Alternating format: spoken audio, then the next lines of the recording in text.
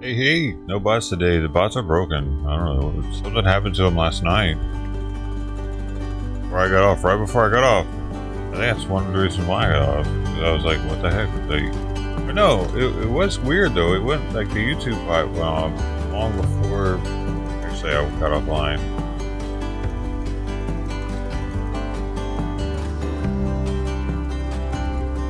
Then neither bot would come up this morning. So what's weird is they do come up in the task manager, but they don't come up. They don't actually work. Morning, everybody. Ted, Sister. Hope you having a great day. How are you feeling today's day? You find out something. Doctors.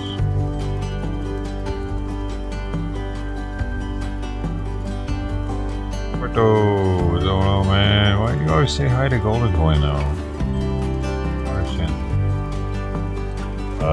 Pepe was here. Right here. Pepe was here. He drank a lot of water. He was at the water bowl. I recorded it. He got there, and after about a minute or two of him being there, I started recording it because I was like, he's drinking. I'll get a video of it. But dude, he drank for like 4 minutes. And he was eating grass yesterday, so hopefully he's alright. Hey little girl, don't bite me. Don't bite me. See? You bite me, I drop you. Don't bite me.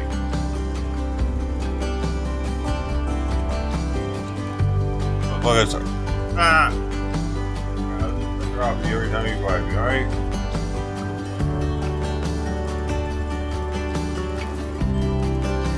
What the hell? I'm trying to like be sweet to her and all she wants is my fucking tea, actually. Ugh, it's vanilla artificially flavored. I don't know, it tastes, just knowing it's artificial though, it's kinda messing with me. They just use vanilla.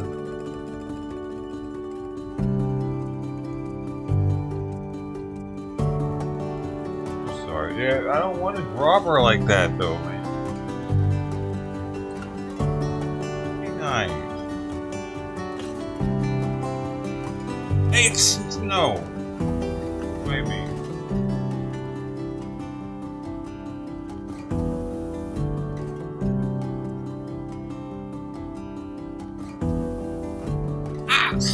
Hey, why do you think you just bite me like that? Huh? Scared you, didn't it? Stop biting me. I realize that I have the power to just let go at any time? What the fuck, man? Why would you bite the hands that are holding you up?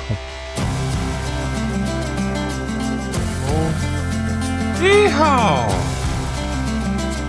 This is a new album on their spring collection. The spring, the music. It's all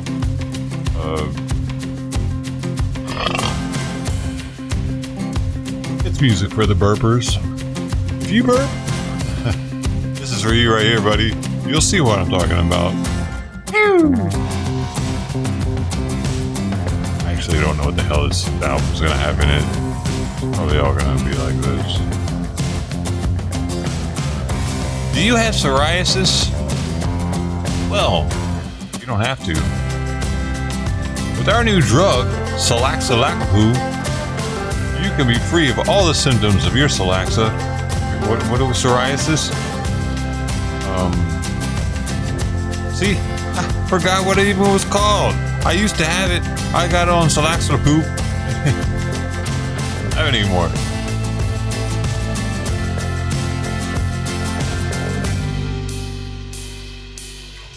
No, I read that it's bad. I looked into that. I was like, should I bite her back? They're like, no, don't do that. Then they might bite you more.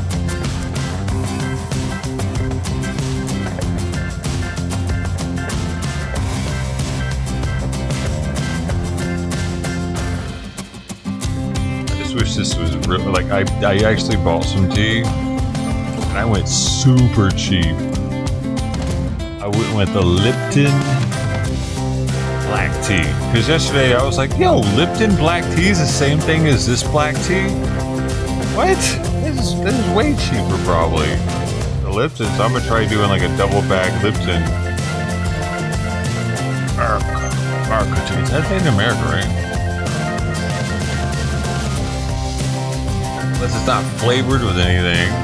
Hey, and it's super cheap. Like 100 bags of it's like less than $5.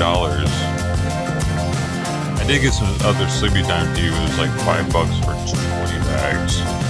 So, because I've noticed that it's a different one that I've been drinking, but the one I have been drinking gets me pretty sleepy at night. It's good. I feel like I sleep better with it. Tea makes me sleep better. A tea. I'm trying a different one, so hopefully it does the same thing.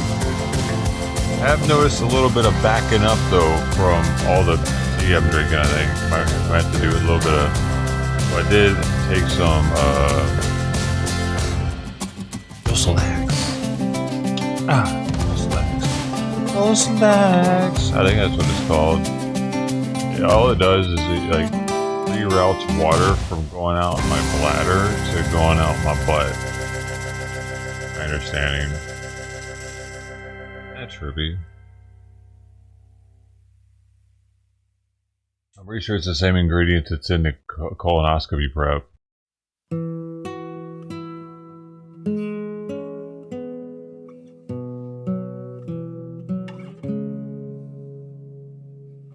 Dude, I looked into getting some of that aged tea. It was like $39 for 100 of them.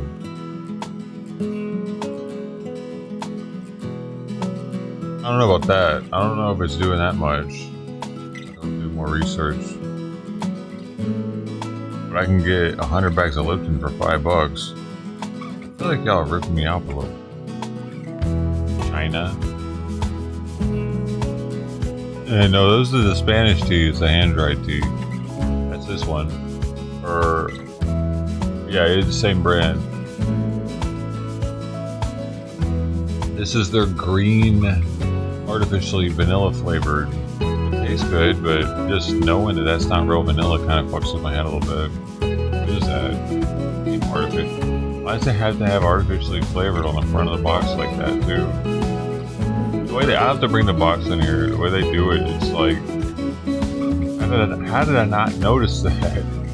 What the thing of them? But it came with like 4 different kinds of teas. Only 2 of them had some artificialness in them. Black tea was just black tea. And the aged tea was just aged tea.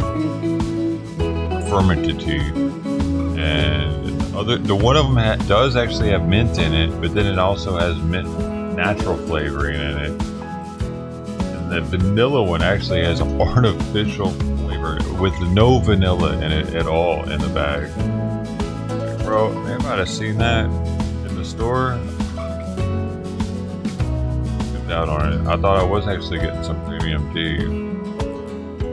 Not premium. I'm still drinking it.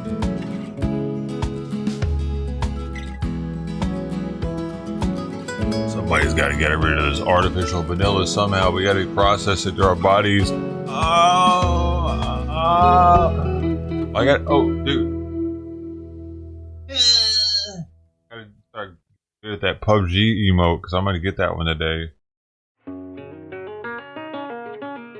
You guys like it when I sit like this? I never do that, do I? So.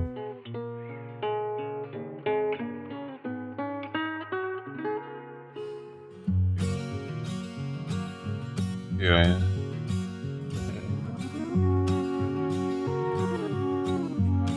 Dude, I'm getting high as shit in the mornings now, so I'm so much happier. I start off my day. Nice burp. And then I get up. Go to the bathroom and do my thing in there. But while I'm doing my thing, I'm smoking a half a gram to the dome of Big Farms. What even is this? Holy moly. I forgot what I had. I take that to the dome, as well as I took a 25 milligram RSO tablet this morning, as well as a NAC supplement, which is supposed to reduce weed cravings. I don't know what it does when you take it with weed. Also took a green drink. The green drink I used to take back in the day.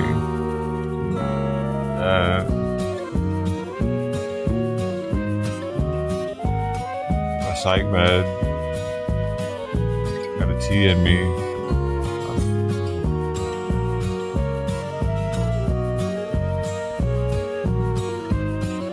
It's gonna be alright. Hey, it's gonna be.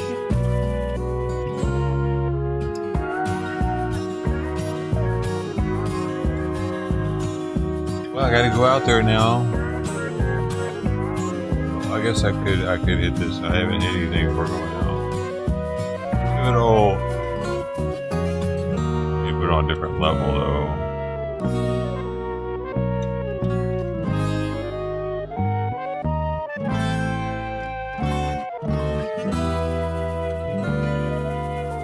Go. A little preheat.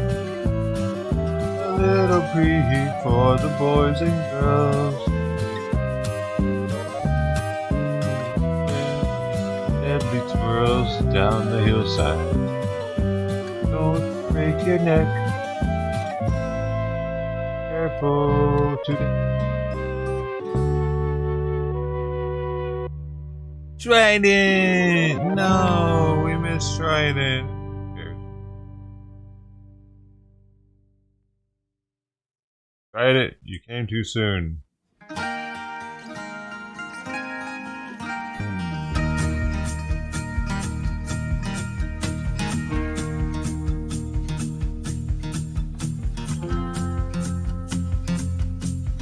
I mean, yes. Well, that's also another reason why I get happy.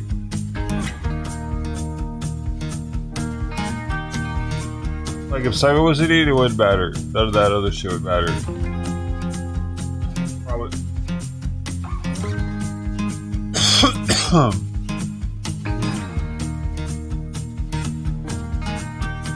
And we got up and he was like, where's the food at? Hey! And he's 12.2 pounds, so he's still above 12.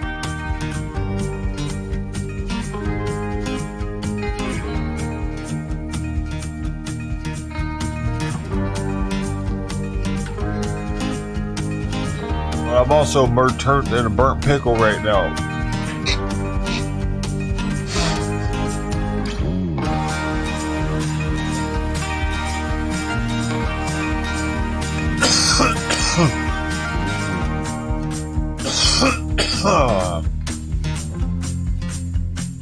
We need to copyright that saying.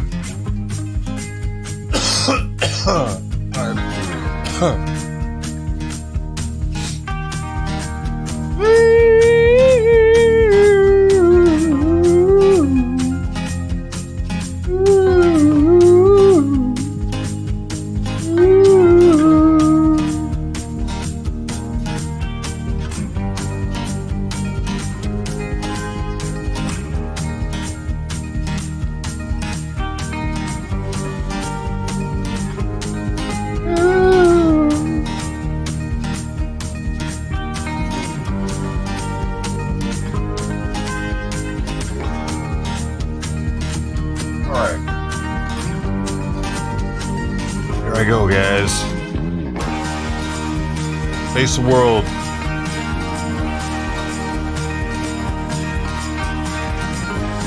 Look a little thuggish, though.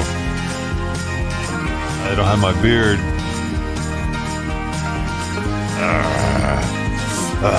Look at me in my headphones. I'll kick your ass. No, I won't. Hey, our third visitor of the day already. What the fuck is their problem? Huh? Get in line. Get in line. See, the chef. Yeah, it looks like I got the 5-star hotel now. Isn't it?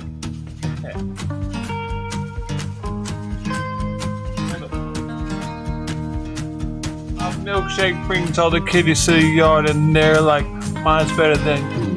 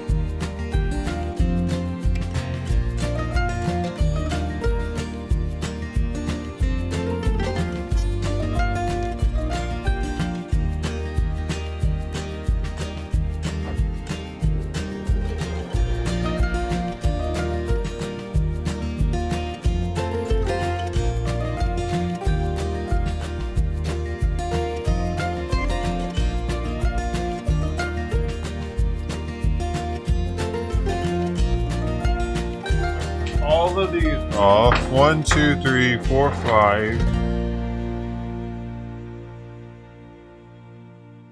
Alcohol off.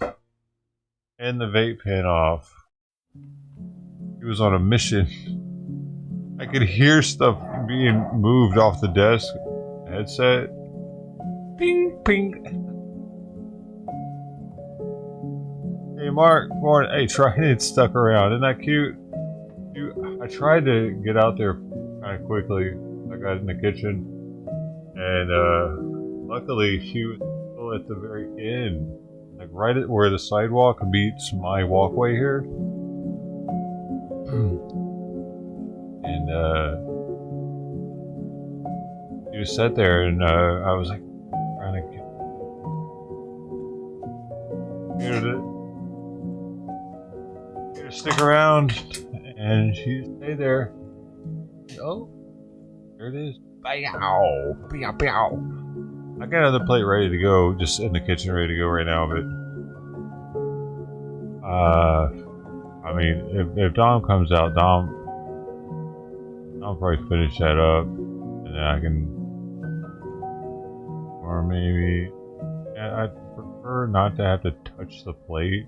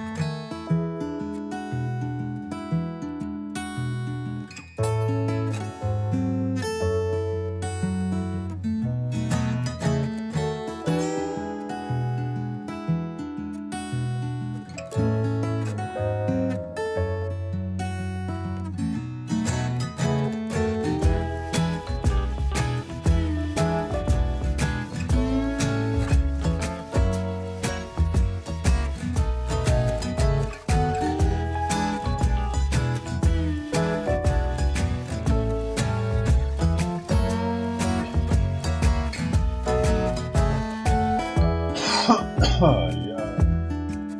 know what's wrong with the bot though. I meant to figure that out.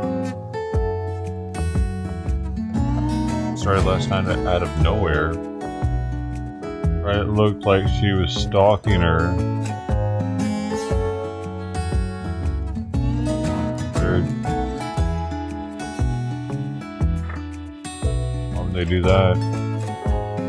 I did notice that, but he didn't follow her very far apparently. She stopped at the end of the walkway. Alright, 1 in the chat if I should throw away the rest of that food on the plate. 2 if I should pile it up on another plate with another, contaminate another bowl with whatever food that is. Or whatever might be in that food, I mean. Or leave it out there and wait on the cat to come up. And if one comes up, out there if he doesn't need it. Throw that one out. I don't know, man. I mean, yesterday we went through 7 and think about that. 7? I haven't even done the math on it yet. If I were to do that every day, they're like 90, 88 packs. Around up, say they're $1 a can because I'm using these paper plates too. So,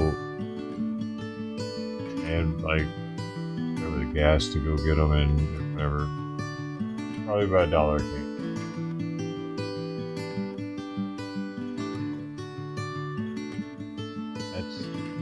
That's $7 a day.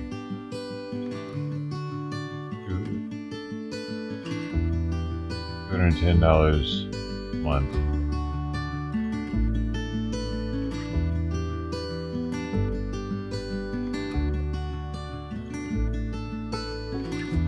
Aye! It just attacked my pocket. I don't have anything hanging out of it. What are you doing?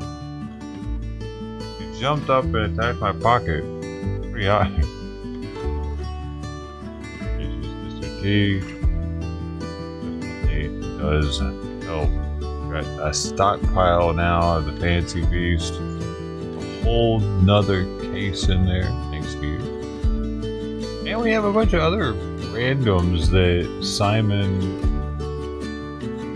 wouldn't eat for whatever reason. I would try, so we always got that throw out there. If Chucks actually does keep coming by and not eating, because I saw him drink so much water.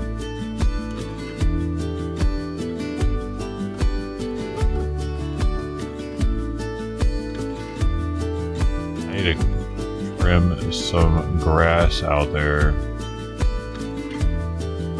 Hey, and if you like to help out yourself, all you gotta do is hit that like button. It does help, you know. Lurking, you're never ever gonna say anything, even if you're watching from India. Indians out there.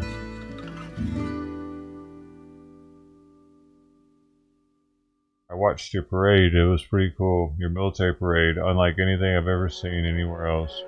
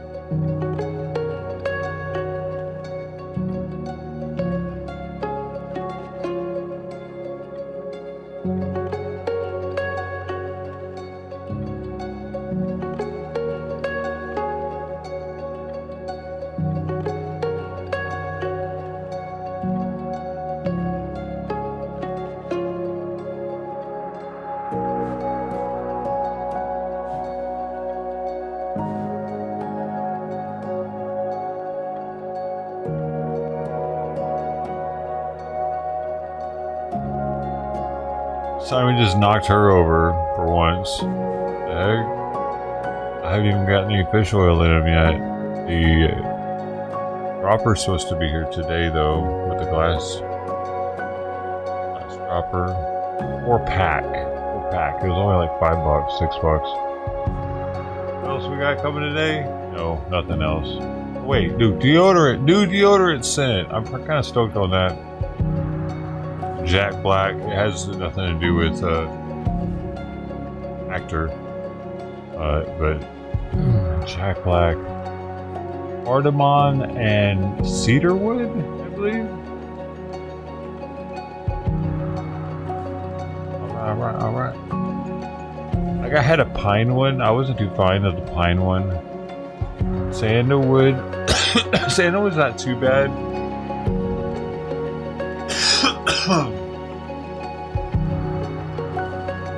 What did I say this one was though? Cardamom and cedarwood. Let's see, peckerwood. They didn't have any peckerwood in stock. I looked.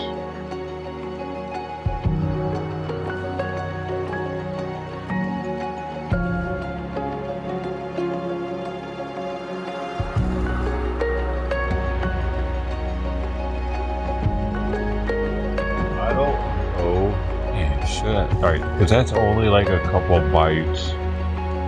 But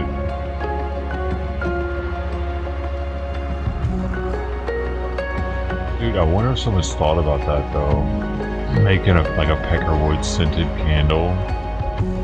Does peckerwood have a flower?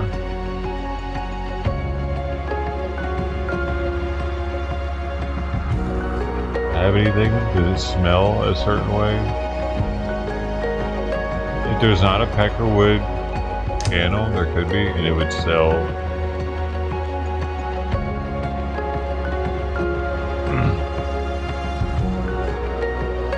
There is though. I'm gonna look it up right now. We get put on a fucking FBI list.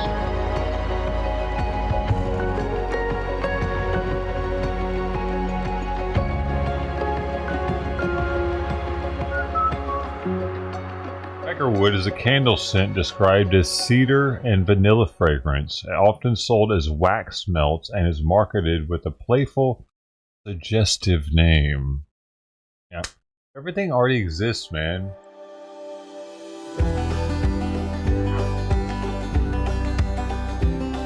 The internet ruined everything, man. Peckerwood, you can buy cube melts of it, sacks, 5 packs. Walmart actually has it. Peckerwood in your pocket, take it to church, tell your daughter that you got it. Walmart. Look, wait, is it? Why you gotta dox me, Walmart? And stuff, where the fuck you got me living? 902. I be living in fucking Beverly Hills, bro.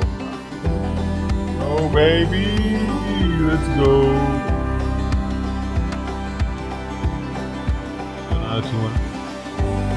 Not one over there.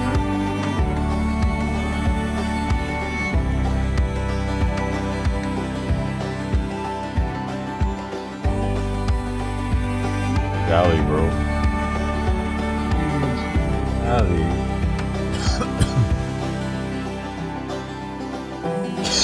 What is it? A little coffee. Ooh, I just remembered. This shit. Peckerwood. Cedar and vanilla scented. Which is it? Why would you need the wood scented? Is it peckerwood or... Wait a second. Oh wait. Is this for a woodpecker to peck at? Or is this different? Is it? No, it's wax melts. Fuck, this is confusing. I have a woodpecker on it.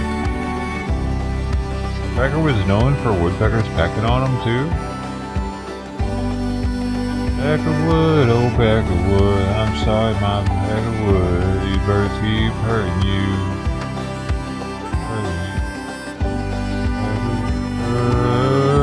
Ever been awoken by a morning thumping? Don't worry, that's just Peckerwood. Candle Daddy brings you the great smell of cedar and vanilla. What? Written by a Chinese person? Peckerwood, Peckerwood. I don't know why you would need it. Another scent. Look. No, see, that. Hold up. Not a real peckerwood candle out there. I want one that smells like a pecker and wood. Combine the two, combine the two. And you got something. You gotta pick a wood, you gotta pick the right, but you could pick different woods? Oh my god, imagine this. A black cock combined with vanilla tree bark. Maybe turn it into a chocolate, milk chocolate. That's it.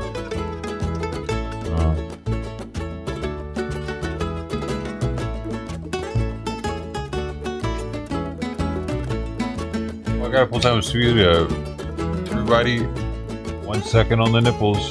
Jesus. Bless you.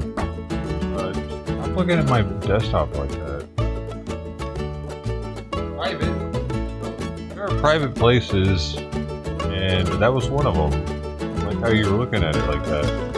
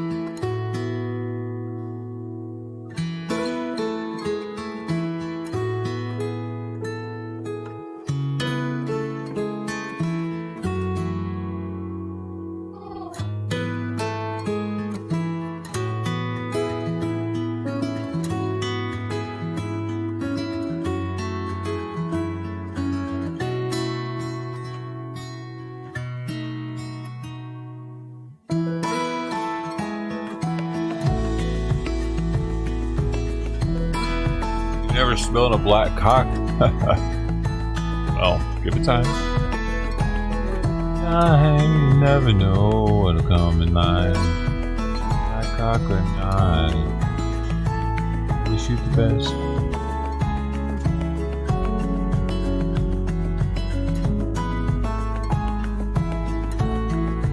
Last black clock. Oh.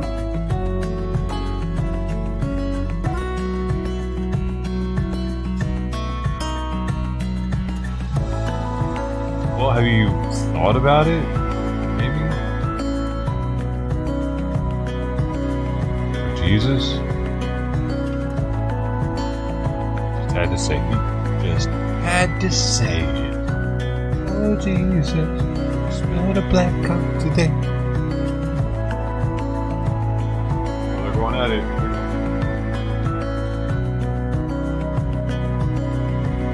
Oh.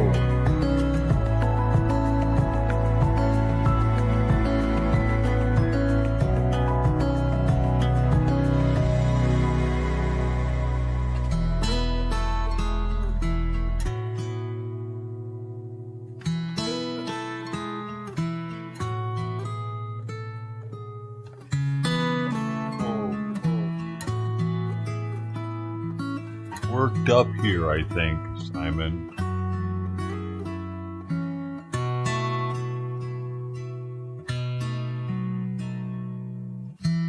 Low price of $1, a random viewer can make me put another can of food out. One of the random people to send $1 to Cash App.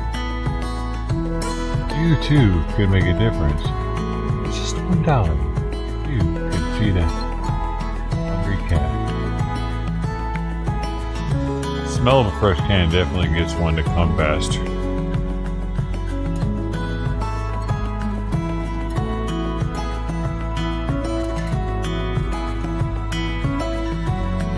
Oh, come on, Simon. You know,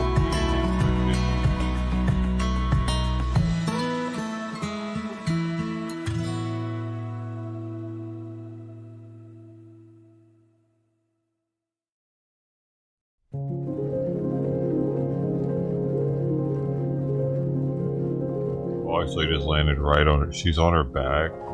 Landed on her belly. Playing with it for a while. My tea, though, I'm looking forward to trying the Lipton tea to see if it was as good as the other black tea that I had. It was supposed to be fancy, Spanish packed, fried right inside of their hands.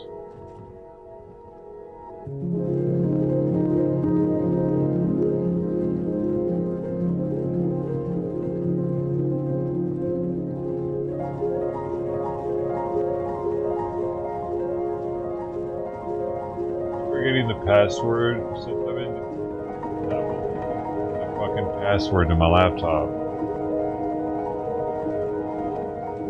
Got it.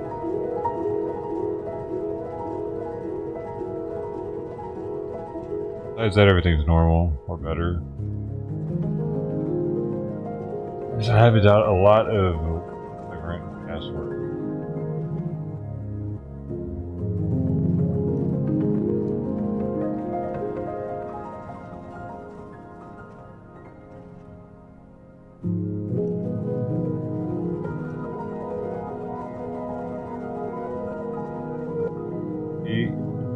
Going, or you want me to tea is gone.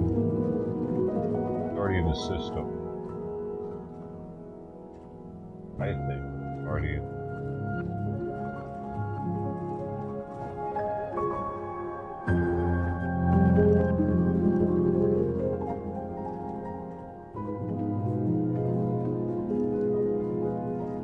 Port Allen, Louisiana. Where the slides are, the Jordan slides. I've made it to Port Allen, Louisiana from Miami, Florida. And I gotta go, first I gotta go to an authenticator. Gotta get authenticated and then they get shipped. Why are they taking so long though? Why'd they go to Louisiana? I guess from Louisiana they're gonna fly across country. Or wherever the authenticator is. Maybe they're in Louisiana. This is an interesting process that I've never seen. Like, I've never had an authenticated item. When are they gonna be in California?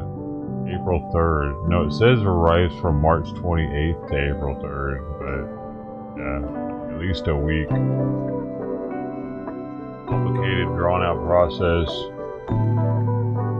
But yeah, I mean, I'd rather it be getting drawn out than think that they could possibly be fake.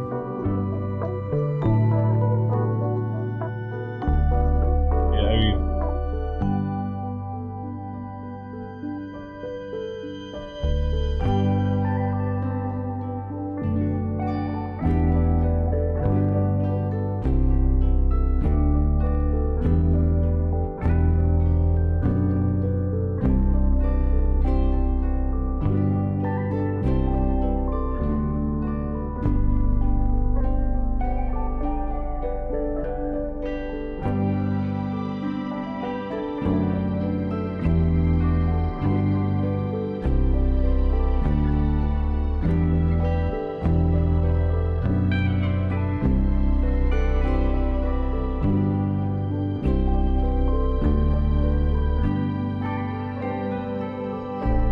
I was letting her know not to claw on that.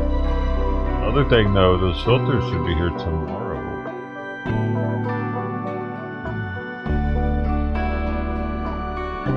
Filters are now... Oh no, the filters are going to be here today.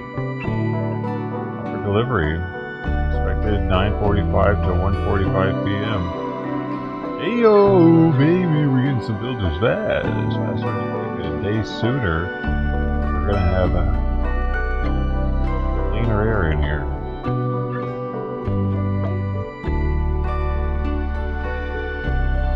New HEPA filter and new carbon filter. Oh my gosh. It's gonna be so fresh.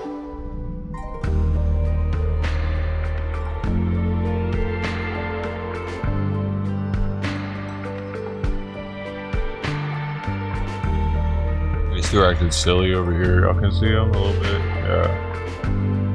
Chair and he's on top of it. What he's doing.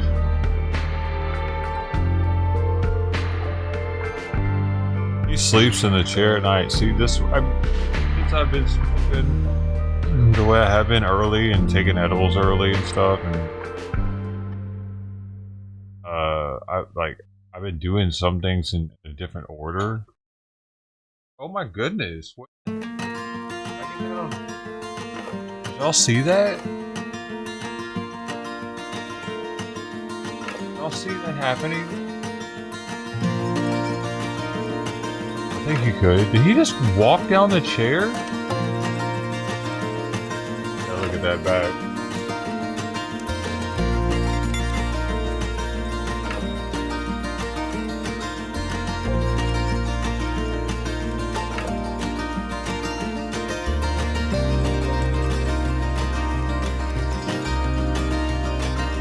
He was acting weird, so I wanted to be out of the way.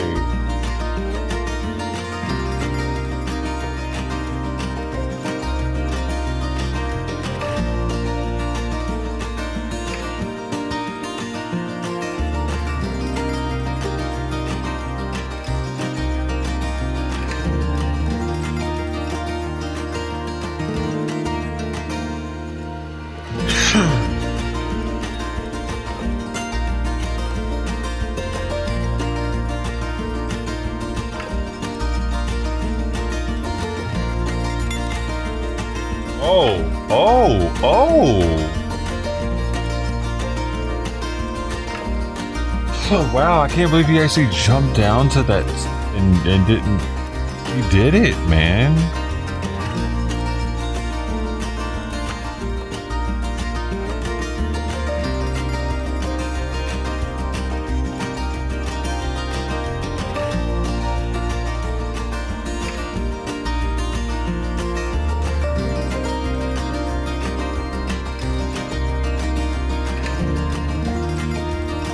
He was probably like, what the heck? Then he ran after her.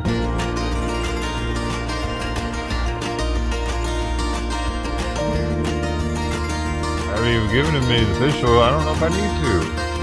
His appetite's good. His hair is growing back on his legs. What I need to do is find out why his body ain't working though. That's cool though. We're getting the filters today. We're getting deodorant today. What else we get? Oh, alright.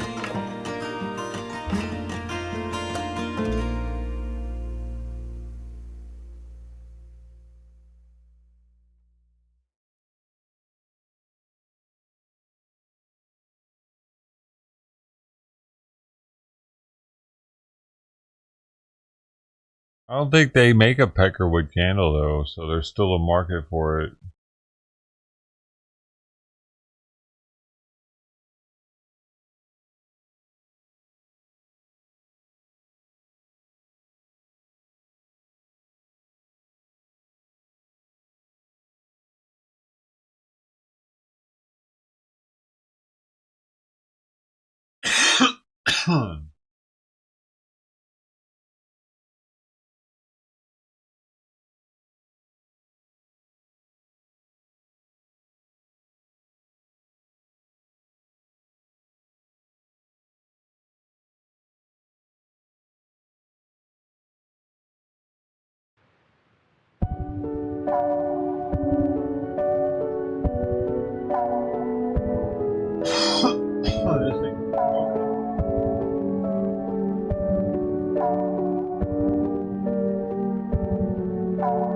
Website is broke.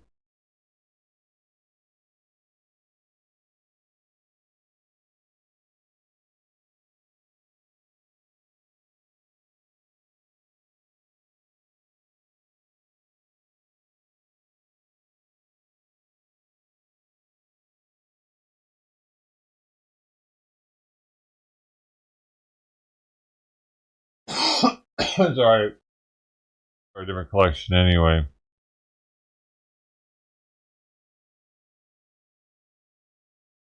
It lets me, dude. Site made for only brand new computers. Making my shit feel old.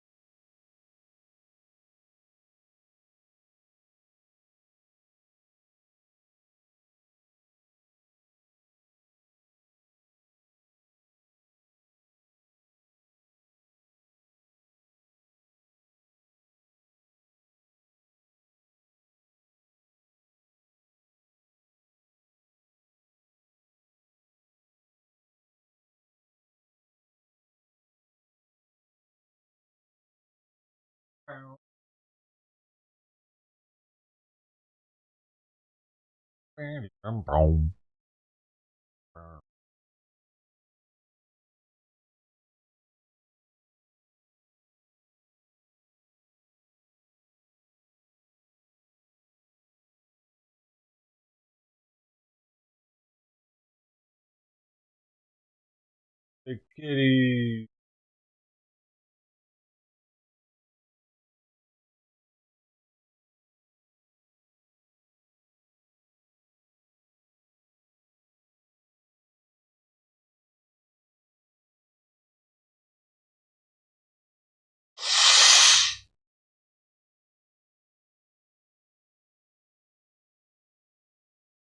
Oh, yeah. Going on over here? Suspect something is happening here. Uh-huh. As I thought. Something's happening here. I thought.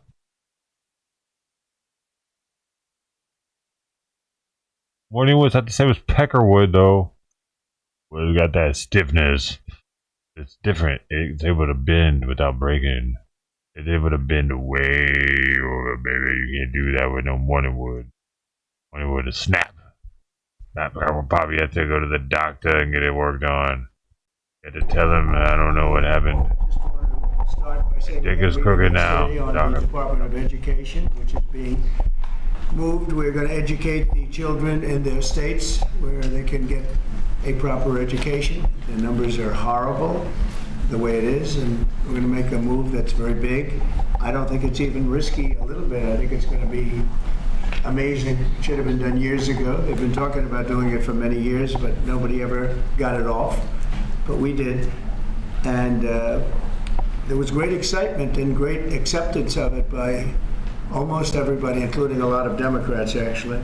I do want to say that I've decided that the SBA, the Small Business Administration, headed by Kelly Loeffler, is a terrific person, will handle all of the student loan portfolio. We have a portfolio that's very large, lots of loans, tens of thousands of loans, pretty complicated deal. And that's coming out of the Department of Education immediately, and it's going to be headed up by Kelly Loeffler at SBA, and they're all set for it. They're waiting for it. It'll be serviced much better than it has in the past. It's been a mess. And also, Bobby Kennedy, the Health and Human Services, will be handling special needs and all of the nutrition programs and everything else. Rather complex, but that's going to be headed by and handled by Health and Human Services.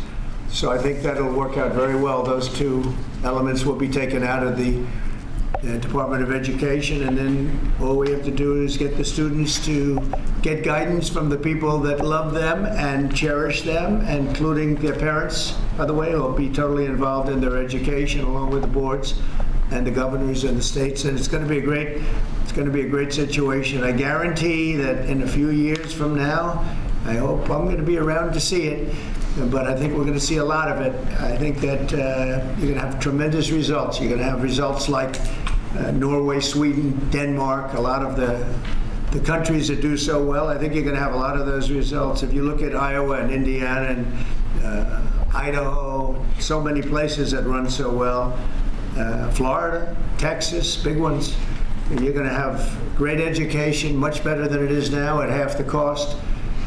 And we're not even doing it as a cost item, although you will save probably half, maybe more than that. And you're not going to be at the bottom of the list. You're going to be much higher. And maybe you'll be, I will guarantee some of the states will be at the top of the list. They'll be comparable or better than these number 1, 2, 3, 4, 5 countries, the countries that are in the top 5 positions. So that's, to me, it's very exciting, and it's been received very well. So I just wanted to tell you about the student loans and special needs. But we're here for a reason today that is very exciting, and I'm thrilled to announce that at my direction, the United States Air Force is moving forward with the world's first 6th generation fighter jet. Number 6, 6th generation. Nothing in the world comes even close to it. And it'll be known as the F-47. The generals picked a title, and it's a beautiful number, F-47. It's something the likes of which nobody has seen before in terms of all of the attributes of a fighter jet. There's never been anything even close to it, from speed to maneuverability to what it can have to payload. And this has been in the works for a long period of time. After a rigorous and thorough competition between some of America's top aerospace companies, the Air Force is going to be awarding the contract for the next generation air dominance platform to Boeing. As you know, was highly competed for. There was a lot of competition, generals, and it's been going on for a long time. Very, very tough competition, but this plane is produced numbers that nobody's ever seen before. The F-47 will be the most advanced, most capable, most lethal aircraft ever built. An experimental version of the plane has secretly been flying for almost 5 years, and we're confident that it massively overpowers the capabilities of any other nation. There's no other nation. We know every other plane. I've seen every one of them. and it's not even close. This is a next level. You know, level 5 is good. This is level 6, they say. The F-47 is equipped with state-of-the-art stealth technology. It's virtually unseeable and unprecedented power. It's got the most power of any jet of its kind ever made. Maneuverability, likewise, is there's never been anything like it, despite the power and speed. Power. Its speed is top. It's, Top speed. over 2, which is something that you don't hear very often. America's enemies will never see it coming. Hopefully we won't have to use it for that purpose, but you have to have it. And It has to be if a it ever Shasta. happens, they won't know what the hell hit them. A new fleet of these don't make magnificent your planes will best be built shot. in the air during my administration for the next couple of years. It's ready to go. They've already built much of what has to be built in terms of production, Yeah. including the sheds. They built We'll something. ensure that the USA continues to dominate the skies. We've given an order for a lot. We can't tell you the price because it would give way to some of the technology and some of the size of the plane, good-sized plane. This contract cost also trillions of represents a dollars? historic investment in our defense industrial base, helping to keep America at the cutting edge of aerospace and technology. Our allies are calling constantly. They want to buy them also, and certain allies will be selling them, perhaps toned-down versions. Yeah, We'd like to yeah, tone yeah. them down about 10%, Fucking which tone 'em down. probably makes sense because someday Right. maybe they're not our allies, right? But I would like to ask Secretary 50%. Hegseth, who's doing a fantastic job. He's half a really, week we get, really dude. been very inspiring in so many ways. And I must say that before he speaks, we have had record people wanting to join our military in the last Dude, why hasn't 2.5 Taylor months. Berry came through? Literally since this, I Sus, think man. probably since the election, November 5th, but especially since we came to office and since I announced Pete. He's young, he's smart, he's strong, he loves it, and they love him. But we've had record numbers of people wanting to join our military. Now, if you go back 6 months, it was the exact opposite. You had record numbers of people not wanting to join the military. Now you have record numbers of people He wanting was to all be in our about the military. DEI shit. And Probably, that's a really because that's a great honor. That shows you we're listened to a lot of really on rap the right track. music. So, Pete, maybe say a few words. Sure. Well, Mr. President, this is a big day. This is a big day for our warfighters. This is a big day for our country, a big day in the world. The name of this program is the Next Generation of Air Dominance.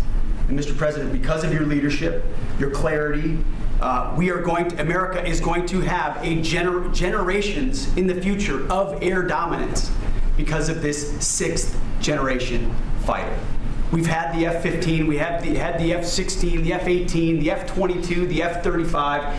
Now we have the F-47, which sends a very direct, clear message to our allies that we're not going anywhere, and to our enemies that we will be able to project power around the globe unimpeded for generations to come. Mr. President, this is a gift to my kids and your kids, to my grandkids and your grandkids. This is a historic investment in the American military, in the American industrial base, in American industry that will help revive the warrior ethos inside our military, which we're doing, rebuild our military, which the previous administration did not do, by the way, Mr. President. They paused this program and were prepared to potentially scrap it. We know this is cheaper, longer range, and more stealthy. President Trump said we're reviving it and we're doing it. And then we are also going to reestablish deterrence. Under the previous administration, we looked like fools. Not anymore. President Trump has reestablished American leadership. The F-47 is part of it. And Mr. President, thank you for having the courage to do it and leading the way for all our warfighters. Thank you very much, Pete. One of the things I will say, but the generals are going to speak in just a couple of seconds, but this plane flies with drones. It flies with many, many drones, as many as you want, and it's a technology that's new, but it doesn't fly by itself. It flies with many drones, as many as we want, and that's something that no other plane can do. So I'd like to introduce, if I might, Air Force Chief of Staff General David Alvin, and also General Dale White, two incredible people that I've known over the years, but I got to know them really well over the last few months. And would you say a few words, please, General? Thank you very much, Mr. President. Mr. President, Mr. Secretary, thank you so much for your unwavering commitment to our military. I will say that this is a big day. This is a big day for our United States Air Force as well. You know, air dominance is not a birthright, but it's become synonymous with American air power. But air dominance needs to be earned every single day. And since the earliest days of aerial warfare, brave American airmen have jumped into their machines, taken to the air, and they've cleared the skies. And whether that be clearing the skies so we can rain down destruction on our enemies from above, or we can clear the path for the ground forces below. That's been our commitment to the fight, and that's really been our promise to America. And with this F-47 as the crown jewel in the next generation air dominance family of systems, we're going to be able to keep that promise well into the future. I also want to thank everyone from industry and within government, our engineers, who have worked tirelessly on this program to bring it where we are right now today. This shows that American talent, American skill, and American determination are second to none, because this platform is second to none. So we believe that this provides more lethality, it provides more capability, more modernized capability in a way that is built to adapt. This, along with our collaborative combat aircraft the President talked about with drones, this is allowing us to look into the future and unlock the magic that is human-machine teaming. And as we do that, we're going to write the next generation of modern aerial warfare with this. This enables us to do this. The manner in which we put this program together puts more control in the hands of the government, so we can update and adapt at the speed of relevance, at the speed of technology, not at the speed of bureaucracy. This is more Air Force. This is more options for the President. We say as our mission in the United States Air Force is to fly, fight, and win air power anytime, anywhere. If you want to go anywhere, you have to have a platform that gets you anywhere. This provides the President options from the very one end, which is a quick response, and then we can get right back into fight and stance without having to deploy troops that are going to take maybe months and cost more lives. We can be back in fight and stance, and maybe we restore that deterrence. All the way to decisive victory as part of a joint force that is the most lethal and capable military ever known in history. That's what we provide now, and this allows us to provide it into the future. It's more deterrence, more capability. It's what peace through strength looks like in the future, Mr. President. And so we're very proud to do that. And all we can say is, on behalf of the United States Air Force, let's deliver. Thank you very much. Thank you, General. Would you like to say something? No, sir, I'll just double check what the chief said. He knows what to do. Generational He knows who the boss is. That's exactly right. Air security is what it's all about, and this is what we'll deliver. That's good. Thank you very much. Great job. We've worked together long and hard on this, and this was a big secret. In fact, we don't show too much of the plane for that reason. See what we show? You see how beautiful that is, but that's just a very small part of it. Sure. I wasn't surprised. I was wondering how much are you going to show when they came in with that. You see a wheel in the front? That's about it.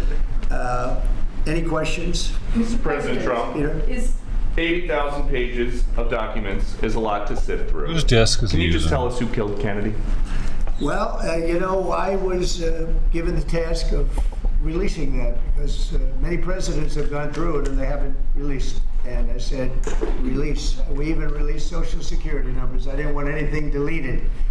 They said, so what about Social Security? People long gone, but they're long gone, so I can't imagine. But I said, if you don't delete it, if you do delete it, we have people are going to say, why did you delete it? There's something in there. So we gave Social Security and we gave everything.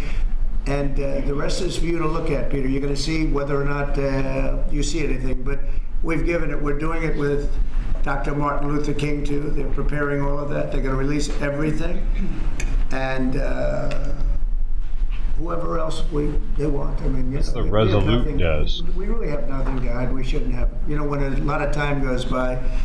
But with the Kennedy files, in particular, they were going crazy on them. I don't think there's anything that's earth-shattering, but you'll have to make that determination. In those, it's 80,000. It's actually 88,000, and we have some additional things, as you know, come out today.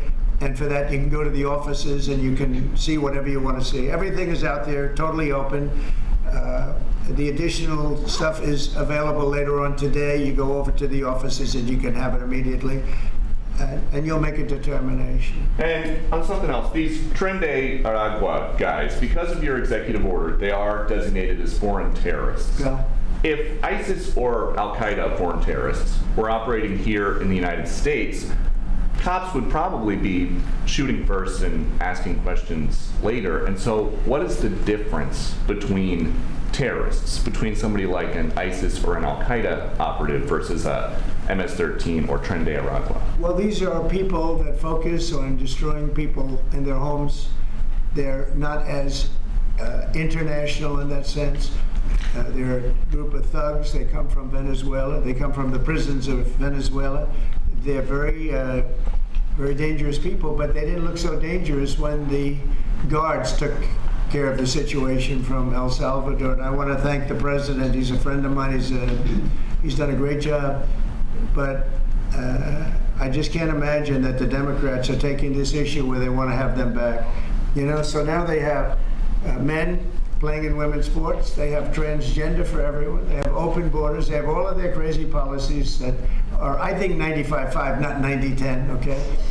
And their new policy is, let's bring Tren de Aragua back into our country. Let's bring the worst. These are the worst gang members there are. They looked amazingly frail, though, by the way they were handled. It's very amazing. They weren't, when they were in Colorado, cutting the fingers off a man because he made a phone call to the police. Really? They seemed a lot tougher then than Did they do that? when they were having their head shaved and they were in shackles. They're tough people. They're bad people. We don't want them in our country. I know they We do can't that let type a of shit. judge say that he wants him. He didn't run for president. He didn't get much more than Dude, I watched a video of there were cartel members making a guy eat his own fingers that they had just cut off. You could hear the bones crunching in his mouth. 80 million votes. And we just can't let that happen. It'd be so bad for our country. I won on the basis of getting criminals out of our country that were let in. It was called unforced error. They were let in by Biden, incompetently let in, and let in by the millions, actually. 21 million people. I believe it's 21 million. 21. And that's not even including the gotaways, but these are rough people. We want them out of our country. And I won the election based at least partly on that. And that's a big part, yeah? And I don't know if you saw this. Tim Walz is now saying about Trump supporters, and forgive me, I'm just reading a quote from Tim Walz, I think I could kick most of their ass. Oh boy, he'd be in trouble. Is there any way to know? Well, he's a loser. Yeah, I mean, he's a loser. He lost an election. He played a part. Usually a vice president doesn't play a part, they say. I think Tim played a part. I think he was so bad that he hurt her. But she hurt herself, and Joe hurt them both. They didn't have a great group, but I would probably put him at the bottom of the group. Have you heard that Biden wants to get back involved for Democratic politicians, fundraising and campaigning against your policies? What do you think of that? I hope so. Mr. President, there are several families. Mr. President, there are families from some of the people. Who are you with? I'm with La Naciones, Pepe from Argentina. There are families from some of the people that were on those flights to El Salvador that claim that they're not criminals, they're not members of Tren de Aragua, of MS-13. What can you tell them, and what guarantees can you give them that everyone in those planes were actual criminals, terrorists, as you said? Well, I was told that they went through a very strong vetting process, and that that will also be continuing in El Salvador. And if there's anything like that, we would certainly want to find out. But these were a bad group. This was a bad group, and they were in bad areas, and they were with a lot of other people that were absolutely killers, murderers, and people that were really bad with the worst records you've ever seen. And but we will continue that process, absolutely. We don't want to make that kind of a mistake. Is the U.S. planning to give up the position of NATO's Supreme Allied Commander, and if so, why? NATO is something that I saved. NATO was gone until I came along. In fact, the previous Secretary General, very good man. Both of them are good. The current man is fantastic. But both of them have said, if it wasn't for Trump, you wouldn't even have a NATO, because we were paying the cost of almost all of the countries. And now they're paying. I said, we're not going to do this. We're not going to continue. You hurt us on trade. You do bad things on trade. And then on top of it, we're supposed to pay for your military. And because of what I did, hundreds of billions of dollars flowed into NATO by countries that just weren't paying. They were delinquent. They weren't paying their bills. So NATO is solid. They're strong. But they have to treat us fairly. Are we going to give up the... Because look, without us, NATO is not the Never same give it thing. away. And I can tell you, I've been having very good discussions, as you know, with President Zelensky and with President Putin. And President Putin will tell you that without the United States, he wouldn't be worried. But he is worried when the United States is involved. And I have to tell you, I've dealt very well with both gentlemen, and we have, I think we have the confines of a deal. I hope we have the confines of a deal. I'm doing it for two reasons. Number one, and by far most importantly, thousands of young people, and they're not American people, they're Russian and they're Ukrainian, are being killed every week, thousands a week. And also the United States has paid, because of Biden, $350 billion on a war that should have never happened. If we had a competent president and this sitting right here, that war would have never happened. It would have absolutely never happened with me. And it didn't happen. For 4 years, it didn't happen. Mr. President, do you think you have the authority, the power to round up people, deport them, and then you're under no obligation to a court to show the evidence against them? Well, that's what the law says, and that's what our country needs, because we were, unfortunately, they allowed millions of people to come into our country, totally unvetted, totally unchecked. So you ought to ask, did he have the authority to allow millions of people? Did Biden have the authority to do something that's unthinkable? Have open borders where millions of people poured into our country, totally unvetted and totally unchecked, just as you would say. And many of those people were criminals. Many of them were from jails and prisons and mental institutions and gang members and drug dealers and very dangerous people. Many were murderers. We have 11,088 that we know of murders they've murdered. Of that number, at least half killed more than one person. They're in our country. They're in a location near you. Biden allowed that to happen to our country. And his people that really ran the country. And the person that operated the auto pen, I think we ought to find out who that was, because I guess that was the real president. So when you ask me if we have the authority, did Biden have the authority to allow millions of people to come into our country? Many of these people, hardened criminals at the top of the line who have caused tremendous damage in our country. You see them in New York City fighting with our police. I mean, literally having fist fights in the street with our police. These are tough, hard criminals. Many of them came out of jails, and not just South America, from all over the world. They came out from Africa, from the Congo. They came out from Asia. Not just South America, but many from South America. These are hard, tough criminals, and we have to get them out. And a judge sitting behind a bench someplace got a nice appointment.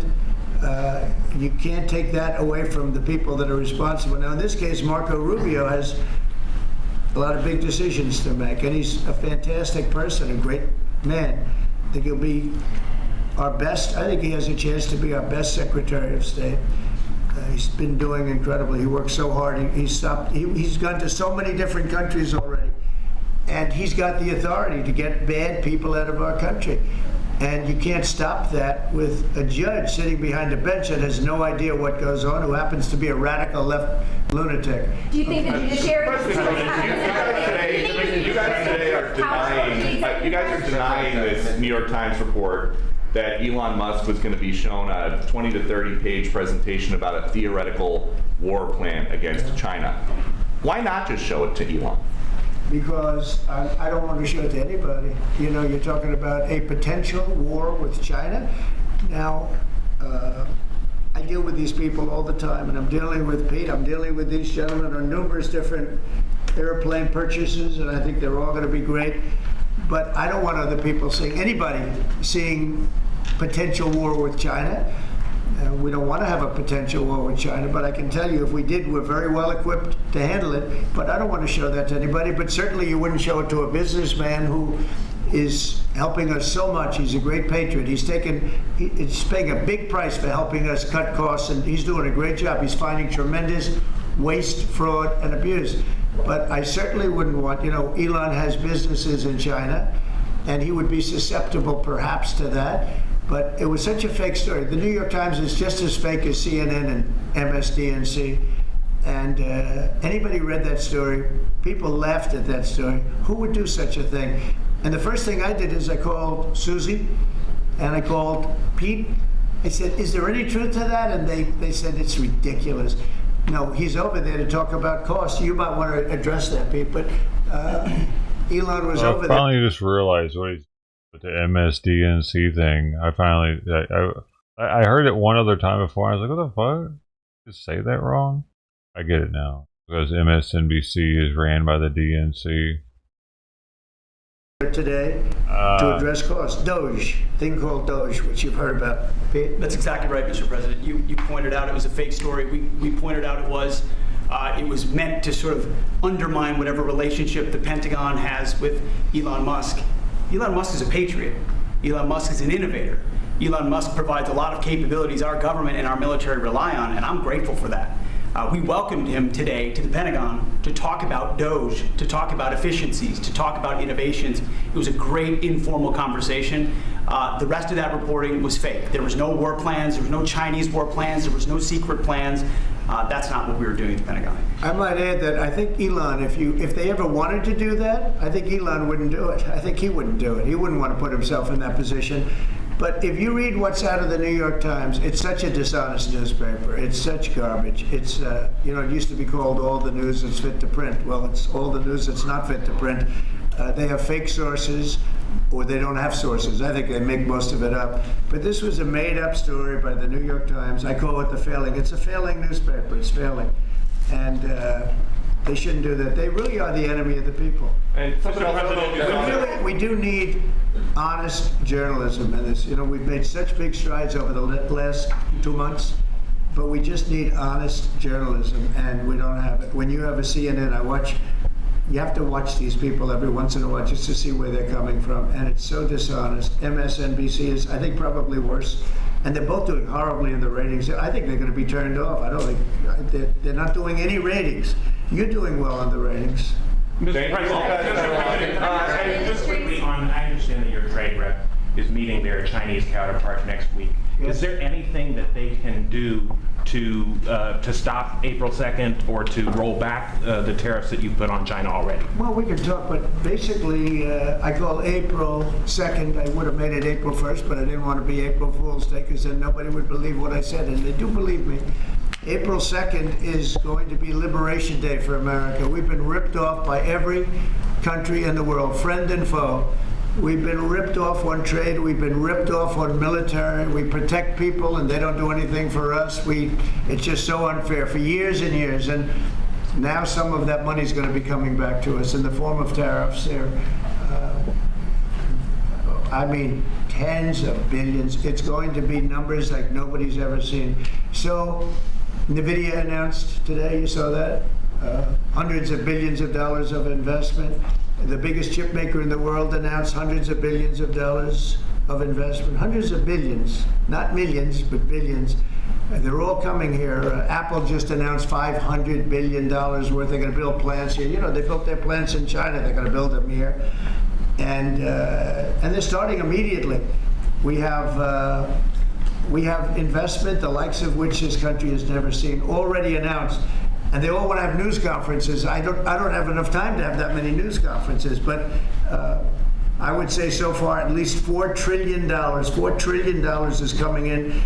Car companies, very importantly, a lot of the car companies that were going to build in Mexico or Canada are now building here. Because I don't want cars from Canada. I don't want cars from Mexico. They want to do it, it's fine, but I want the car companies to build here, not... they were building in Mexico 3 plants, big plants, really big plants, and they were going to sell the cars right across the border. We wouldn't have the jobs, we wouldn't have the profits, we wouldn't get the taxes, we get nothing. All we get is unemployment and empty factories. Those days are over. So now those 3 places are going to build here, but many more than that. We have a big one. Honda is building, just announced a really big plant in Indiana, great state, smart place to build.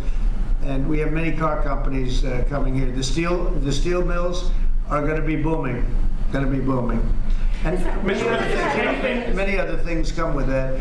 But we need that for defense. You know, there are certain things you have to have. You have to have steel. We would have had, if I didn't do in my first term tariffs to stop the onslaught, because they were dumping steel in order to destroy our steel plants. If I didn't do 50% and even 100% in certain cases tariffs on steel, you wouldn't have a steel plant in the United States. And Biden was unable to get rid of those tariffs because they threw off so much money that his numbers, which didn't work anyway, because his numbers were terrible, what he did, the way he spent money was so horrible, and what he allowed to happen to energy. That's the other thing. Energy is going to be like it's never been before.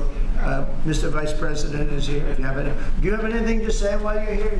No, sir. I'm good, Vice President. I'm just here to watch the show, sir. Okay. I think airplanes are pretty cool, so I wanted to check this out. Airplane's cool. It is cool. Is there anything that China can do to take off the trade war at this point, though?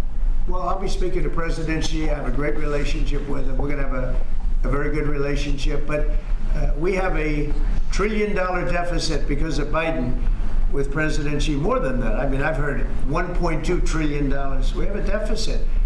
And I've explained that to President Xi. We also have a problem where he's allowing fentanyl to be sent into Mexico and then cross the border and, you know, killing. I think the number is much higher than the 125, 115 that I think it's closer to 300,000 people a year. And so that's a problem. But they have a tremendous surplus against the United States, and we don't want that. Mr. President, why do you want to control Ukraine's power plant? A number of industries have come to you asking for exemptions on tariffs. Is that something that is under consideration by you? Well, people are coming to me and talking about tariffs, and a lot of people are asking me if they could have exceptions. And once you do that for one, you have to do that for all. So, I mean, generally, I did something interestingly during 2 weeks ago. I gave the American car companies a break because it would have been unfair if I didn't. And everybody said, oh, he changed his mind on tariffs. I didn't change my mind. I helped our, sort of big 3, big 4. I helped some of the American companies. And instead of taking it properly, they said, oh, he changed it. I don't change, but the word flexibility is an important word. Sometimes there's flexibility, so there'll be flexibility, but basically it's reciprocal. So that if China's charging us 50% or 30% or 20%, and I don't mean China, I mean anybody, any country, Canada. Nobody knows that Canada's charging our dairy farmers. They have 270% tariffs. Nobody knows that. Nobody knows that. They have up to 400%. They have a couple of tariffs at 400%. Nobody knows that. Nobody talks about that. And remember, with Canada, we don't need their cars, we don't need their lumber, we don't need their energy, we don't need anything from Canada, and yet it costs us $200 billion a year in subsidy to keep Canada afloat. So when I say they should be a state, I mean that. I really mean that, because we can't be expected to carry a country that is right next to us on our border. It would be a great state. It would be a cherished state. The taxes for Canadian citizens would go down in less than half. They don't spend money on military because they think we're going to protect them. There are many things that they do, like icebreakers. They want us to provide icebreakers for them. Oh, that's wonderful. So the Canada, they're very tough traders too. I want to just tell you, all the people, they're tough traders. They trade very tough. And the expression I use is, some people don't have the cards. I used that expression about a week and a half ago, right? Somebody was negotiating who didn't have the cards, who's now, I think, saying that he wants to do it, and I think we're going to have a big deal on that very special something. We got to make a deal on that. But Canada has been a very nasty negotiator against the United States, took advantage of the United States for a long time. But nobody knows that they were getting 270% tariffs on dairy products. I don't don't think I've heard you say this in all of the talk about Canada becoming the 51st state.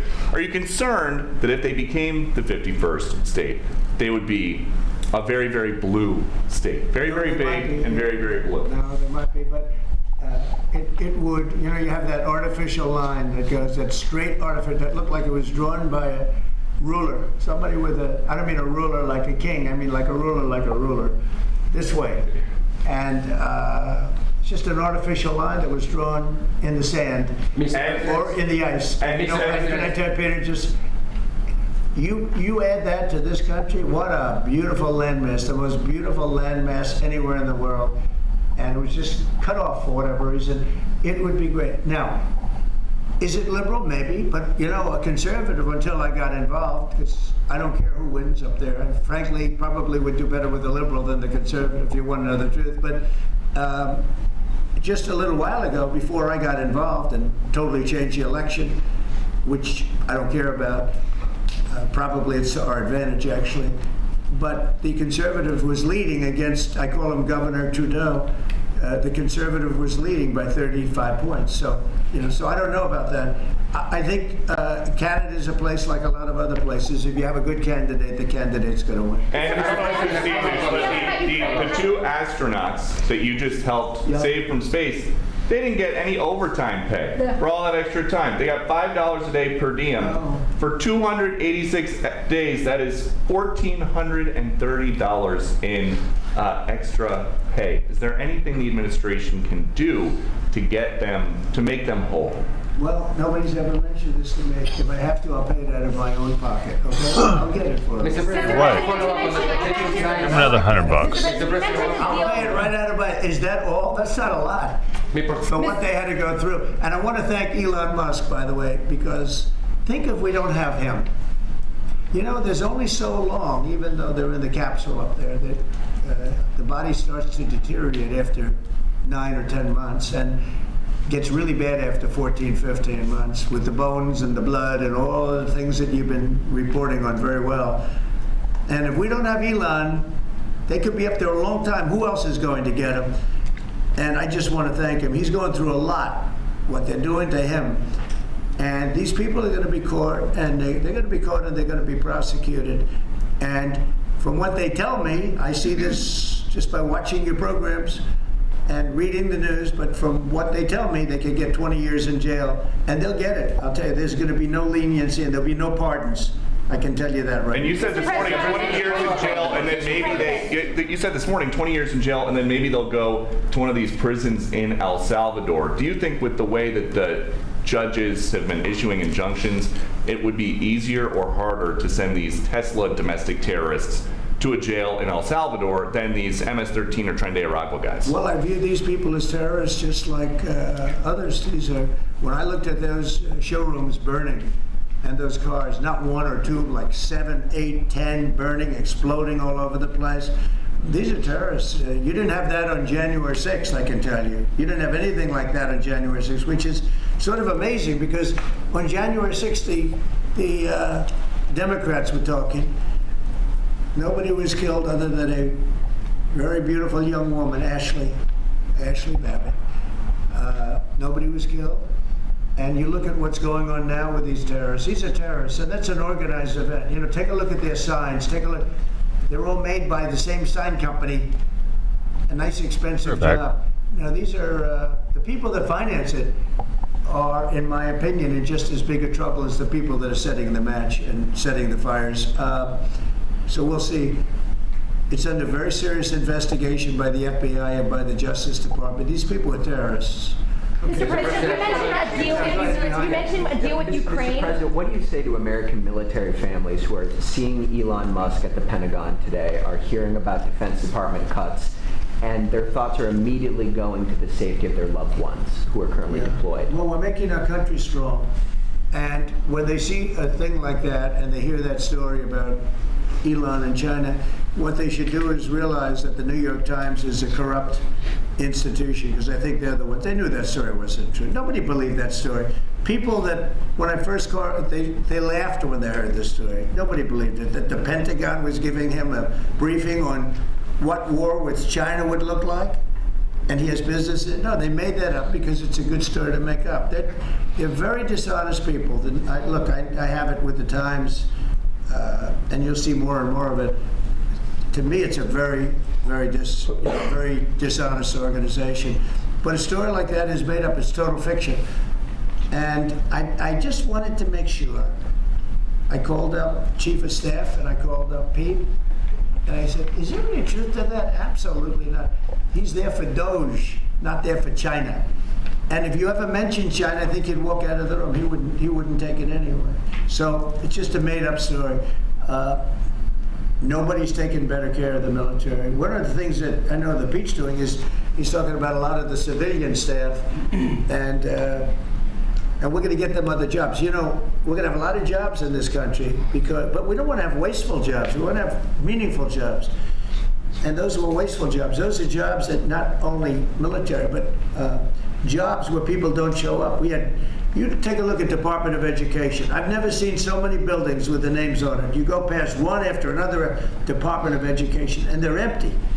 The people don't show up. You know why? Because they have other jobs, because they're playing golf, or they're playing something, they're doing something. And we have a lot of great people, but we have to move that back to the States. We're going to make our country strong, and we're going to get people much better jobs, because we have companies moving into our country, the likes of which we've never seen before. Nothing like this has happened. And it's automatic. They don't want to pay the tariffs. How do you avoid paying the tariffs? You build your plant in the United States, and it's a beautiful thing to see. I see it. So far, I would say $4 trillion. Nobody's ever heard of them. No country's ever heard of numbers like that. $4 trillion, and those are the best ones. The biggest, best chip maker in the world. I'm not a fan of the CHIP Act, where you give billions of dollars away to companies that don't need it, and it won't bring them here. I'm giving nothing away. All they're doing is coming here, they're building because they want to avoid. Remember this on the tariffs, too, because that's going to be, Liberation Day, April 2nd. It's reciprocal. If they charge us, we charge them. So somebody say, well, how much are the tariffs? Very fair.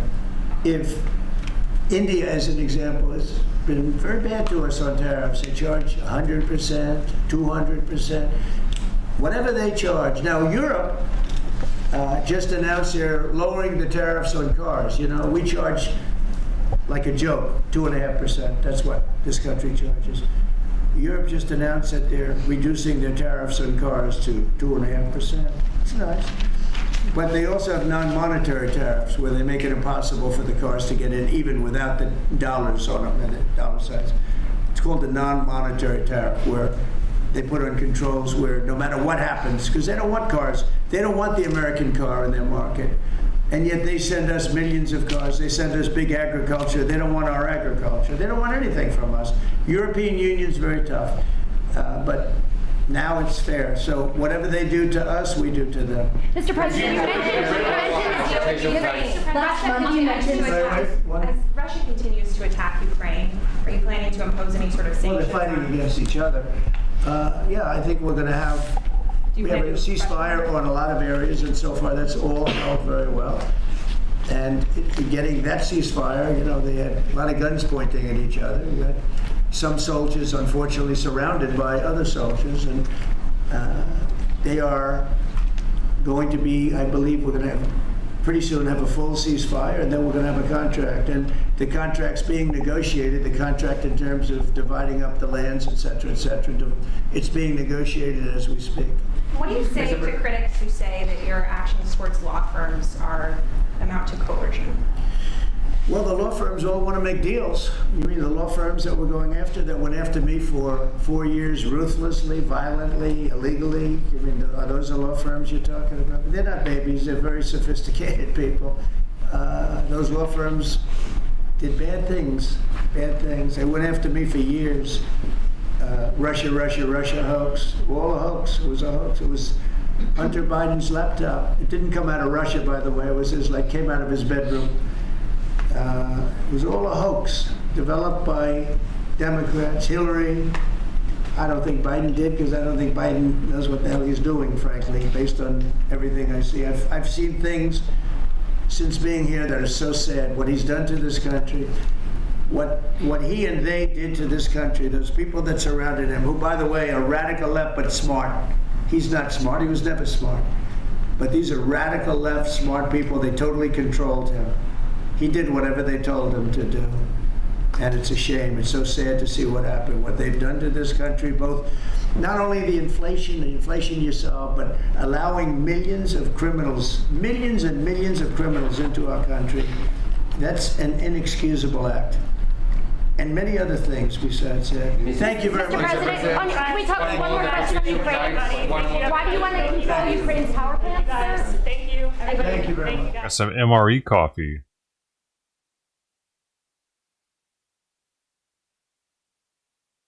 Some oat milk. Oat milk gonna make me fat today. Oat milk gonna. Was there a cat? Was there? There wasn't a cat. Oat milk gonna make me fat today. Did y'all like my song, Peckerwoods? Where are my fellow Peckerwoods at? I'm just playing. What are we doing here?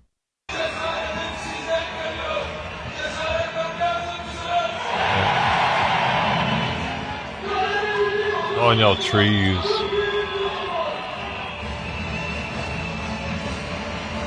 Groot. My name's Groot. Why can't I fucking pop this out? Oh, you're not allowed to see this. Okay, I'm sorry. Most of my songs are bangers. Why can't I pop any of these out? Right?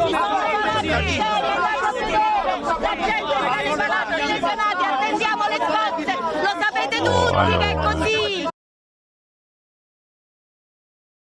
I don't know. This is the desk that Trump is using right now. It's the Resolute desk.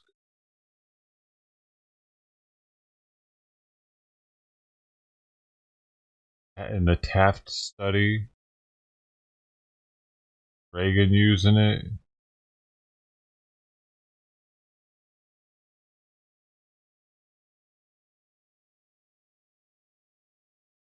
It's made out of a ship that was lost at sea that they found in the 1800s.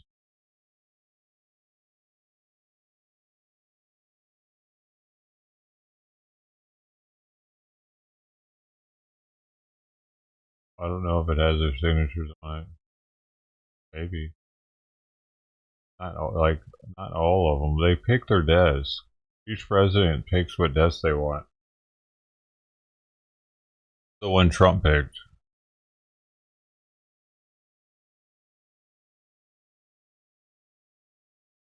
I don't know. I don't know if Biden used this desk or not. William McKinley's presidency.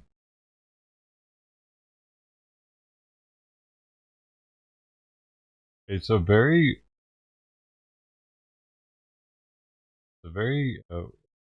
long desk. Like you put war plans on it. The broadcast room, 1952. Apparently, it was taken out of the White House after Kennedy was assassinated.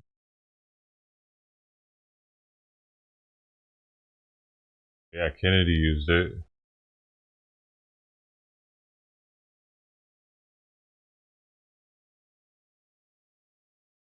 That's interesting. Oh, why is this open?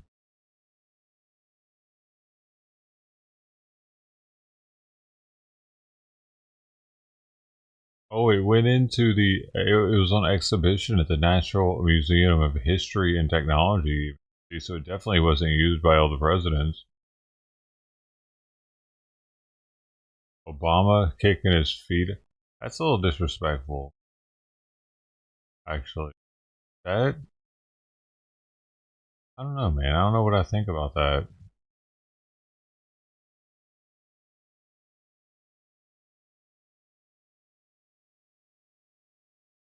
That is like a showing of power. Why would you do that?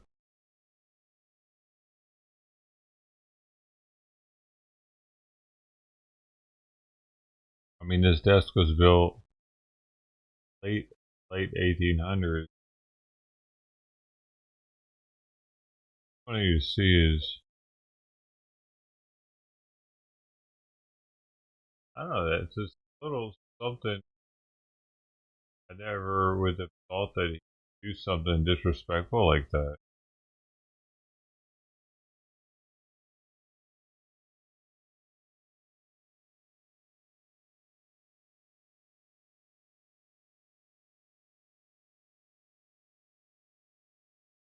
Very, very weird, because so much stuff has probably been signed or gone over with on that desk, and for him to do that is, yeah.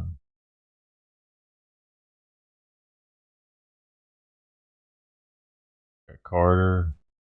Carter Carter with his feet up on the desk too. What is this, a thing? Maybe it's a thing that they're supposed to do.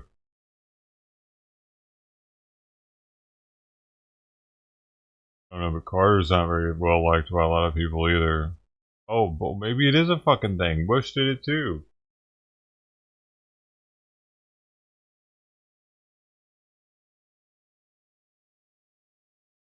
Interesting.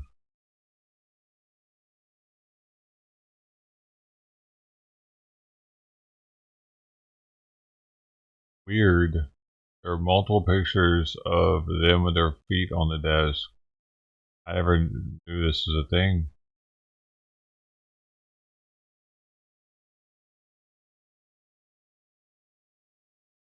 Presidential water.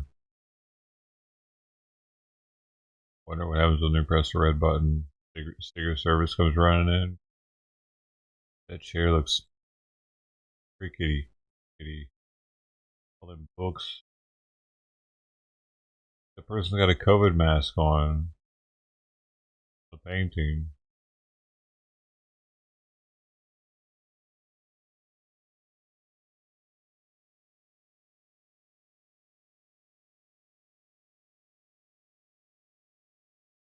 You want to use the desk Obama used? Yeah, why didn't he use the desk that Abraham Lincoln used?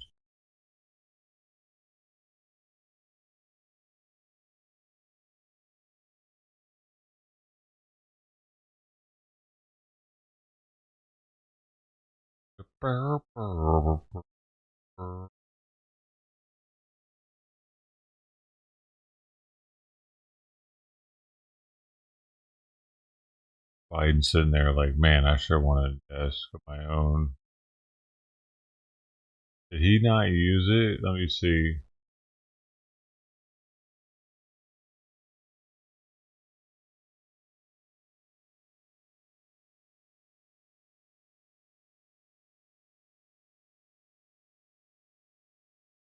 Biden did use the Resolute desk. Yep. Yep, he did. Look at him. He's looking at it like right there, like, man, I sure want to use that desk one day.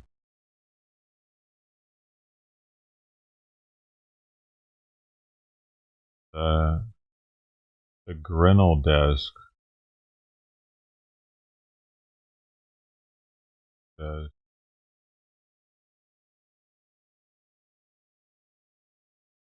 tell you what, that hood looking good, boy. Ooh, whoa, that chair. Oh wow, I had to redo some of it. Oh, a replica. Replica. For the George Washington Bush Presidential Center. Oh, I see. Because they got that like fake White House or something people can go into for some reason. There's a history of it right there, though. The 5 most recent presidents have used it, and several others. 1,300 pounds. What the fuck? What? Is it made out of a solid tree trunk? Doesn't even have any drawers. Out of Redwood history. The HMS Resolute was abandoned in the Arctic in 1854 while searching for Sir John Franklin and his lost expedition. He was a Royal Navy officer, British, serving in the Napoleonic Wars in the War of 1812. He led 2 expeditions in the Canadian Arctic and through the islands of the Arctic archipelago during the Copper Mine Expedition, 18 something. Okay. The ship was found in 1855 by George Henry, an American whaling ship, repaired and returned to the United Kingdom in 1856. Wow, so it wasn't even sank, dude. It was just like, what the hell? What do you mean? Where are all the people at? He was found.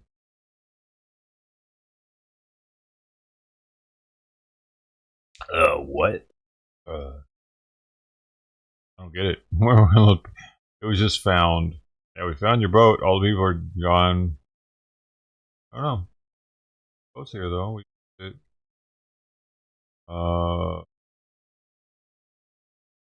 As a gesture of goodwill from the United States, we gave it to United Kingdom. We just gave it to them. We repaired it and gave it to them. Yeah, we were sweet boys. The ship was decommissioned in 1879, was broken up, and had 3 decks constructed from its timbers. Queen Victoria sent one of these decks to American President Rutherford B. Hayes.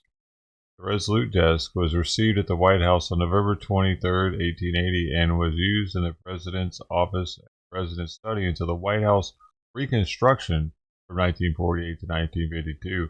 After the reconstruction, it was placed in the broadcast room where Dwight D. Eisenhower used it during radio and television broadcasts.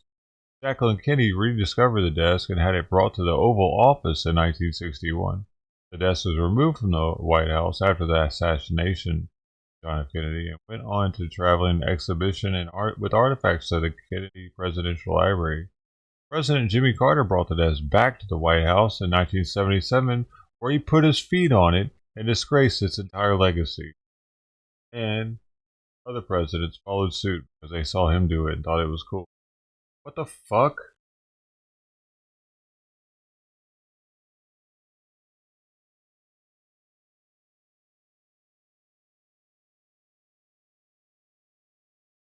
How weird.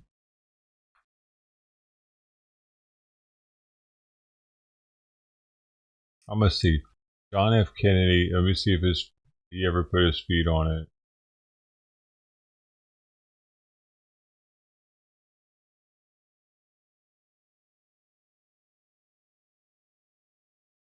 John F. Kennedy's feet on desk. Kennedy's feet on desk? Who's that? No, that's not him.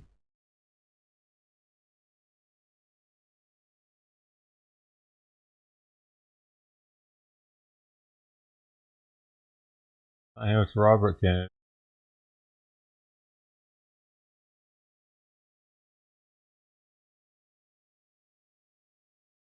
It looks like Bush. I don't see any pictures of JFK putting feet on any desks. Oh, there's Carter doing it again.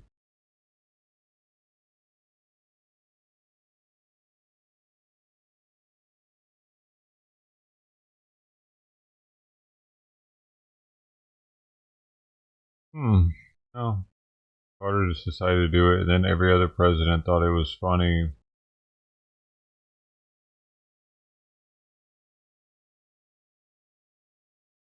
I doubt Trump does it. I bet he doesn't do it. There you go. That's an interesting little bit I would have never noticed before.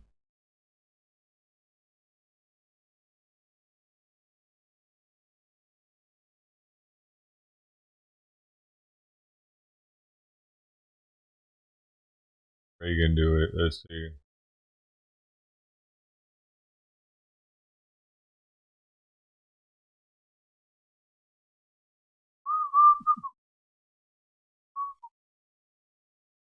There aren't. I just searched Reagan feet on desk, And no, I don't have any. But instantly, I get hit with Bush, Obama, and whoever this is. And I didn't even put Oval Office. I just put Reagan, feet on desk. So Reagan, the only thing you see him doing is paying attention to serious executive orders at the desk. Deep concentration for the never. Look at this shit, dude. Now he's not just putting his leg; he's actually putting his soul on the desk. Are you fucking kidding me right now? Why is that necessary? What are you gonna do? Jump up into the ceiling? What are you doing? That's next level disrespect. Over here, you got him with his other way. That's the same. Very like, dude. If he came over to my house and I had a desk that was passed down from my family all the way, it was had the history that this thing had. For one, with the ship, it was donated by the Queen. Men might have died in the ship that it was found in. The wood was processed from originally. Like, it's lasted for this long. But no, it's like, if you would have come over and do that to a family heirloom of mine, I'd be like, what the fuck are you doing, dude? This is America's family. This is ours. This is like, this wasn't given to a person when it was given to our country. It was given to us, the people. And for him to think that because he's president, he's just like, hey, try my shoe all up in. Like, what? Come on, man. What the fuck kind of bullshit is that? I would have never known that this was a thing, dude. And I'm just so curious about what desk Trump was using. Look, there he is again with his feet on the desk. There's Bush again with his feet on the desk. Same resolute desk. He had a different one here. Oh, here we go. Secrets of all 6 desks. That one's got a lot of drawers on it.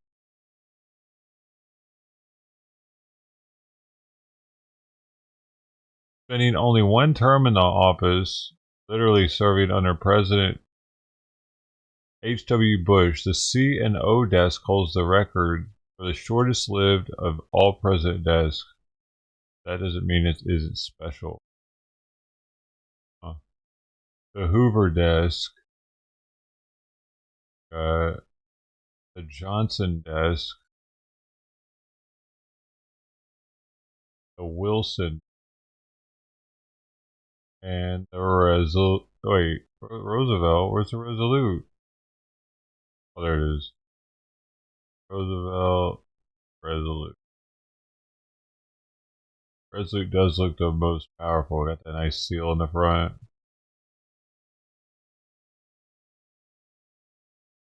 A secret door to hide FDR's legs. Oh.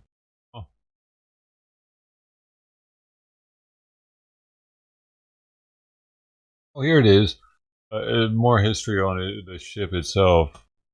The Resolute desk first came to America in 1879, given to Rutherford B. Hayes as a gift from. Well, it wasn't given to Rutherford B. Hayes. Maybe it was actually given to a president in particular. As a gift from Queen Victoria, but its history goes back a little further. The HMS Resolute was a British naval vessel that had been abandoned. Oh, that's where the crew was. They abandoned it. In unnavigable Arctic pack ice in 1853. When the ice thawed, releasing the ship, it drifted away, eventually being discovered by an American whaling vessel.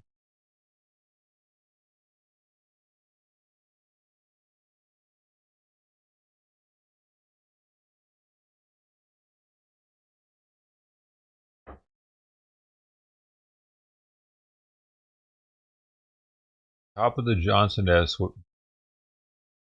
The top, like the Johnson desk, but not as garish, is set with red leather. It has a red leather top. I want to see a close-up of it.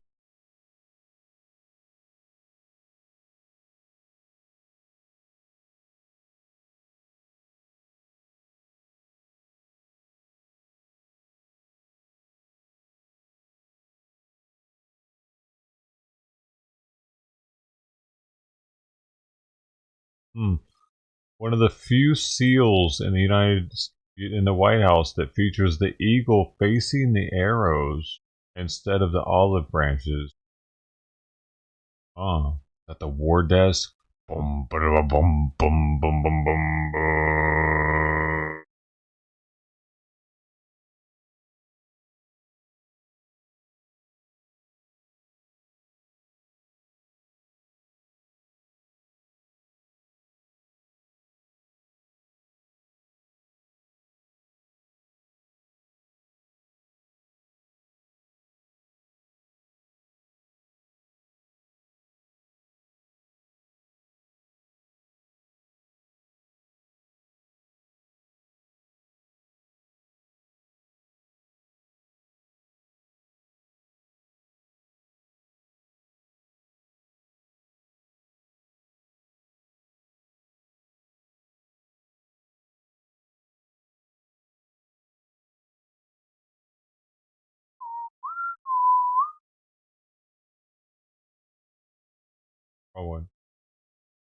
Oh, what ate the food? Crossback?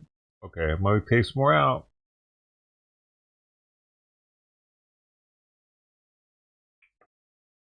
Hi ho, hi ho. It's off to work.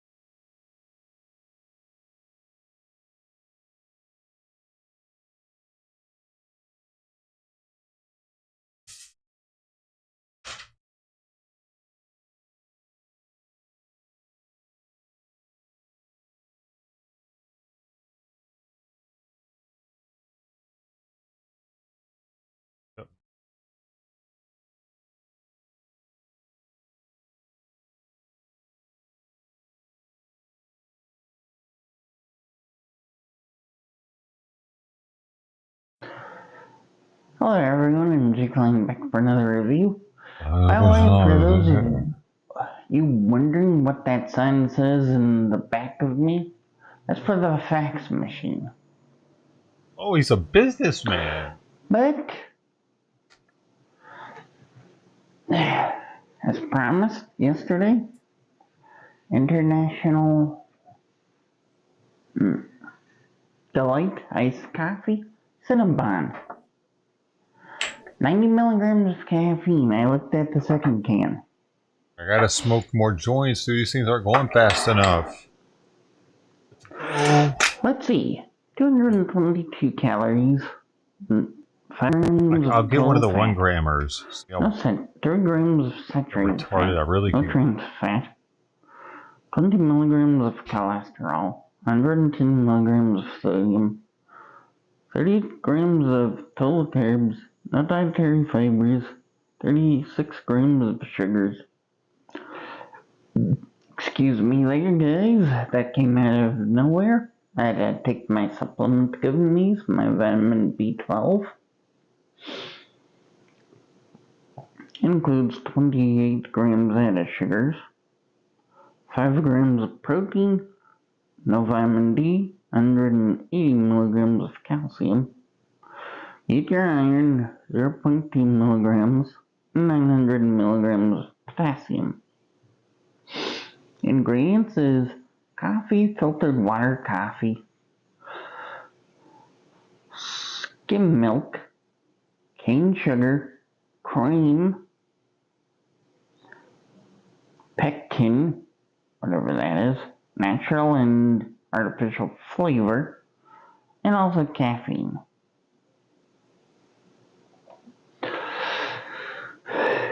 Sometimes these things says shake well. So, I'm gonna go ahead and shake it. You know, a picture's worth 1,000 words. So, like, while he's doing that,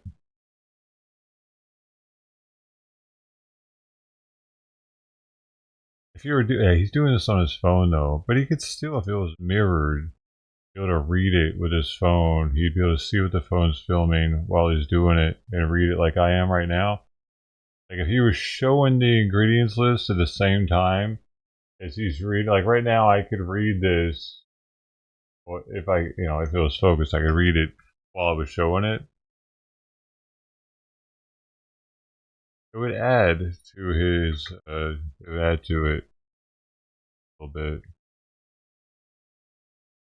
Like as much information as you can give them. Yeah, no, I shouldn't shake it upside down.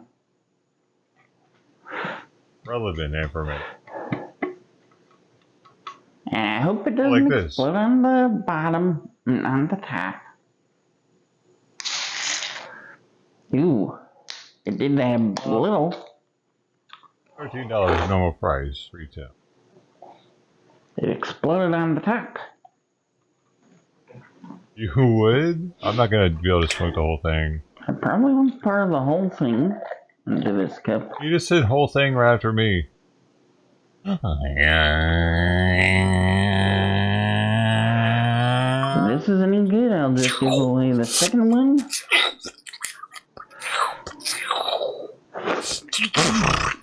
Might be good. We have like this invisible nipple connection, me and him. Like,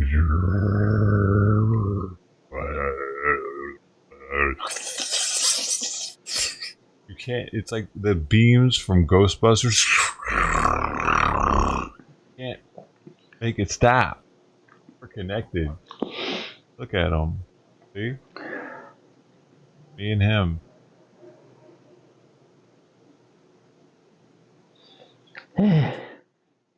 He feels it. International Delight, I'm not sure what the heck you're doing. This is my first 1 grammer from them. They are packaged in plastic. You did better. Unfortunately. And the Oreo and Reese's. It's a freaking $13 joint. So, whoa. Whoa. Got a fatty of top shelf weed right there. God dang, I'm out of it.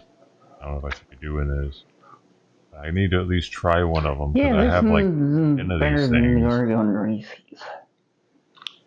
I need to have a joint giveaway. We need to have a Dopalooza.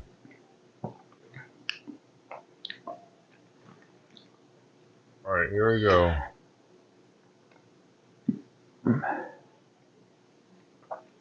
I don't think this flavor is gonna last. Cinnamon, coffee, Oh, he likes it. cinnamon,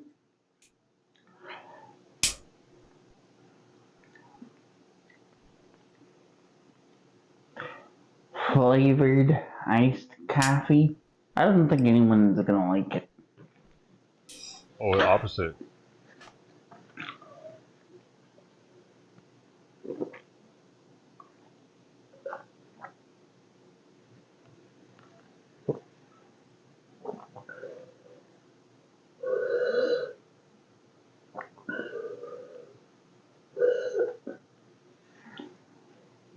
Baby, come back. Bum, bum. Ba-da, bum, bum, bum, bum, bum, bum, bum. Yeah, no one's gonna like it. 'Cause I don't like it. At least I tried it.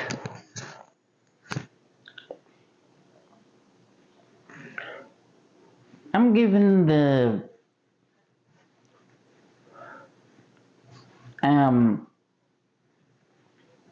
iced coffee. How about let's give it a 5 out of 10.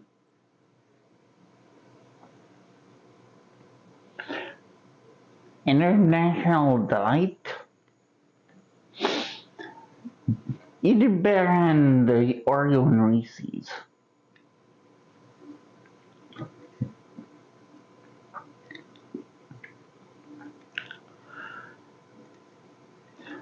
Forgot we're supposed to do them at double time. But other people might have different taste buds and like this. There. You can bully me on that score for all you guys want. But you guys gotta get the drink from Dollar General and see what I mean.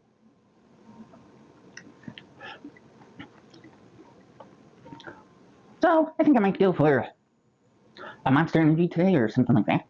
And get rid of that taste out of my mouth. But I won't because I need to get my clothes in, so. I'll see you guys in tomorrow's Bang Any Means Orange energy drink review. So, later everyone. See you in the next video. Peace out.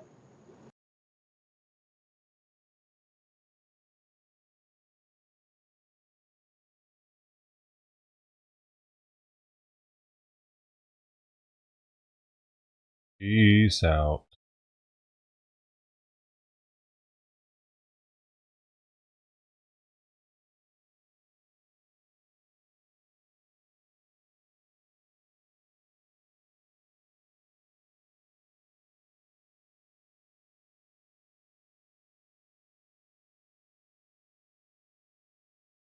If this guy is anything interesting on.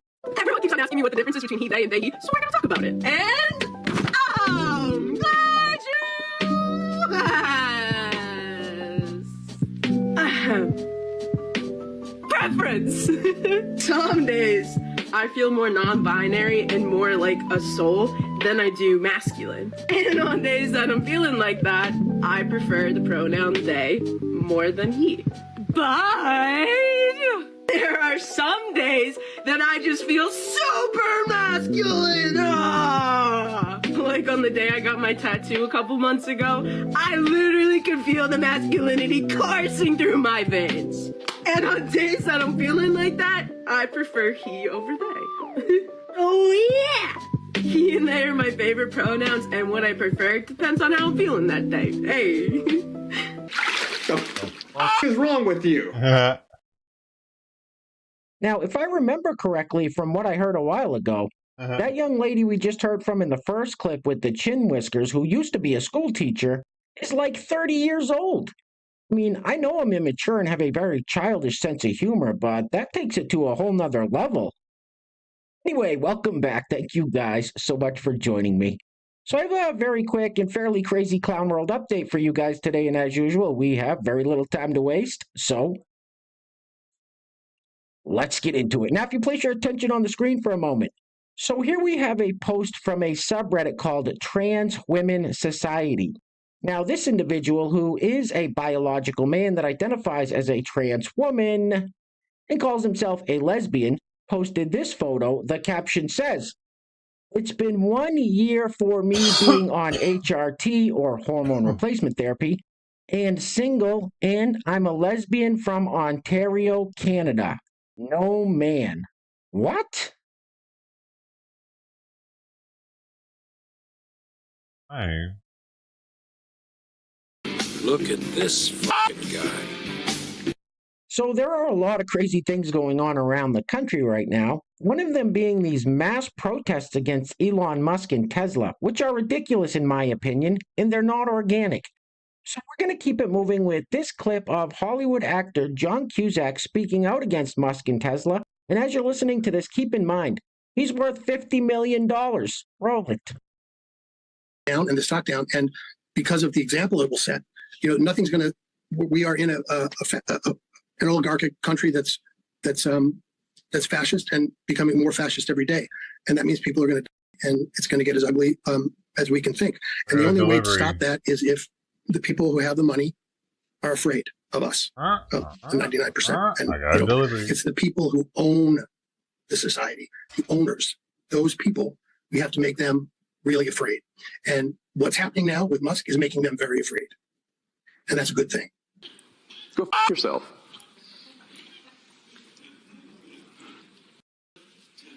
Go f*** yourself. Is that clear? And next up, we have DEI Congresswoman Jasmine Crockett saying basically the same thing. And yes, you heard me correctly. This is a United States politician. Roll it. So I'll make sure that I keep it short, but I am truly here for very selfish reasons. Starting with on March 29th, it's my birthday. And all I want to see happen on my birthday is for Elon to be taken down. Yes. Listen, I have learned as I serve on the Doge Oversight Committee that there is only one language that the people that are in charge understand right now. And that language is money. She was nasty. Ooh. And next up, we're going to take a quick look at the bullet we dodged in this last election by not electing Carmelo Harris and Tim Walz. Here we have a clip of Tim Walz on Gavin Newsom's new podcast saying that he could kick most of their ass. And by they, he's talking about people on the right. Roll it. This notion of it. This notion of I could kick most of their ass. I do think that if they wanted to. I know I can run them, but I don't know if we're going to fall into that place where we want to. Okay, we challenge you to a WWE fight here type of thing. What the hell did you just say? This notion I could kick most of their ass. I do think that. Come on, man! Don't let your mouth write a check your butt can't cash. Now, before we check out the latest clip that's been floating around of Carmelo Harris, let's hear what Tampon Tim Walz's daughter Hope has to say about her dad putting tampons in all the boys' restrooms in the public schools in Minnesota. Roll it.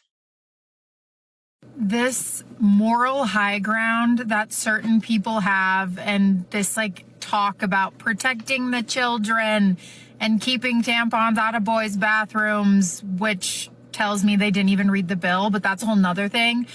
Also, if you have a wife or a daughter above the age of 12, 13, ages vary, you share a bathroom, you probably also have tampons in your bathroom. And the fact that they scare you and you're so obsessed with it is f***ing weird. Shut your dirty little mouth!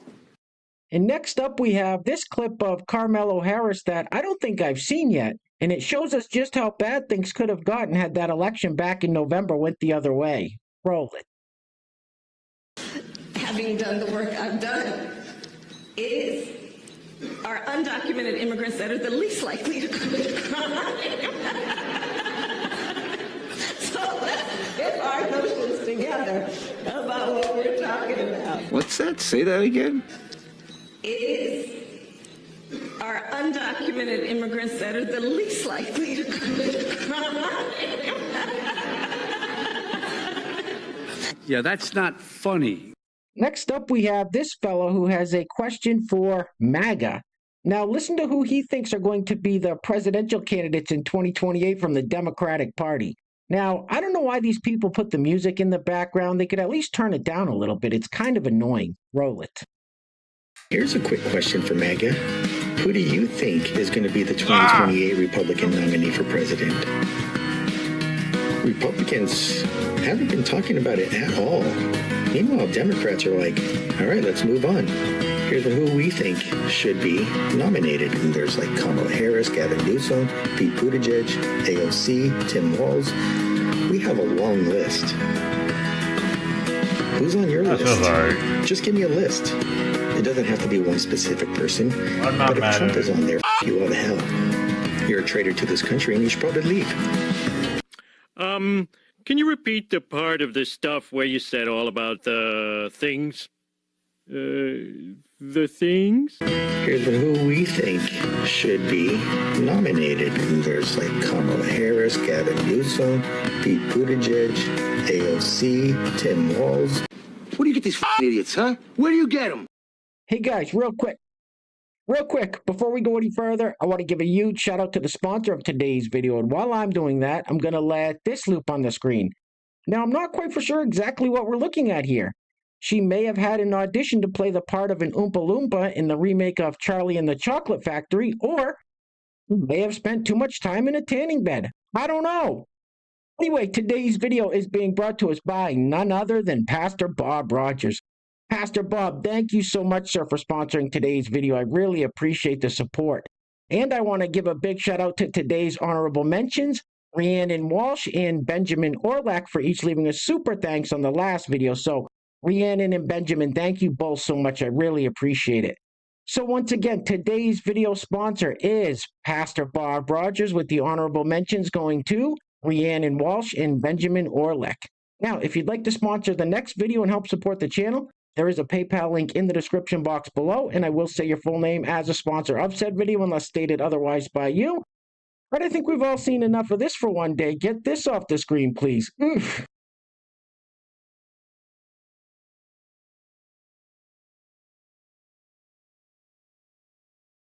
You look ridiculous. So this individual, who is a biological man that identifies as a trans woman, says he had to block the word dude in his comments because people were using it to misgender him. Roll it. So if you've been watching any of my stuff, you've probably seen that some of my videos have been getting a lot of traction in the right-wing snowflake sphere, and I am getting a lot of hostile comments, and so, you know, like, eventually I get tired of messing with them, and I've started, like, using the word block feature, and you know, blocking all of the things you would expect. You don't need me to say. But there's one word I've had to block, and I am salty about it. I am solidly Gen X, and I had to block the word dude. Because, like, you know, like, I as a proud Gen Xer, I have always considered dude to be Gen X gender neutral. Dude. And so, but like, people have been using it to pointedly to misgender me, which sucks, because like, there's not many of us left who are like, nah, dude is fine. But like, they're like, you're a dude. And I'm like, fuck, make me block that?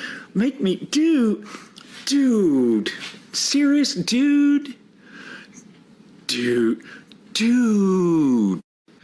Shut up, dude.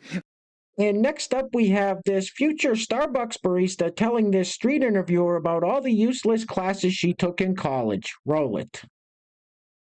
I'm the scout. I use they, them pronouns, and I'm an interdisciplinary major at UBC. I'm in my last semester. My primary thematic focus is decolonizing academia and public knowledge systems, and my secondary thematic focus is biocultural and linguistic futurity. For those who don't know what that means, can you give us a quick rundown? Yeah, basically what I focus on is the promises that the institution has made and also the emergence of Indigenous ways of knowing and being across the disciplines, and I feature in a lot of stuff like language revitalization, or the emergent vitality of languages rather, and just kind of a bunch of stuff. I've taken courses in over 20 departments, so. Okay. Yeah. Awesome. What does any of that mean? Honestly, we don't know. All right, we're going to be wrapping it up with yet another clip from the Cackling Hens on The View. However, this time it will be their guest, Hollywood actress Ellen Pompeo, doing the talking. And what she says at the end here, she's obviously talking about President Trump. Anyway, things are clearly getting very crazy out there, guys. So please, take care of yourselves. Take care of each other. Till next time, love you guys. Peace. Roll it. And I hope they look at themselves and ask. Isn't that what Jerry Springer would say at the very end of his show? Themselves, we all should ask ourselves, why do we look at something and at face value make a judgment about it? I think we do that as human beings, and I think we all need a lot more empathy right now, and so I hope we take that away. I mean, why are old white men the only ones who are allowed to be felons? No one else can stay in this country if they're a felon, but somehow if you're... And he's not even that white. Have you seen the amount of makeup he's wearing? Good point. What did you say? What the did you just say? Why are old white men the only ones who are allowed to be felons?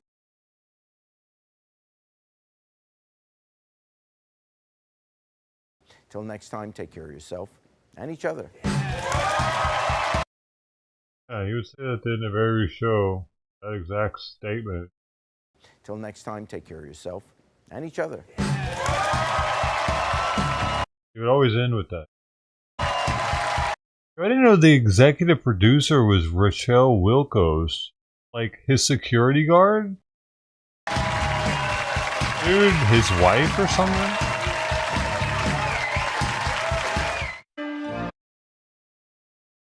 That sound.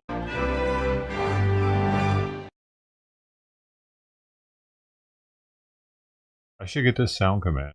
Till next time, take care of yourself and each other. Till next time, take care of yourself and each other.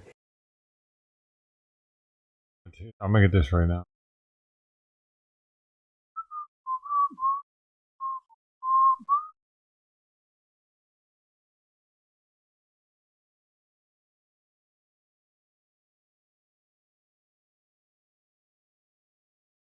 Fuck did it go?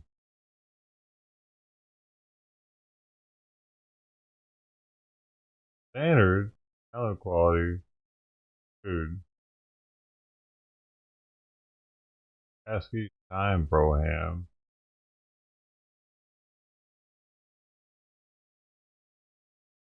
Fuck it. But oh, I'll see here, but.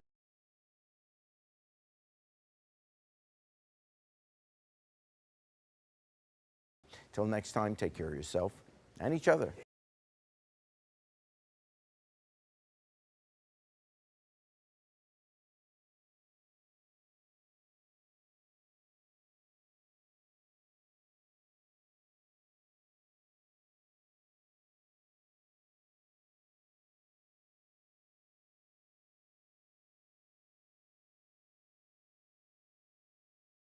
Yeah, weird. I don't know where to go at all. Do something else.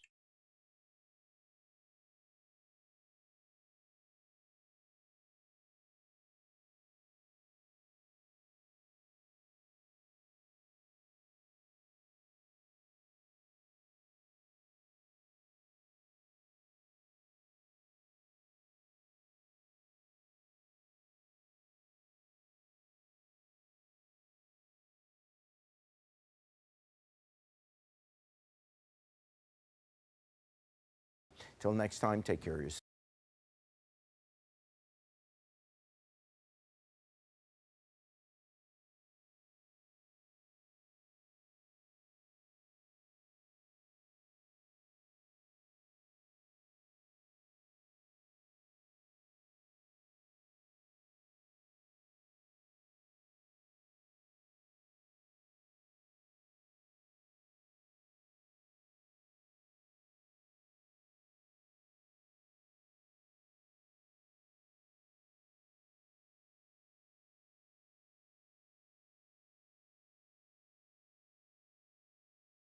Got to do some of the time. We're having technical difficulties everywhere today.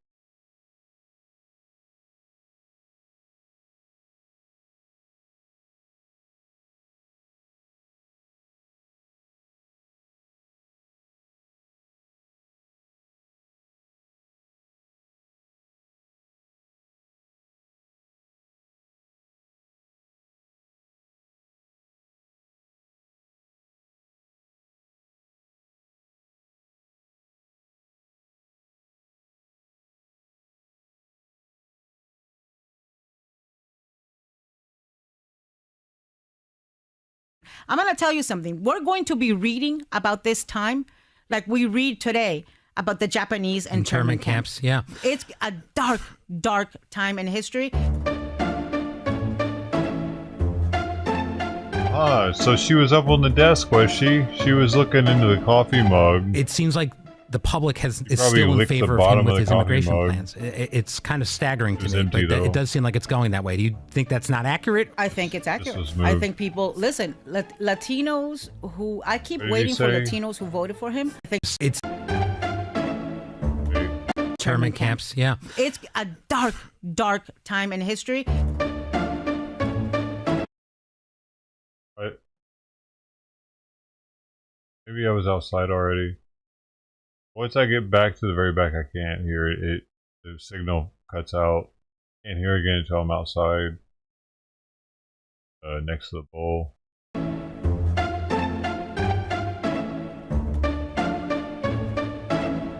Well, is there It seems like multiple of her the public moments? is still in favor of him with his immigration plans. It's kind of staggering to me, but it does seem like it's going that way. Do you think that's not accurate? I think it's accurate. I think people, listen, Latinos who, I keep waiting for Latinos who voted for him. A lot of them, you know, in places like South Florida where I live, to feel some sort of remorse. I keep thinking, okay, This is going to be this is going to change the way folks, they're gleeful. Everybody I know who voted for Trump is gleeful and supportive of everything he's doing. Yeah, that's right. They buy all that Donald Trump spews. That is the only way that you can continue supporting Donald Trump. You got to keep watching Fox, and you got to keep reading the blogs that they put out, and reading and, you know, consuming right-wing media so that you don't know the truth. Okay, I live in the United States of America, and it is not great to shrug your shoulders while the President of the United States uses every asset he has and every force he has to penalize people. Do you understand the level of pettiness? Are you talking about Biden now? No, I'm talking about Donald J. So I was confused. Kevin, the good thing is that Donald Trump is going to be the oldest president when he leaves office, assuming that he makes it to 4 years. And so then we can talk about elder abuse of Donald Trump then. In the meantime, we saw Joe Biden actually speak and give interviews and respond to questions. Dealing with everything we have to do with, look, if we finally beat Medicare. If Joe Biden had been up there giving that speech, men in white coats would have interrupted him and carted him off and put him in a padded wagon. I thought today I would wake up and the TV would be full of like doctors talking about Donald Trump's cognitive decline. It's too bad the bandage was just over his ear. It should have been over his mouth. If they are not, and in fact some of them are not, hardened criminals and parts of this gang being sent to this place and treated like that, shackled with their heads bent down, their heads shaved, all in front of TV, being put in, you know, I mean, you wouldn't treat animals like this. You wouldn't treat animals like this. And we are treating human beings like this just so that Donald Trump can pretend that this entire thing he built, right? This entire theory he built that there was an invasion by these gang members and that Venezuela had released people from prisons and insane asylums. That has never been proven. There's been no evidence of that. That is a lie.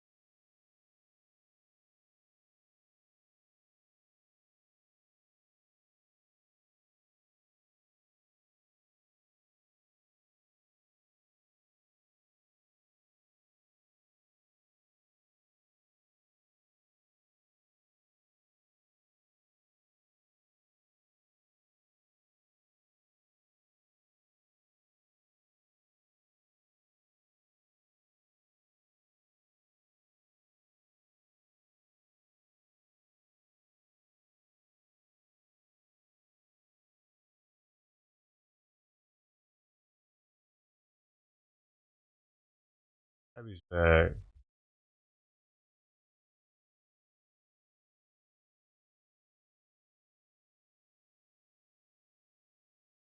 The plate will probably get cleaned up.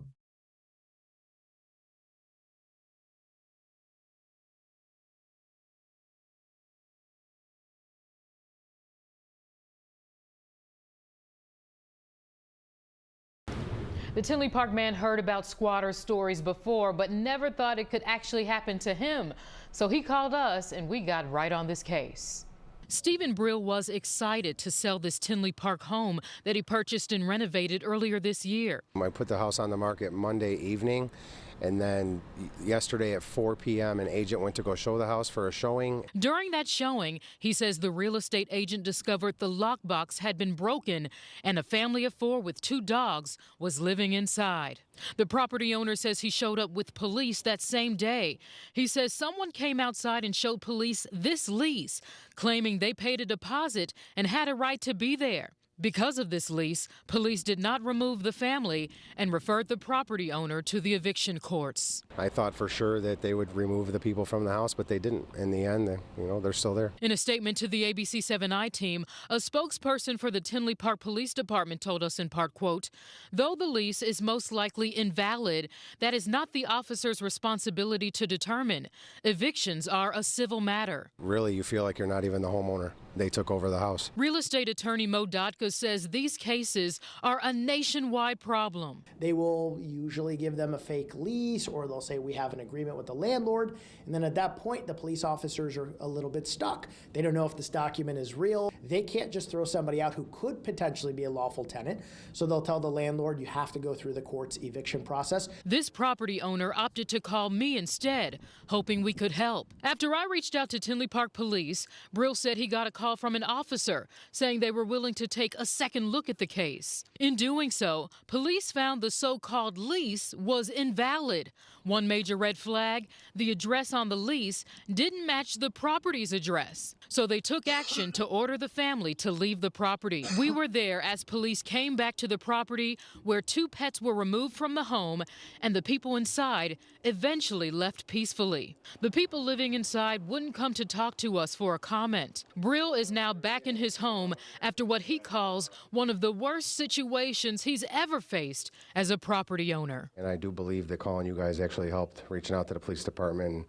I feel like that lit a fire and got everybody moving even faster. We're glad you have your house back. I know it's been an ordeal. We did a full walkthrough with the homeowner. There was a lot of trash and the family's belongings strewn throughout the home, but the damage appears to be minimal. Homeowners are encouraged to have cameras installed on their property, even if it's vacant. Once that for sale sign goes up, the home can be a target for potential squatters. Watch breaking news on YouTube. Subscribe to ABC 7 Chicago Eyewitness News.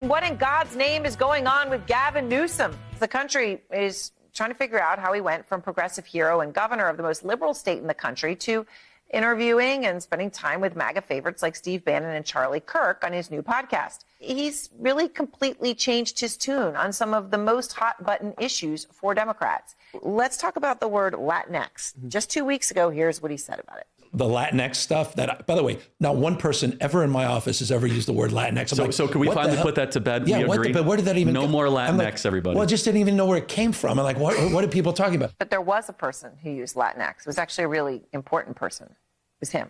I hope we can really paint a picture in terms of our consciousness of how impactful this has been on the Latinx community. The Latinx and black communities. Wow. You've got politicians that are banning not assault rifles, but the word Latinx. He also used it a lot on social media. Look at a few of these right here. That is a lot of use of Latinx by him for somebody who said that nobody in his office has ever used that phrase. So he's also rewriting history a bit on his stance on transgender That's a good issues, point. which he had Isn't it, a Chuck? point of view on his Chuck? podcast again just He 2 weeks took a ago. year? Here's where he is now. Would you say no Cut men out in my female beard. sports? I don't know if I think it's an issue of fairness. I completely agree with you. you on that. It turns out in 2014, years before I was governor, there was a law established that established the legal principles that allow trans athletes in women's sports. In that statement, he's kind of making it sound like he wasn't involved in this at all. He's like, oh, it was in 2014, years before I was governor. Like, you mean when you were the lieutenant governor? And one of the videos that we found was actually him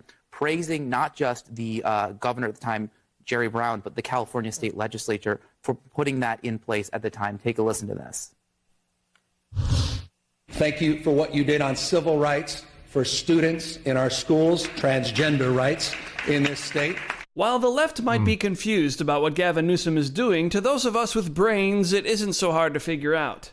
Gavin Newsom wants to win the presidency in 2028, so it's time for a rebrand. Why does it take so many months or days to count the ballots in California? Legit. A month. Legit. India, 1 day to count 640 million votes. Germany, 8 hours to count 50 million votes. Yep. Argentina, 6 hours to count 27 million votes. California, 4 weeks to count 16 million votes. It's ridiculous. Why? It's ridiculous. At least give credit to Gavin for realizing the left has surrounded themselves with political poison as he attempts to distance himself from all of it as quickly as possible.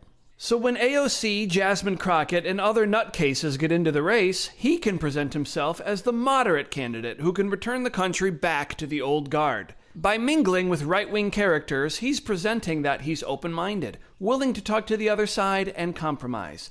AKA, he's the moderate candidate. But the leftists here do not like that and will inevitably be joining AOC on her Bernie Sanders revenge run to the presidency. We watched that yesterday. We're It was years fine. from the next presidential Year? election, and the battle lines are already getting drawn. Show enough nipple yesterday. Well, that's too bad. That's gonna cost you, boy. I mean, it's not free.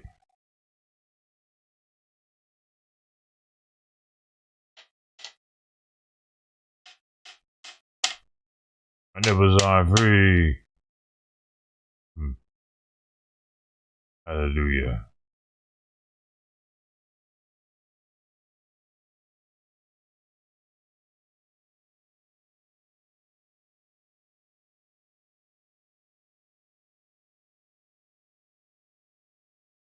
He's gone. Oh, kitty. Left me nothing but an empty place.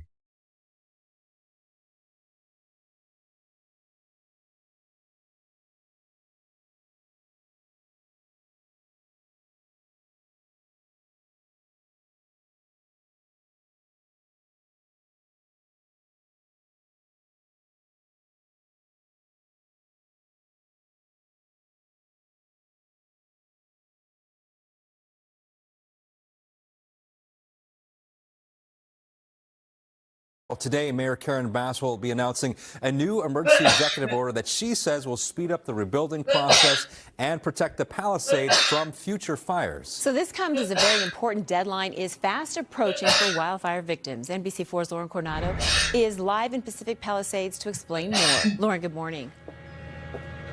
Lynette, Adrian, good morning. We talk about the rebuilding process, and it's actually ahead of schedule according to local leaders. Debris removal is done on a lot of different lots like this one here. It's still so tough to take in these images as you see these destroyed homes in the neighborhood. But like you said, Mayor Karen Bass is expected to announce a new emergency executive order to continue progress.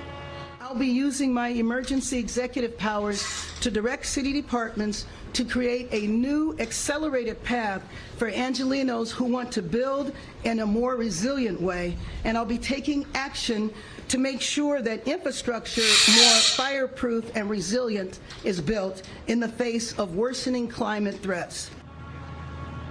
This was the last time Mayor Bass was in the Palisades talking about ways to rebuild with purpose. She made a major announcement then about power lines going underground, and we expect to learn much more about the new executive order this morning. It comes as the community faces many challenges, including landslides. This is the latest damage after recent rain. Shifting land is a concern for those whose homes are destroyed, too, hoping to save the lots to rebuild. And in order to rebuild, you'll need to handle phase 2 because phase 1 is done. So phase 2 is structural debris removal. People have until March 31st, 10 more days to submit the right of entry document, which would allow the Army Corps of Engineers to finish up debris removal for free. Or you can opt out and work with a private contractor. Again, March 31st. It's also the FEMA individual assistance deadline as well. Back out here live, we're already starting to see a lot of crews out here. Where Mayor Bass will be closer to 10:30 this morning. We'll be here for her big announcement and be sure to bring you all of those details. Reporting live, I'm Lauren Coronado for Today in LA.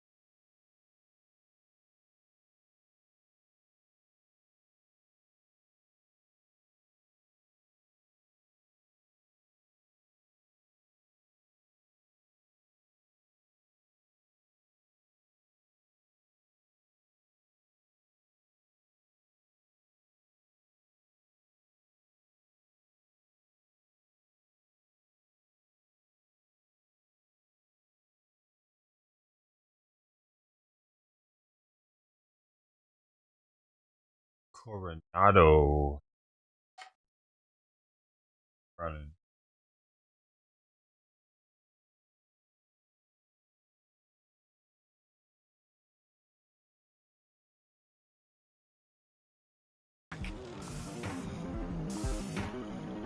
Boom. Yeah, Tim, each of the guns has a different feature. So Kenny's a pistol, Gus is a shotgun, this lady's a needler from Halo, which, you know, like you said, Halo knockoff. Also, she's got like weird bedroom eyes and like, I hate to say it, but she's got DSL. Kenny, back in action.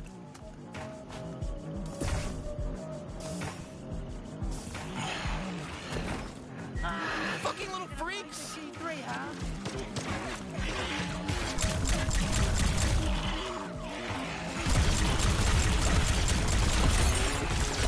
There it is. Nice to kill something guilt-free, you know? So why does never on? Oh my god, stop it. I hate these stupid drones. Okay, if you don't know what DSL means...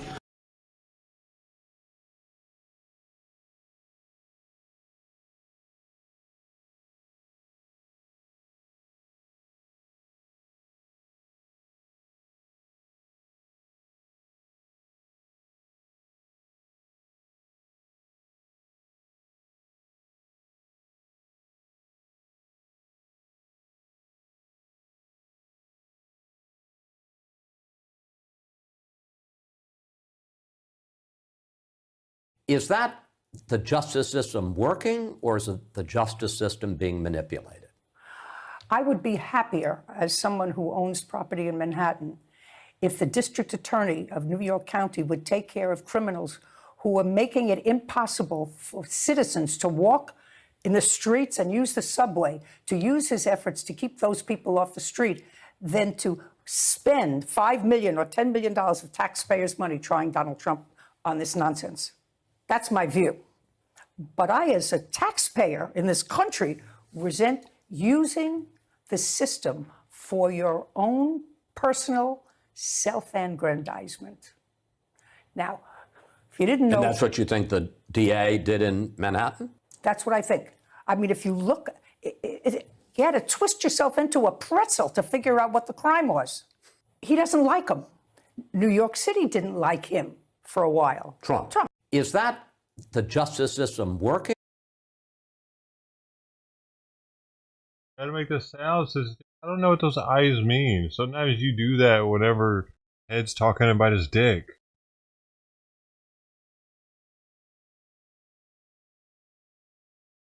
You have multiple meanings for the eyes.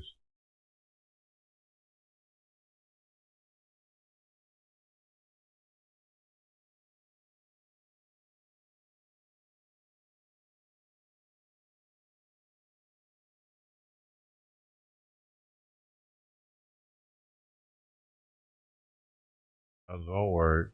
That's no, definitely.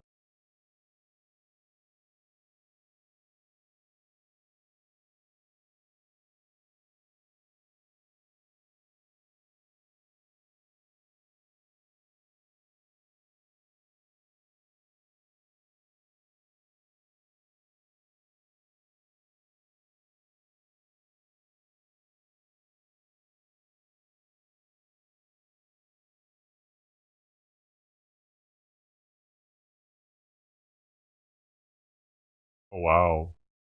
More, thank you. We continue to follow some developing news in the San Fernando Valley. Officials now saying evacuated residents could be displaced for days as authorities continue to investigate an explosion at a house in Pacoima. That explosion believed to have been caused by fireworks. KTLA's Carlos Herrera live in Pacoima with the latest for us. Carlos, good morning. Hawks! Hi, Frank. Good morning. And just a few minutes ago, we got an update from authorities here. We've now learned a total of 26 families are impacted by this. 15 of them are under evacuation, or mandatory evacuation orders, rather, and 11 of them are under a warning at this time. All of them frustrated this morning, wondering when they'll be able to return back home. Officials saying it's too dangerous because there are a number of unexploded fireworks left inside that home, and so are chemicals used to make those fireworks. And the timeline for them to return, that's still up in the air. Right, that's a thing. It would be a good idea to anticipate, like I said multiple times, it's going to be slow and methodical due to the nature of the investigation. I would anticipate at least a day or two, but you know, be flexible. I know that's a lot to ask, but that's where we're at in order to keep everybody safe. Some say they've been told they remain displaced until Monday or Tuesday. They've been offered hotel vouchers as well. You can see, meantime, what's left of this devastating scene. That home gutted by the massive explosion, possibly ignited by illegal fireworks. A neighbor's security camera capturing the frightening moment. Done. The house is totaled. The fucking house is totaled. That's crazy.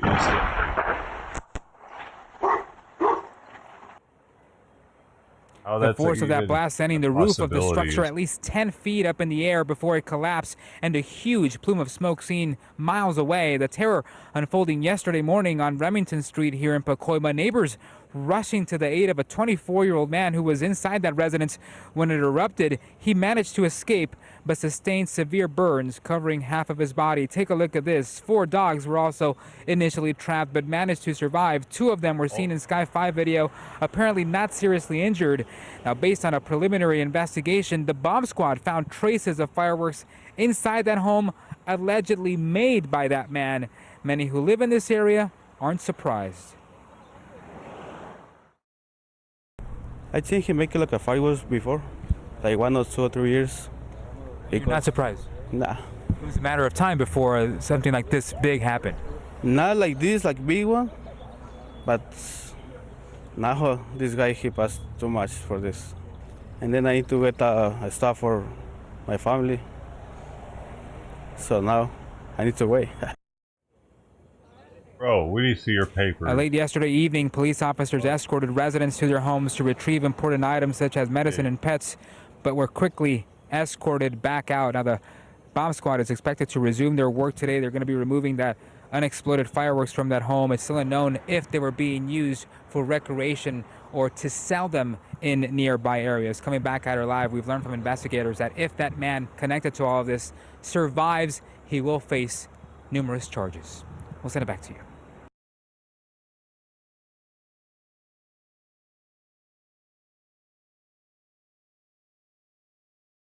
Oh man.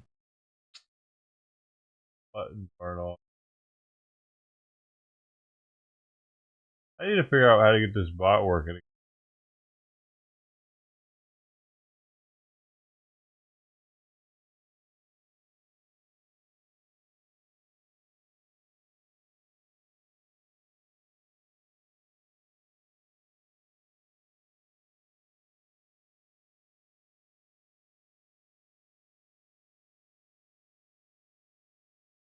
Oh, pop, pop, pop, pop.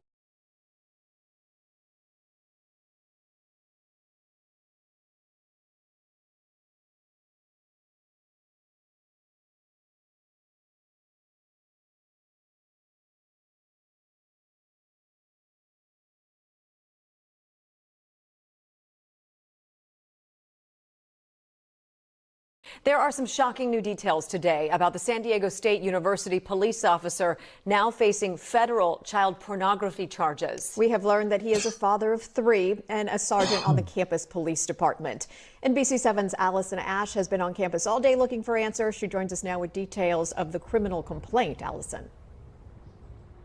Yeah, and I got to say, most of those details are so graphic and so sickening that we can't even talk about them on TV. San Diego State Campus Police this afternoon did confirm what we had already learned through the U.S. Attorney in Los Angeles, and that is that Sergeant Paul McLean was arrested last week on child pornography charges. These photos show Sergeant Paul McLean on campus with a police canine. In the last 24 hours since his arrest went public, they disappeared from San Diego State's website. McLean's name now appears on this criminal complaint filed by the U.S. Attorney in Los Angeles. It details how, last July, a cybercrimes investigator made contact online with a host computer displaying images of child pornography. That computer was linked to McLean's Menifee home. Investigators found multiple videos depicting child pornography. Dude, I used to live out there for a while. That's not actually in San Diego, though, is it? It's more closer to Riverside. There's like nothing to do out there. Including prepubescent child pornography. Some children seen in the videos appear to be as young as 8 to 10 years old. The complaint says the investigator watched McLean's house, seeing his San Diego State University police vehicle coming and going. The university police chief was unavailable to comment on the charges today, but students we spoke to had plenty to say. This is crazy stuff, and you know, I'm hearing new information from you about how the investigation started 9 months ago. It's just crazy stuff. Like, why are we letting that go on for, like, under people that, you know, we're supposed to trust? I mean, I think it's really disgusting. I think it's disappointing that people that we want to put our trust in and that we want to rely on are acting this way and doing these really heinous things. I think it's really disgusting. Campus police have already begun termination process for McLean. Right now, he is being held without bail and is due back in court on April 1st. And of course, we'll let you know what happens then. Reporting live on the San Diego State campus, Allison Ash, NBC7. Okay, thank you, Allison.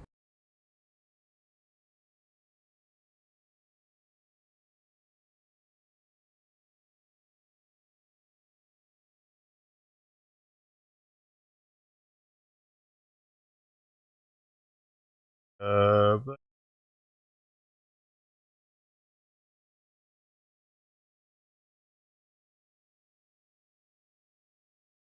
I smell like a new man now with this new deodorant, I tell you.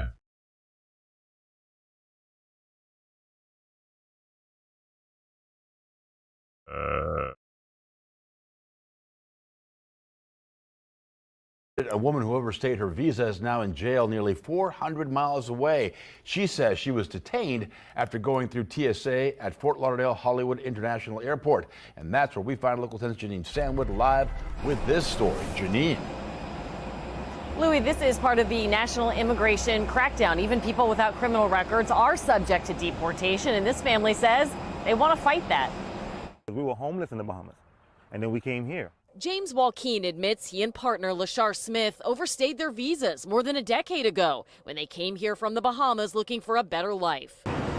But Tuesday, they never imagined she would be arrested at Fort Lauderdale Hollywood International Airport, they say by ICE agents. She went through TSA. They was giving her a hard time with her ID, and they were saying that it wasn't scanning. The Broward Sheriff's Office was called, he says. She was then taken into custody. Immigration stepped in, and they determined that she has no criminal record, but because they determined that she's on overstay, they took her in. An inmate of Baker County Jail. For account approval, press 1 to accept. While we were there, Lashar called from jail.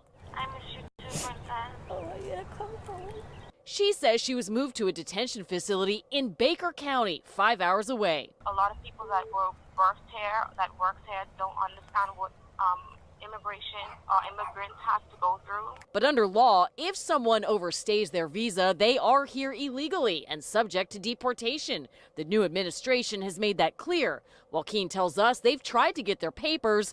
It didn't happen soon enough. A lot of red tape and confusion. It got to the point where I had to get my 24-year-old daughter to refile again for me. I've been here since I was 8, back and forth to the Bahamas. This country is all I know. I can't hate it. Joaquin says he's already spent a lot of money trying to get legal status. Now he wants to hire an attorney because his focus is getting his partner out of jail. We're at Fort Lauderdale Hollywood International Airport. I'm Janine Stanwood, Local 10 News. Janine, thank you.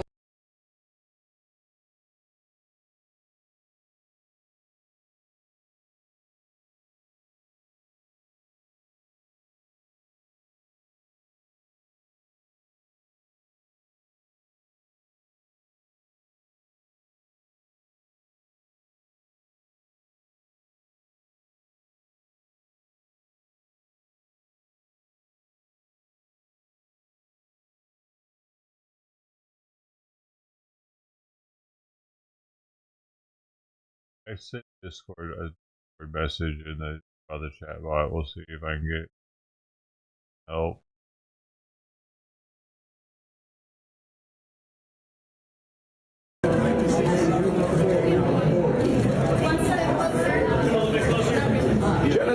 Come up the board.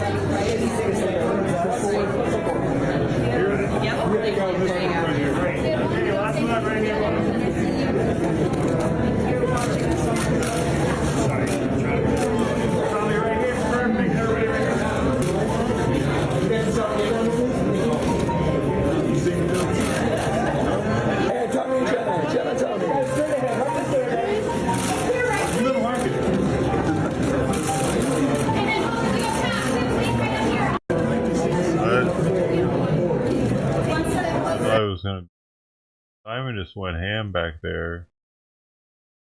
Took her, threw her off of there or something.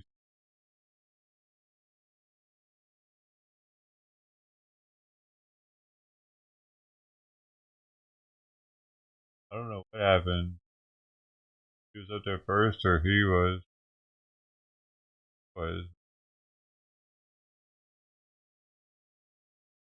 Try to hang out up there. Or we missed.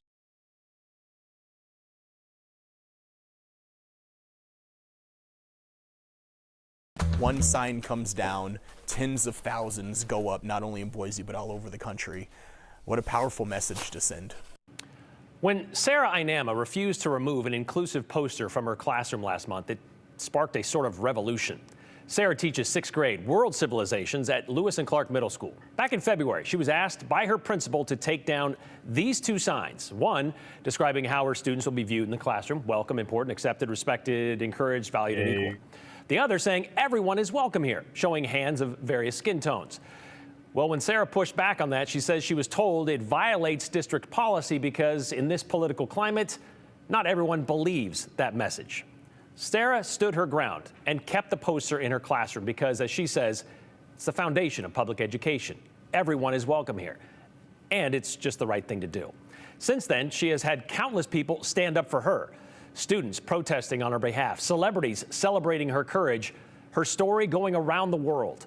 Well, nowhere is the solidarity for Sarah and her message more evident than at a small family-owned T-shirt shop in East Boise. It's Thursday. Yes, sir. At Brigade Screen Printing in Boise. So we're busy on a normal basis. But this Thursday is not a normal one. We're never this busy. This is a whole nother level. For the past week and a half, What, are we on 8 days now? 9 days? Sean Wright and his staff have been handling a special order. This is the only thing I've seen like this with this amount of support. Shortly after sixth grade teacher Sarah Inama was told by the West Ada School District to take down her classroom sign that said, "Everyone is welcome here," and she refused, Brigade's one-room shop has been continuous chaos. It's a good chaos, and I'm glad that it blew up and got this message out there to more people than we expected. For that, you can thank Sean's friend, Chris Stewart. Was not expecting this response at all.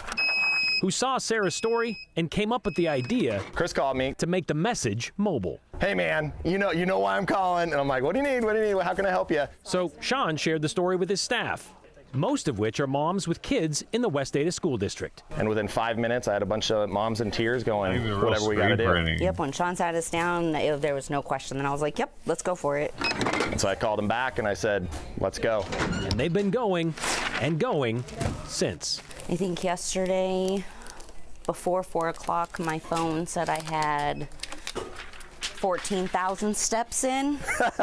Sean says most days this is a 7 to 5 gig. And with what's going on right now, I mean, we've been here 4 a.m. till 10 p.m., 11 p.m. each night trying to keep up with all this. To keep up with all of this, they've also had to rely on help. I am a volunteer. Doreen Gardner saw Sarah's story too. It was quite moving and just didn't make any sense to me, and that's not the Idaho I know. Which is why she felt the need to be part of it. If this is a small part of what we can do to help and make a change and make things better, I'm all for it.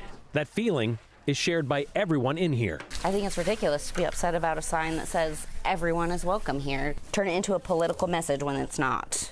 You know, I just think it's awesome that Sarah made a point to make a point to these kids that they are welcome here and that everyone is welcome in the state, in the schools, in the public. Which is why it's worth it for them to put in a little extra time. It's the right thing to do, 100%. And I will work sun up to sundown to make this happen. What exactly they're making happen isn't quite yet accountable. Okay, so it could have been 100 shirts. What is it right now? I don't know. That's because the orders keep coming in, and not just from the Treasure Valley. And then all of a sudden you start seeing Seattle's orders come through. You start seeing Utah's. We started seeing Chicago's. Yesterday morning when I came in to start printing all the orders, 95% of them were in other states. And other countries like Germany, Australia, South Africa. I'm not surprised at all. No, this hits home. This hits home with everybody. So Brigade keeps printing with the goal of 10,000 shirts in time for school to start again Monday. The goal is just to let the world know that right here in Boise, Idaho, we are a very welcoming place to everybody. They may not know how many they've Boise done, sucks, but and they y'all do need know more people to move how much there. it means. As a homegrown Emmett kid and living in this town my entire life, it gives me goosebumps even thinking that this town is doing what it's doing right now. Am I surprised? No. Am I proud? Yes. Where this is going to go is going to change not just this city, not just this district, not just this state. It's going to change this country, what we're doing right now. Think big, start small. Chris's idea is for anyone who orders a shirt to wear it on Monday the 24th and post a pic on social media with the hashtags "Everyone is welcome," "Inclusive Idaho," or "West Ada Schools." Students, teachers, parents, grandparents, whomever. And as you heard him say, to let everyone know everyone is welcome in Idaho. There's also a Chalk the Walk event happening at the West Ada School District building. That is this Sunday at 4 o'clock in the afternoon. People are asked to show up and spread that message of inclusion with chalk drawings on the sidewalk. By the way, yesterday, Governor Little signed the ban on any flags besides U.S. flags or state flags being displayed in Idaho public schools, meaning schools that would like to celebrate their refugee population and highlight where those students came from will no longer be allowed.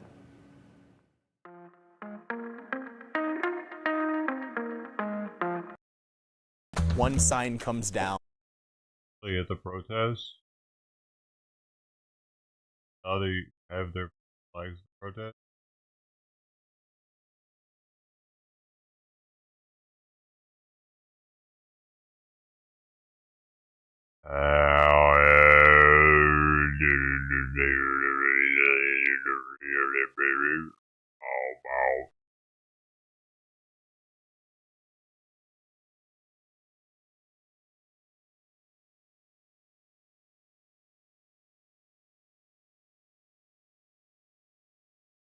Oh.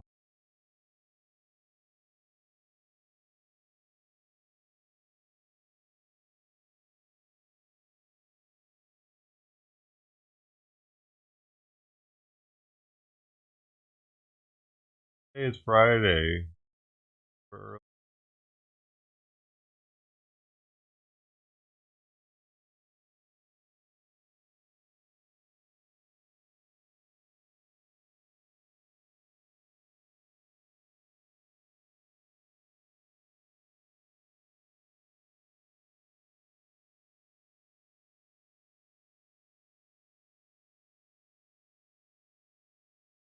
On that PUBG, man.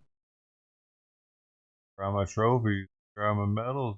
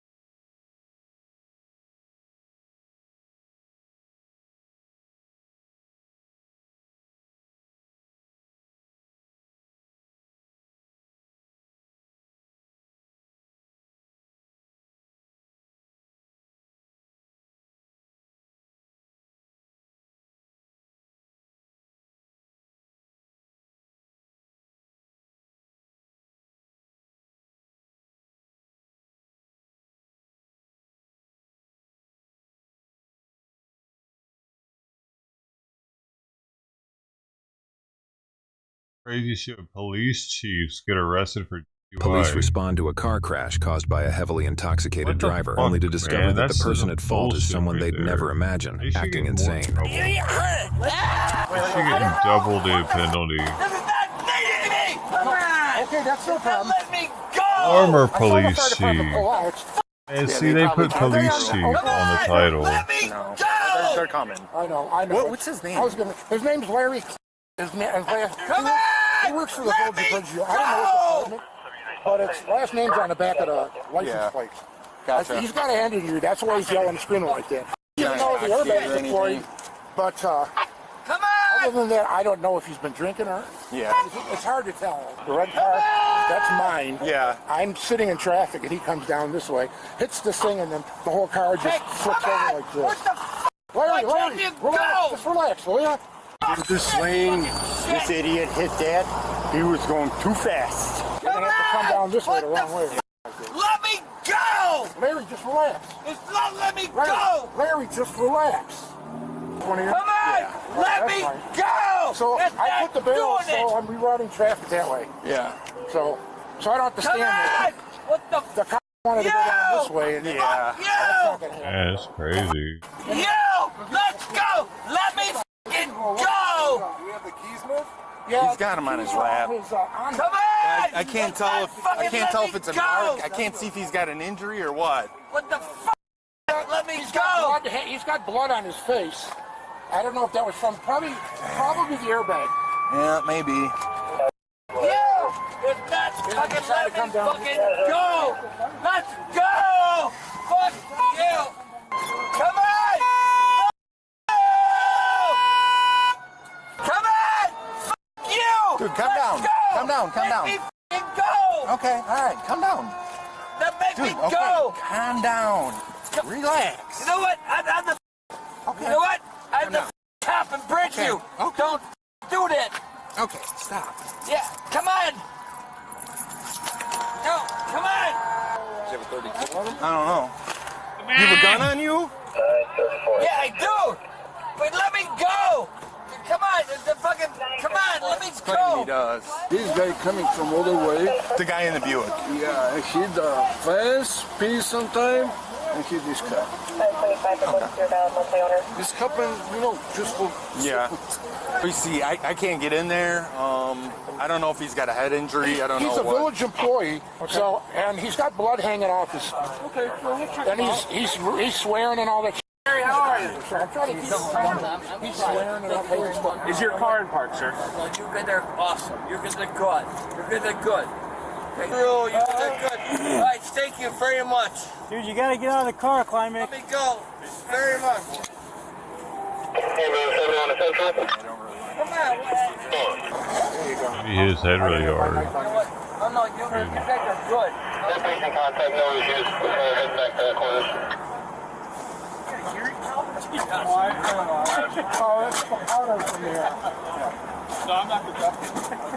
Larry, don't give these guys a hard time. Don't give them a hard time, all right? You guys are great. Don't give them, don't give them a hard time. No, you guys are great. Yeah. Thank you very That's much. good. You gotta get out of the car. I think it might be the airbag. Please appreciate it. No, you're not. You're retired, man. His name is Larry. Clement?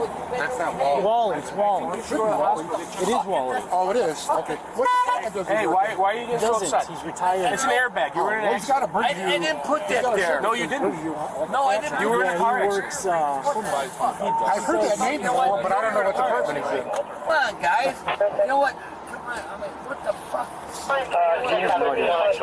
Okay. Hey, guys. Can we even get the stretcher through here? You might want to drive around the block and come this way if you can. I'm just worried about that 32Z, just in case. Just make sure you're getting everything. Wally Klimek. I was the chief of police in Bridgeview. Oh, that's already yours. That makes it even better. That's why I want to... What the fuck shit? Just relax, Wally. I know, because you guys are all awesome when I go down there. Right. You're awesome. We want to take care of you all, you all right? Yeah. I've never seen a head injury like that before.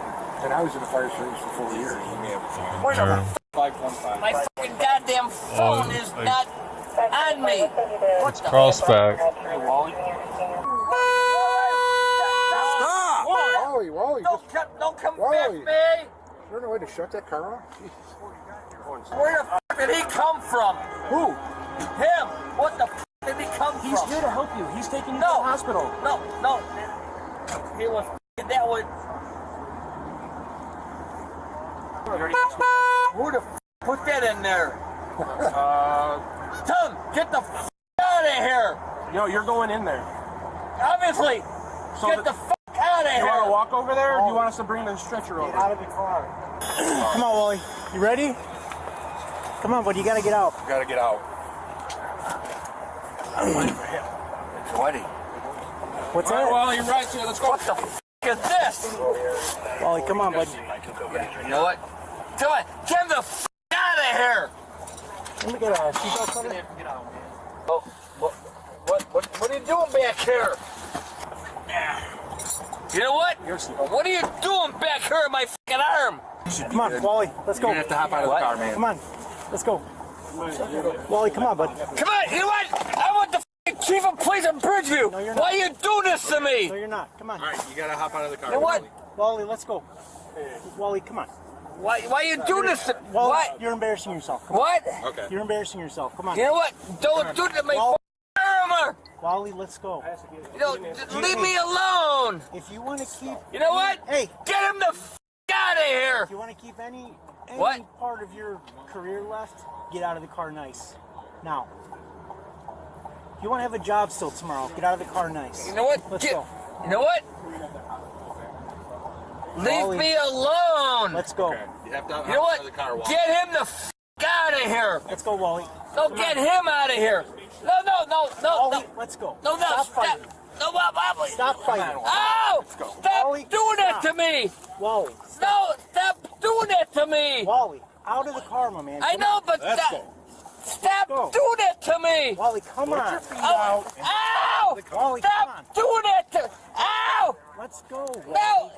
No! Wally, stop resisting. Let's go. Stop. Stop resisting, Wally. Come on. Wally, let's go. All right, you sleep. Ow! Wally, let's go. Come on, guys. Come on, let's You go. guys hurt me a lot. We're trying to pull you out. No, you guys hurt me. We're not playing games no more. Let's go. I know, but don't hurt me. All right, then get out. Get out. I know, but We don't want to please have to do this. don't hurt me. We're not hurting you, Wally. I We're know. trying to get you No, out of you the car. did. Let's go. Okay, guys, come on. No, you guys are my fucking buddies. I know, then let's go. Then let's I know, go. but don't do that. Stop. Wally, let's Take go. your hands off the steering wheel. Okay, come on, guys. Let's I'm go. sorry. Let's- No, come Wally, on. come on. Ow! Stop. Wally, No. Wally, come on. Ow! Wally, come on.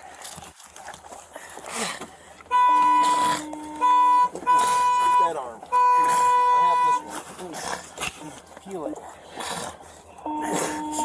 Guys. Okay. We're out. Okay, we're out. Oh, guys. That's all we wanted, man. Just get you out I'm of the car. sorry. Guys, I'm sorry. We're just gonna get checked out. You get All right. checked out. Guys, I'm sorry, guys. Come on, sorry for it. You're my best buddies. How much you had to drink tonight, Wally?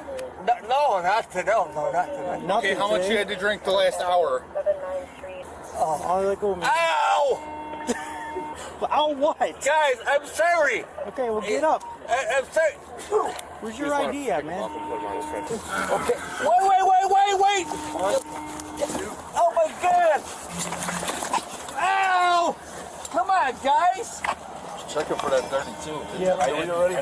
Okay, come on. I'm sorry. Come on, guys. Stop. You're my awesome guy. Ow! Hey. Oh, you know what? Come on. Ow! You're f***ing hurting me. Well, then quit resisting. What? Stop No, you're resisting. hurting me. Oh, well, quit resisting. Ow! Whoa.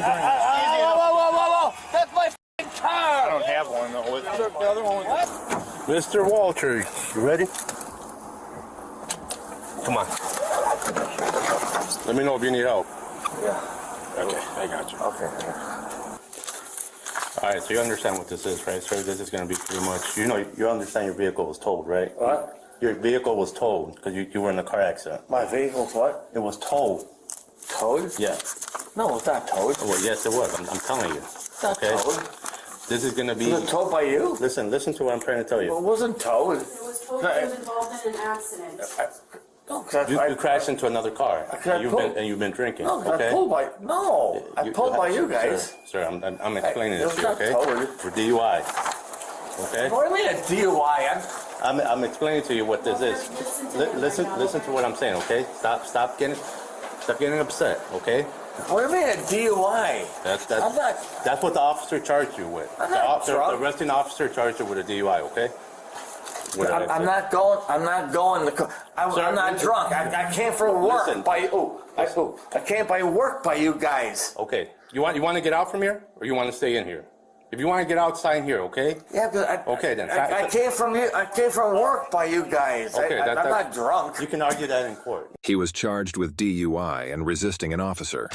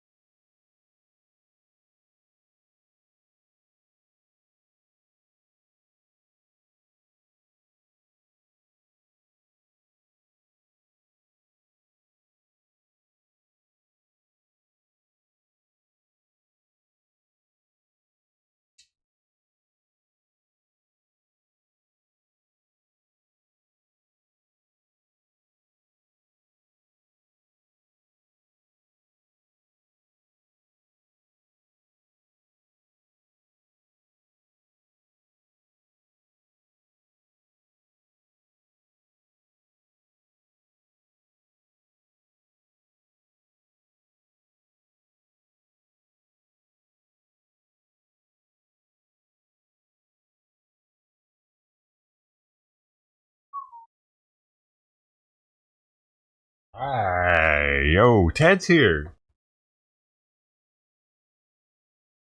Alright. Sister Ted, Sister Ted, Sister Ted. No, it's just. Oh, no.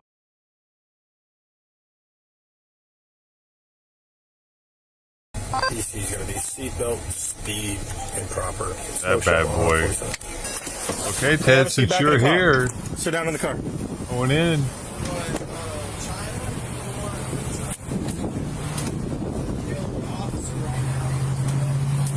Officer Parisi, just traffic officer. 1 to 3, okay? Ted. You have a driver's license registration? You want mine, sir? Yes, please. Sir, I'm Damian Lee Falligan. What's your name again? Officer Parisi. All right, Officer Parisi, I'm Damian Lee Falligan. Here you go. Thank you. Go ahead and do all that good stuff. All right, so you want Little Caesar's wife, or you want Chinese? Get Chinese for us. You know why I stopped you? You know why I pulled you over? No seatbelt. No seatbelt. You're doing 54 and a 45. You have no brake Ted. lights. They ain't got no brake lights? Want to step on? Huh? Want to step on Oh, brake here it is. The one. Sure didn't.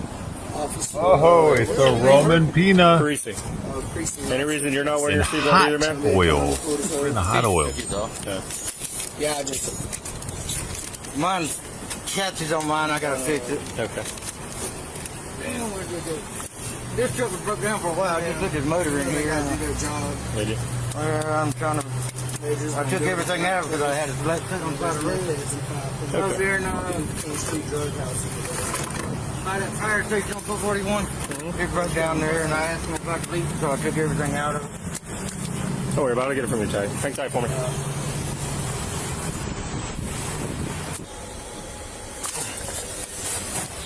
Extra fancy. Box has a nice soft feel to it. Lettering, nice silver. Guys, there's nothing illegal in the vehicle. No guns, bombs, dead bodies, any kind of weapons of mass destruction, anything like that. No problem with me checking the vehicle. And Tools, that's it. sit in directly. Nothing on any one of your persons, no guns or anything like that? Got my pocket knife on me. You want to hold it? I don't want to hold it. You can put it over here. Got anything else? Come here a second, man. Come here. Come here. You don't have no right. I said come here. You have no right to put your hands on me whatsoever. What the hell? 395 or 61. 395 or 61. 61 the King Oscar on backup, though. Get on your stomach. Put your hands on your back. What was that, stupid? What do you mean, stupid? You know what I'm saying? You're talking about searching me for no reason and fuck on me, trying to lock me up for no reason whatsoever. Well, now you're getting locked up for resisting. What? I wasn't resisting. Y'all sitting there coming at me. Y'all been attacking people. What? I got one in custody. You're 61, 77 now. Man, at least give me one so you can dip out. What are you doing, bro? What was that? Nothing, dude. You coming at me all crazy. You pulled something. No, I didn't. I wanted to pat you down for weapons. I ain't got no weapons. I gave you my weapon. Very pretty. I gave you my pocket knife. Why are you even? Well, you're under arrest now, so it doesn't matter. Arrest! You illegally arrested me. Yeah. You illegally came and arrested They me. come out very nicely too. They're not stuck Illegally, together. We'll run your side. Get on your side. I don't want to be violent. Why don't be Pretty. violent? Yeah, pretty Dean. Stop. I'm pulling over like you said, man. Yeah. You want to be violent. You want to be nice. You not throw my phone, please. Yeah. And then that. Imagine that. Weird. Why I smoke weed? Wow. Yeah. So Well, why are you sitting here? That's a Why y'all felony in being this violent? state. Let's go. Get up. Stand up. Can I give my father my phone and that? We're not doing anything. You're going. That was dumb, bro. What was dumb? Y'all sat there and attacked me for no reason. All I asked is search you for weapons. And I did. It's weapons. You were going to search me for weapons. Yes, You I were was. trying to attack me for no reason. Weapons. I gave you my weapon. Quiet. And you... Yes, sir. Wow. Very nice chew. Nice firmness Do to not it. get it on me. Right there. I don't get any heat though. You already tried to run. I didn't run. You were coming at me all crazy. Want to Spit it out.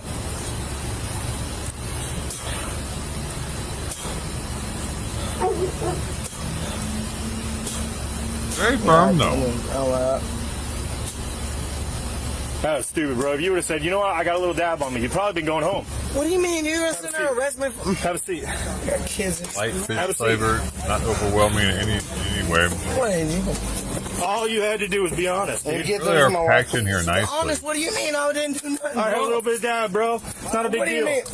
How would I file charges? You'd been going home. That was stupid. What do you mean I didn't even run, man? That was, yeah, okay. Wow. It's all on video, dude. Coming in. Right. That was pretty dumb of him. Yeah. Anything else in the vehicle, sir? No, just. I'm gonna check his side. Like you said, you gave consent, so I'm gonna go ahead and do it.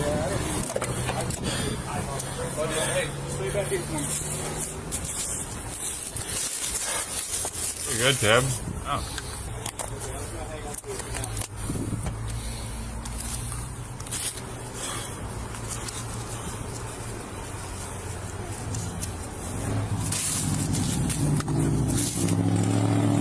You're the man. Next time we gotta try them together, man. That'd be so special. You're okay, bro. I didn't say nothing.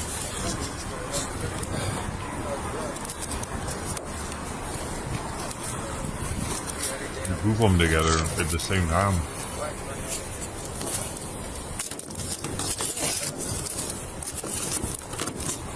My asshole will be like your asshole. I wasn't trying to run. Yeah. You can do that with other things though too. Before that, you like. I'm gonna give you a warning for you're all that invited. stuff, dude. That's 45. I know you're coming over from the county, and it's a 55 out there, but it turns into a 45. Brantford, trying to get all my stuff over here towards Lake City. You have to wear your seatbelt. You got stopped one time before without your seatbelt on, huh? Yeah, mine's broke. I'm trying to get everything fixed on it. I've been working on it. So get that fixed. Trying to get everything fixed on it. And then, did you got his phone or you it's on the hood of your car. His phone, his wallet, his hat, and his dip is all on the hood of your car, all right? What do I do with my wallet? Your wallet's on the seat, front seat.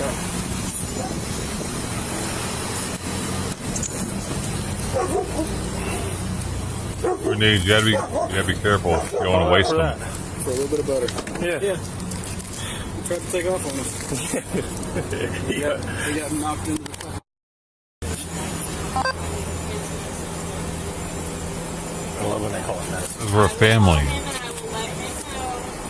In Florida, possession of any amounts of THC concentrates is a third-degree felony, which is punishable by up to 5 years in prison and a possible fine of up to $5,000. It's also unlawful to sell, deliver, or manufacture cannabis wax.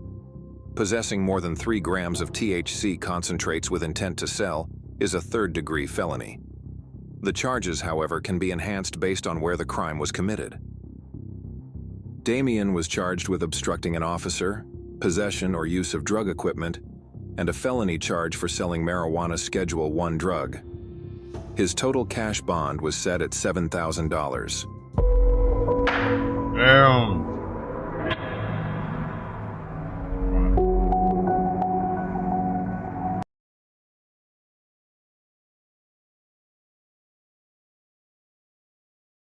Historic child abuse case. Both of you refused to accept responsibility throughout the trial and still here today, which makes my job a lot easier. And instead of apologizing today, because you never have said you're sorry, but what you did do was put on one of the most reprehensible, narcissistic defenses that I have ever seen in my years of trial work. Is this a good trial? Have mercy on your souls, because this court will not. Please stand. Blistering words from Judge Mary Claire Akers as Jeannie Whitefeather and Donald Lance were sentenced to decades in prison today, answering to their historic convictions last month of human trafficking and forced labor. Now, this was a case that stemmed from the October 2023 discovery of 2 teens locked in a shed in Sissonville and revealed years of abuse and neglect of 4 of their adopted black children. Whitefeather was sentenced to a maximum of 215 years for human trafficking, forced child labor, civil rights violations, and child abuse and neglect. Her husband, Lance, was sentenced to 160 years max for similar charges. He was found not guilty on the civil rights violations and had fewer child abuse charges than Whitefeather. This was the first time in state history that human trafficking charges were ever brought on the state level. Prosecutors were able to prove to a jury that Whitefeather and Lance brought 5 adopted black children to Sissonville in May of 2023 from Washington State, made them do manual labor, and neglected and abused them with physical punishment and a lack of basic necessities. This all while receiving adoption payments from the state of Minnesota. Kanawha County prosecutors holding a press conference this afternoon after securing the max sentence they were seeking. I wonder if there's somebody out there, like some black lady that's doing this to some white kids that she adopted. Grateful for the opportunity to work with the children in this case. They are so wonderful, so smart, so funny. They are going to do amazing things in this world, and I'm so grateful. What did they do now? Because they heard about this. Like, oh, hell no, I'm going to get back at them, white people. Whitefeather and Lance have also been ordered to pay $280,000 each in restitution to the children. And when Judge Mary Claire Akers handed down the sentence, it came with scathing remarks as she blasted Whitefeather and Lance for their treatment of the children and their inability to take responsibility. Yes, and Anna Saunders, she joins us live now. And Anna, I mean, you were in that courtroom. What was it like when she handed down that sentence? Well, Peyton, Gina, scathing is the right word for it. And it wasn't just Judge Akers who made her feelings known. The children victims in this case were there and faced Whitefeather and Lance. Once again, the oldest teen girl looked at Whitefeather and said, I want you to know that you are a monster. You brought these children to West Virginia, a place that I know is almost heaven, and you put them in hell. This court will now put you in yours. And may God have mercy on your souls, because this court will not. Please stand. After presiding over 3 weeks of their trial, Judge Mary Claire Akers did not hold back when she had her chance to address Jeannie Whitefeather and Donald Lance before handing down the maximum sentence possible on all of their 31 counts. But before she did that, the kids in this case, the 4 victims and even the 5th child who was considered the favorite, all gave impact statements, both spoken and by letter.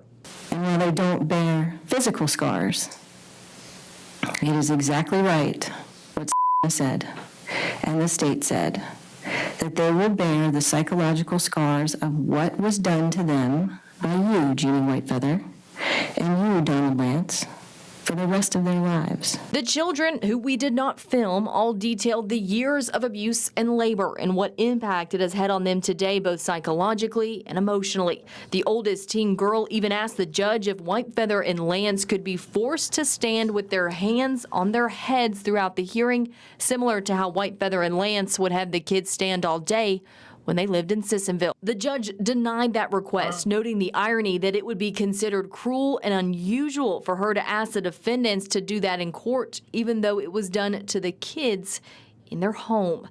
Judge Akers instead opted to keep the pictures of them up as they spoke. They all said today that they're still afraid of what will happen to them if they upset someone.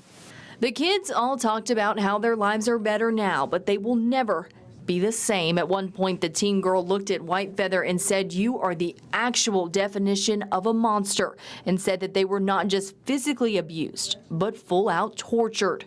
When given the chance to address the court, typically a time for apologies, Lance only said that he loved the children. Whitefeather said that she'd made mistakes, but never did anything to intentionally hurt them.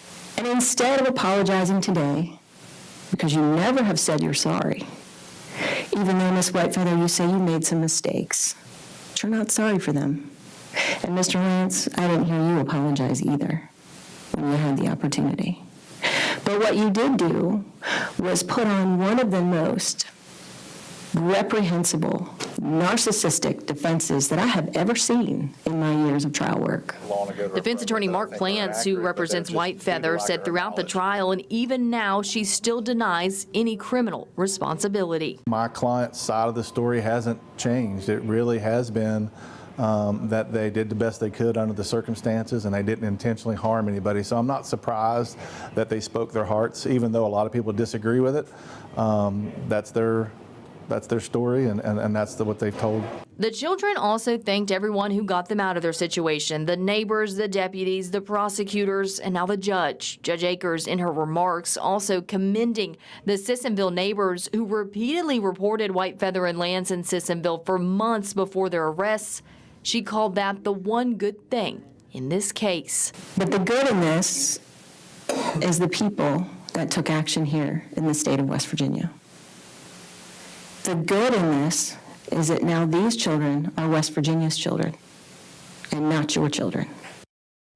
Now, both Whitefeather and Lance brought forward motions for new trials today. Those were denied. Whitefeather's attorney Mark Plants did indicate today that they will be appealing their convictions. Live in the studio, Anna Saunders, Eyewitness News.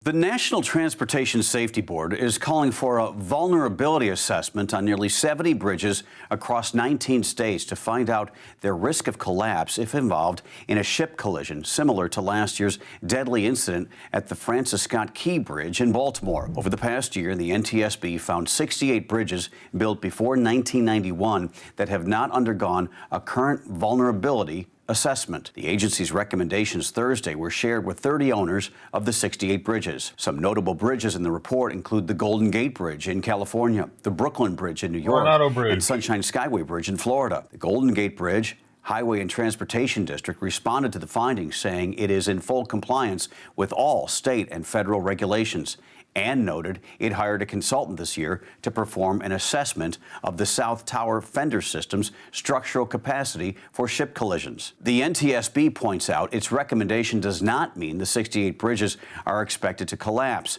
Rather, the ask is to have bridge owners determine whether the structures are above federal regulations when it comes to acceptable risk of collapse. The bridges were separated into two classifications: critical/essential and typical in the report. Those considered critical/essential are important links to travel and trade. The report was released nearly a year after the Key Bridge collapse, in which a cargo ship lost power and crashed into the bridge, killing 6 construction workers who were fixing potholes at the time. The findings come as the NTSB revealed the Baltimore Bridge's acceptable risk was nearly 30 times greater than federal regulations recommend for critical/essential bridges. The NTSB said the final report on the Key Bridge collapse would be released this fall. For more unbiased updates, download the Straight Arrow News app or go to SAN.com.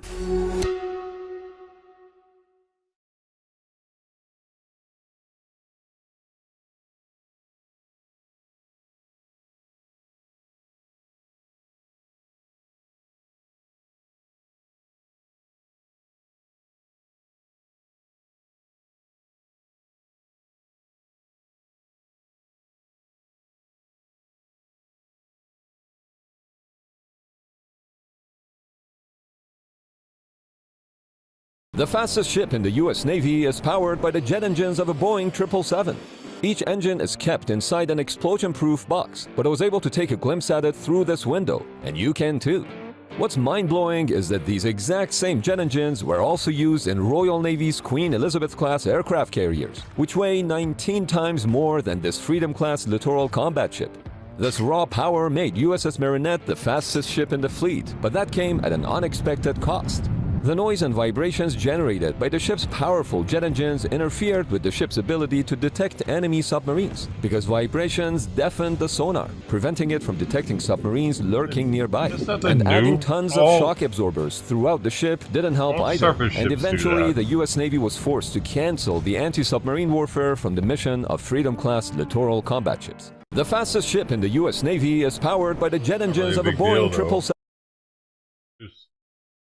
Stay close.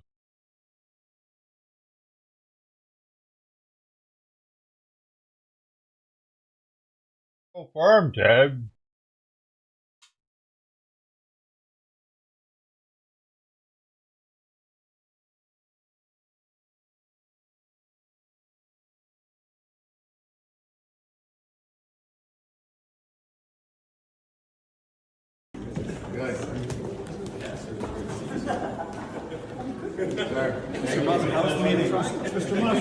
Mr. Musk, did you get a classified briefing? Was your briefing about China? Yes, put the Space Force on the roof. Mr. Musk, what did you talk about your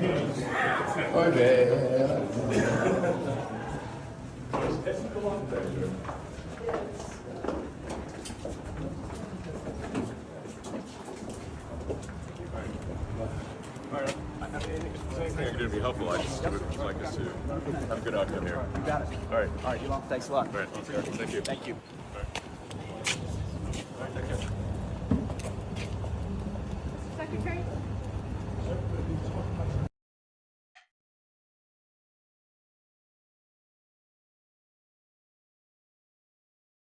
Oh.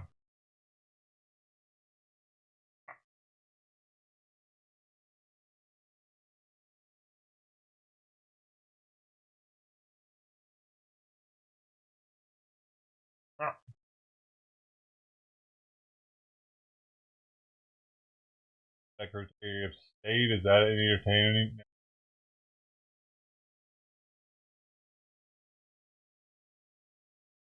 Defense Minister.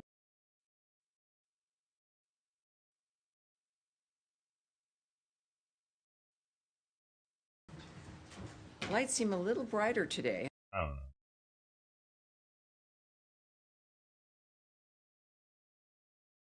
Therefore.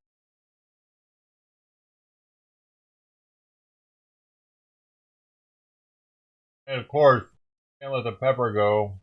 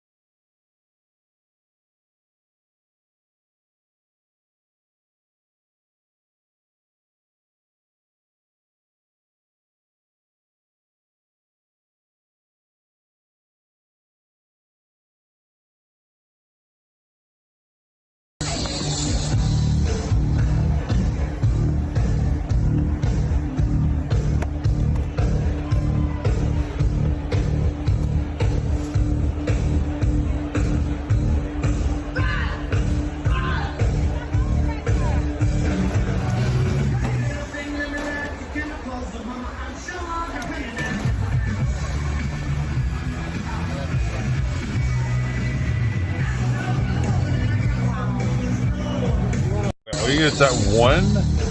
Oh, that's probably fucking $5. Again, Ted, that was delicious. Bro, you know how hard it is to go back to Oscars now?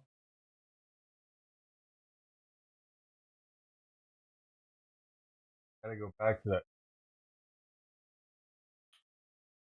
peasant food.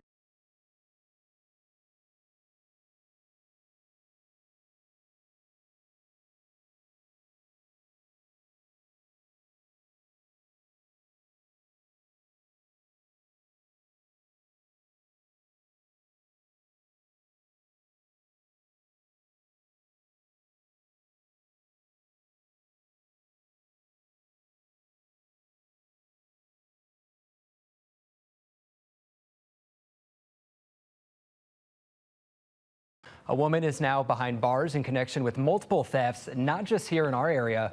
Our Melanie Johnson is live with more on how police were able to catch up to her. Yeah, camera live on THF Boulevard, where police tell us that a big-time thief came to these stores and took what she sold, and she tried to sell it for profit of her own. But now they say that she is paying for it after being caught red-handed. It's pretty much someone that is making a living stealing and then reselling it online. Chesterfield police calling this woman, Taisha Akoff, an habitual shoplifter at the Premium Outlet Mall in Chesterfield and stores along THF Boulevard. The Ferguson woman accused of being a booster, which is someone who steals an item, then sells it somewhere else for half the price. She was posting a lot of stolen merchandise on her social media. Facebook, Instagram, those type of things. Chesterfield officer Arthur Mueller is a part of the department's special unit that arrested Akoff for having thousands of dollars of stolen merchandise. We had a undercover police officer actually go inside of her residence to purchase a approximately $150 Ryan's worth coming of back. merchandise inside. Ryan's across the street undercover officer fast, relieved too. She's on her detectives mission securing a right search now. warrant for Yeah, Akoff's like North County 30, home. less than 30 Police seconds. say they 15 recovered seconds. up 10, to 9, 8, $30,000 7, 6, in 5, stolen 4, goods 3, 2. and a stolen car. She was traveling throughout the St. Louis area, stealing from all types of retail stores, and even at one point drove to Chicago to steal. This is not the first time Chesterfield has been hit by boosters. Video from 2019 showed thieves stealing and running off. The Special Task Force has one message for those with sticky fingers. At the end of the day, you know, we're getting convictions on these subjects that go out there and make a living stealing from these stores. Now, Chesterfield police plan to return every item in a $30,000 bust to every single retailer. Chicago is also looking to take that suspect to court. We look back into her crime history, and she has arrests dating back to 1999. She is set to do back in court for St. Louis County crimes in April. Live in Chesterfield, Melanie Johnson, First Alert. Melanie, thank you. Still partying like it's 1999. I used to do dumb shit back then too.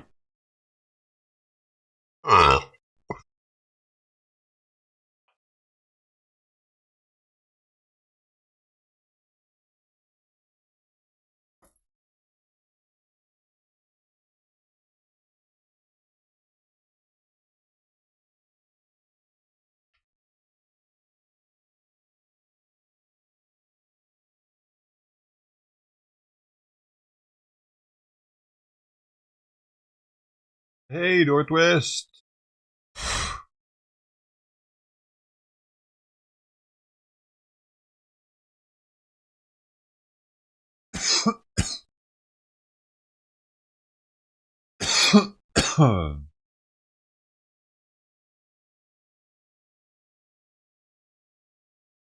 It was a chopped Italian sandwich. The chopped Italian sandwich has to be one of the greatest of all time. If you've never had it before, you really don't know what you're missing. A little bit of everything in each bite. First, grab a large cutting board and start layering all of the ingredients: lettuce, salami, ham, pepperoni, tomatoes, red onions, banana peppers, and provolone cheese. Chop that all up into bite-sized pieces, spread it out, and then once that is all good, season with salt, pepper, garlic powder, Italian seasoning, add mayonnaise, olive oil, and vinegar. And you're going to chop and mix together one more time to incorporate. Why though? Do all this when you can just Grab like your favorite sub rolls, slice them on up, the sandwich get them toasted. Then all there's left to do is scoop everything into the rolls and dive right in. I'm telling you, I could eat this every single day. These are so good and a must try. Guys, there's only one thing left to do. Let's try it. Like the reason why this is a thing is because back in the day they had a bunch of bad meat and shit that they would just want to like hide in the sandwich amongst all the other ingredients. Also, they want to just, I mean, you're free chewing your sandwich for no reason. Maybe if you don't have teeth, good for somebody who doesn't have teeth, maybe, actually, like real talk.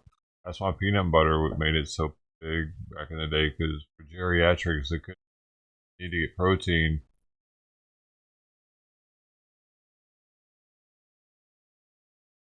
Toothless people.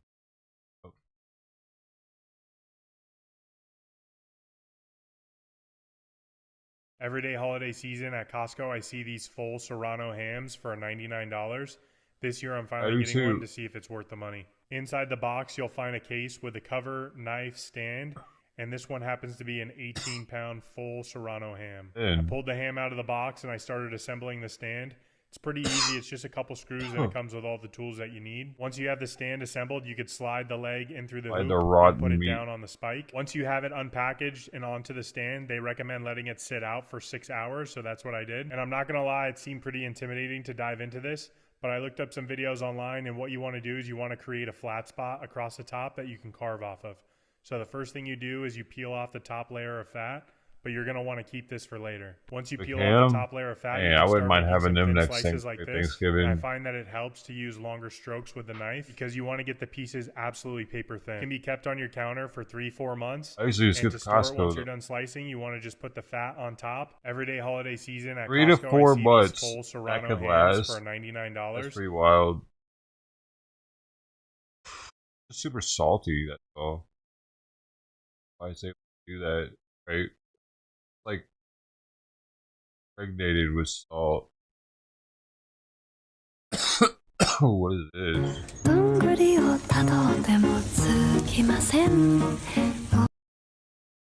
I've seen this one already, I think. The donuts look delicious, though.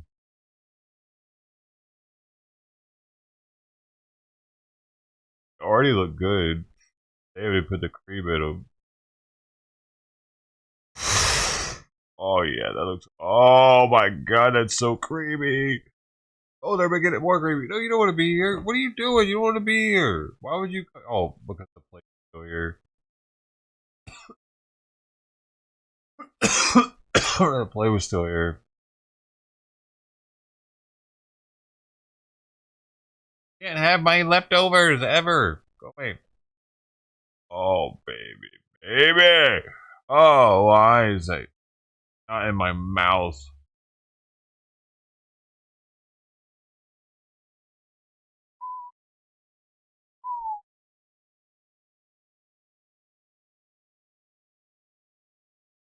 Bum bum bum bum.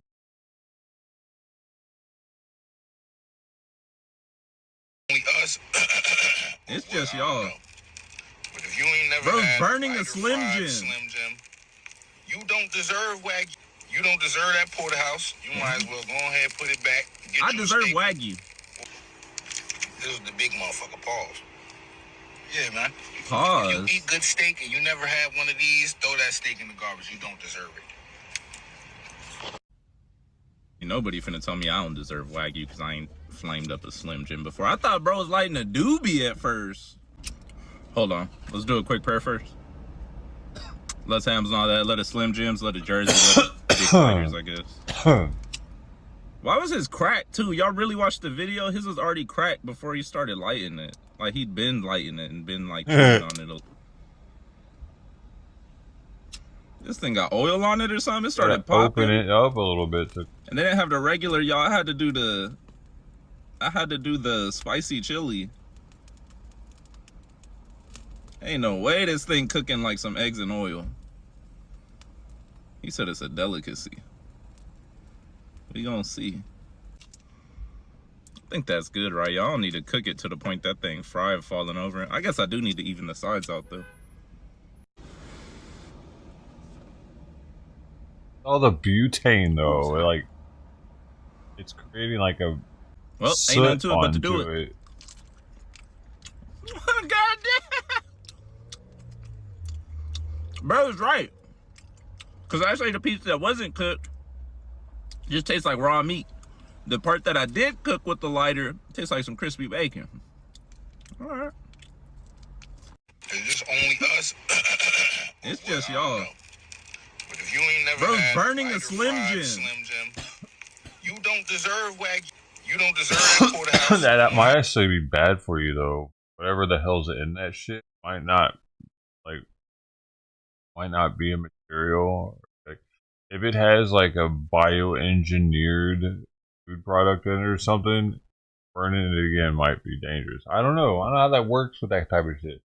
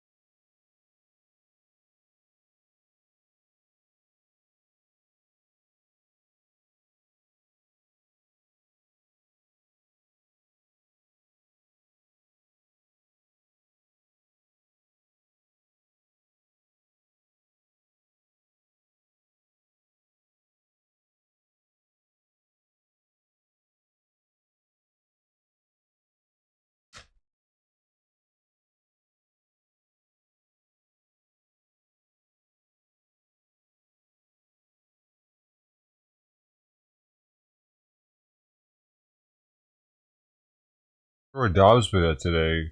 Dobbs isn't come by.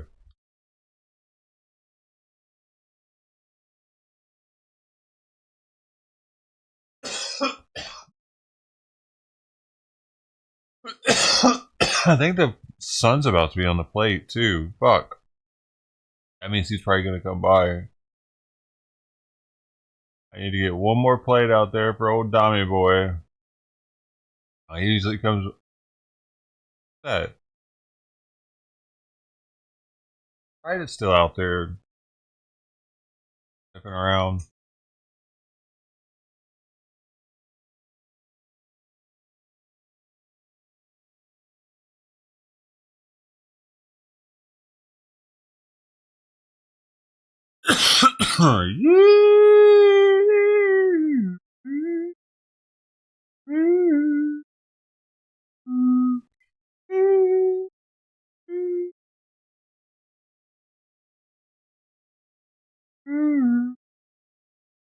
Something like that. You know what I'm talking about?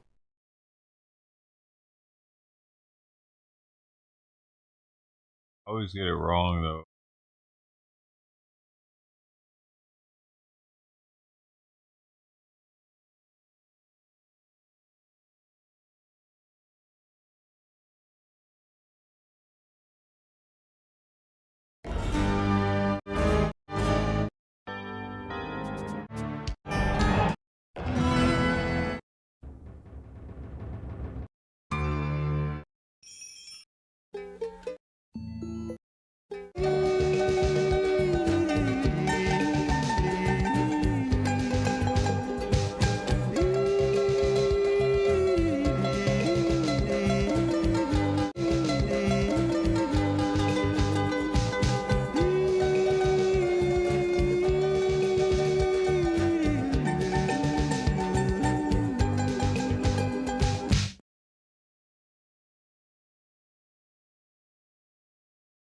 You know what I'm saying?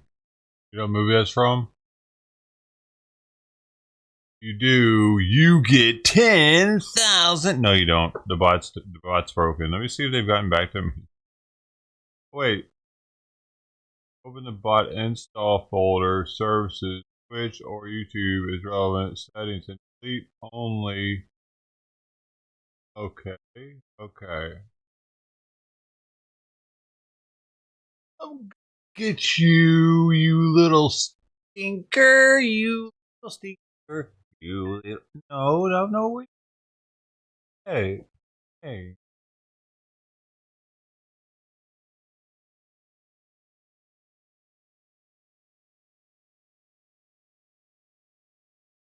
You bow. So after closing chatbot from task manager, all right. I think I've already done that.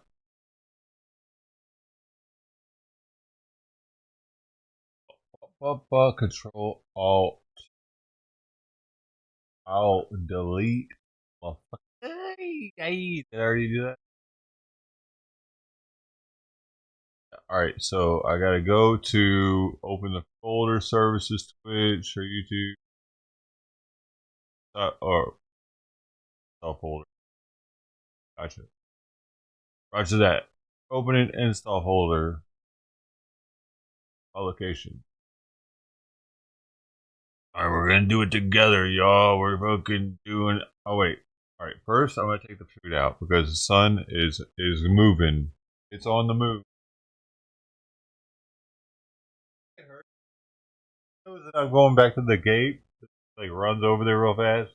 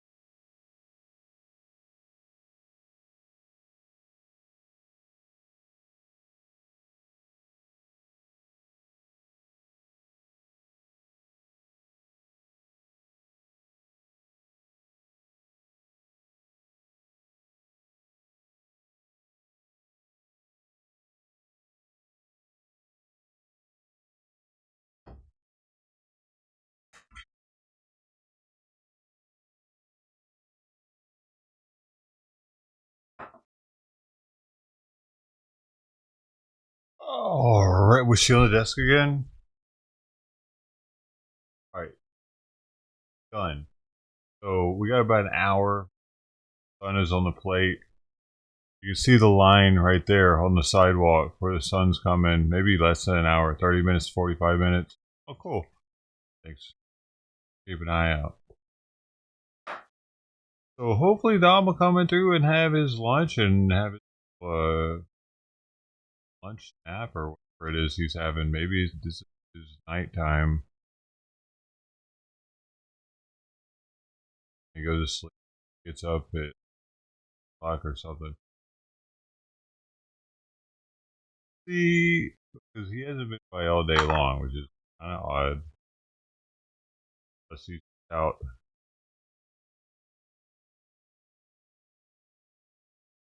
Having sex. Could be up too high. Yeah.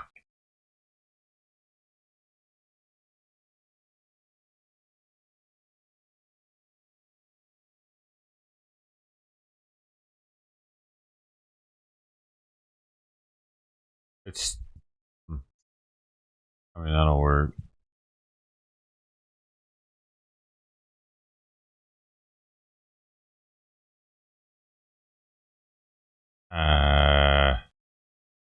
No, it's up too high.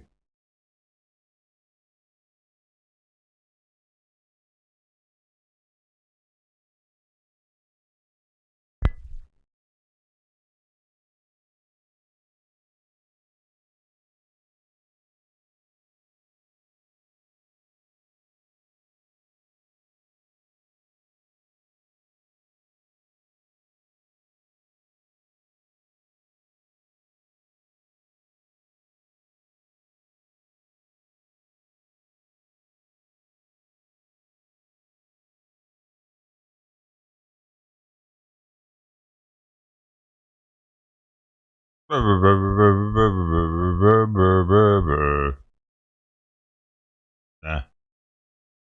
Still up a little high, but I can deal with that for now.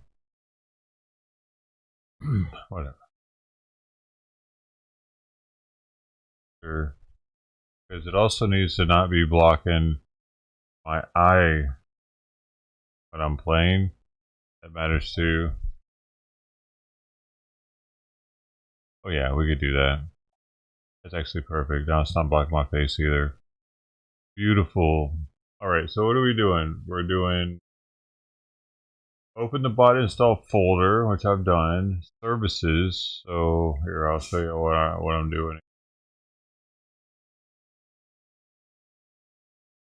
We don't have any customers at the moment.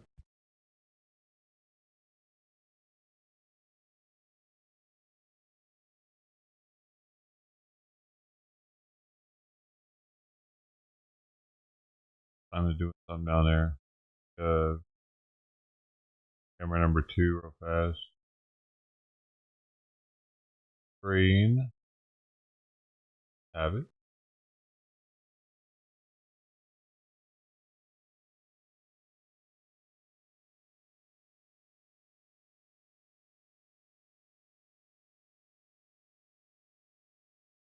Yeah. So here we go. So go to services. It says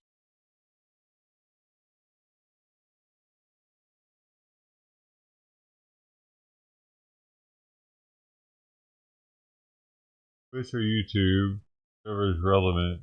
Both of them. Oh, what are you doing? Yeah, you're getting hungry. Go on. Go on. What do you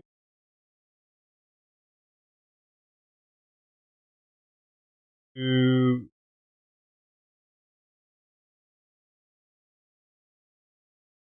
Settings. Delete. Only. Main window placement bin file. Right there. Main window placement bin file. You gotta go. Okay. I'm just gonna do it for both of them. I'll try it for just doing that one. Lunch chat bot. Alright.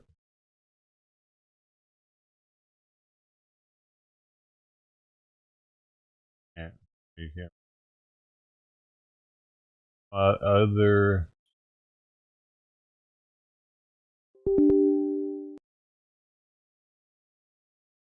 I did not delete it out of the recycling bin, but that didn't work. Maybe I need to take it out of both of them.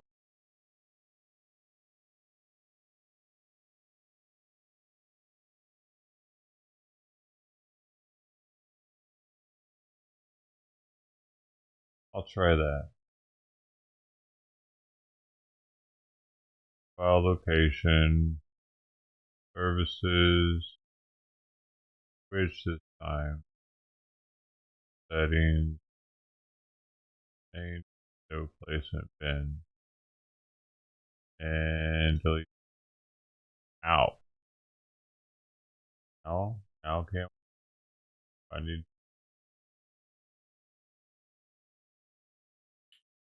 To hold up. Also, I have to make sure that.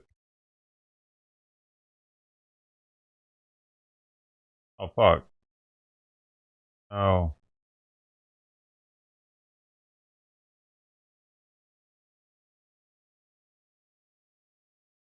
Shit. I don't know. I just.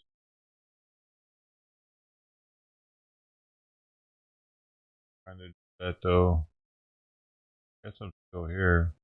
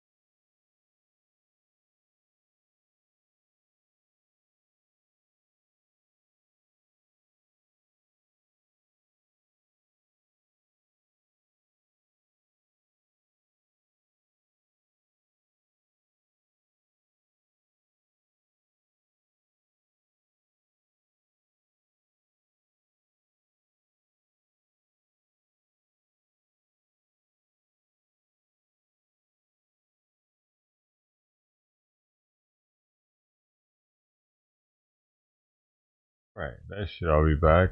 Sorry, brother, we had some technical difficulties there. What was I even doing, man? Do I know what I was doing? I didn't know what I was doing. Wait, it had something to do.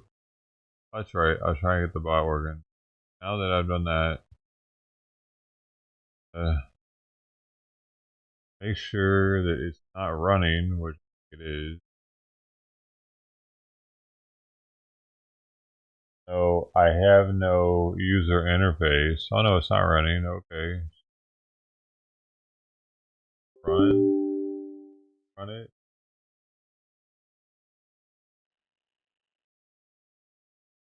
I feel like it wanted to for a second.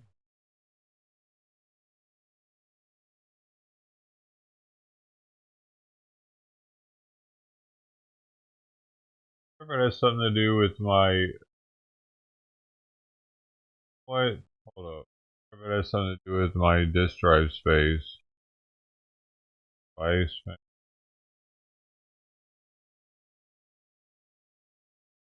Let me see.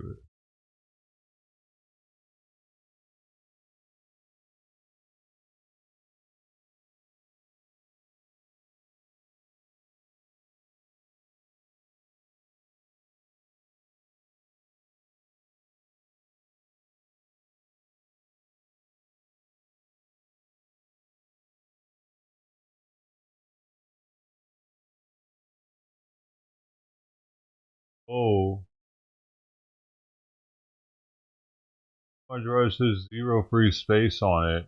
I bet that's what's doing it, actually.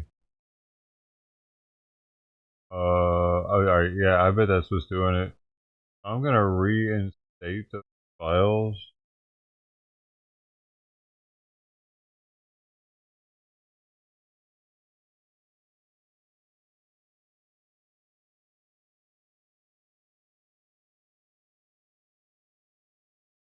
Restore those. I think I'm okay with those. I'm pretty sure that it's that because I just remembered that can cause issues. If you'll look at here, look at this. Boom. It says I have zero bytes free. That's got to be it. That's why it happened arbitrarily last night the way it did out of nowhere while I was streaming.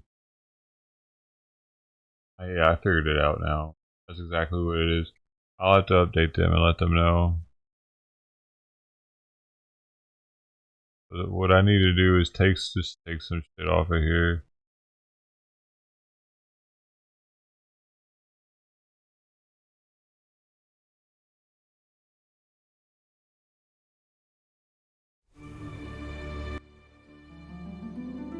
I have a kid. What, do you want to come in?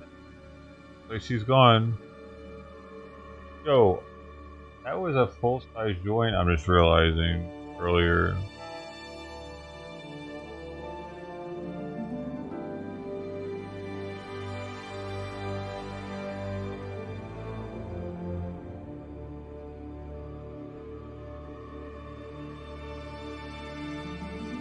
There he is.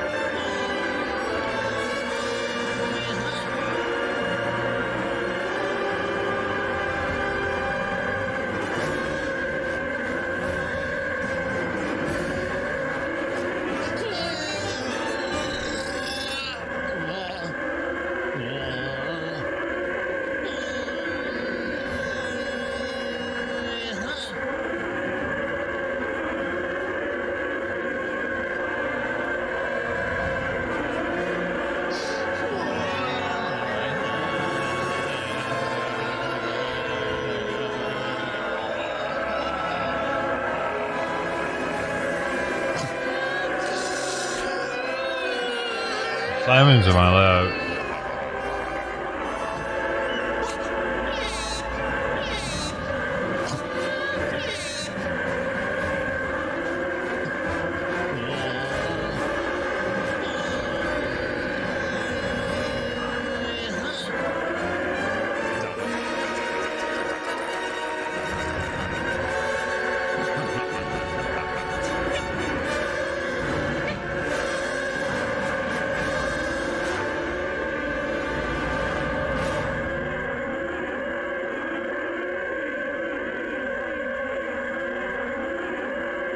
There's something there, ain't there? We fucking lost him, John. You think my neighbors think I'm crazy?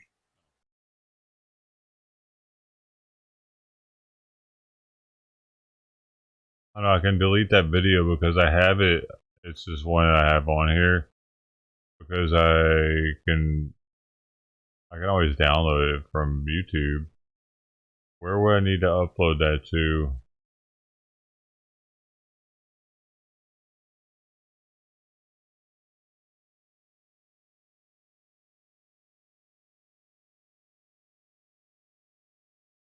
X?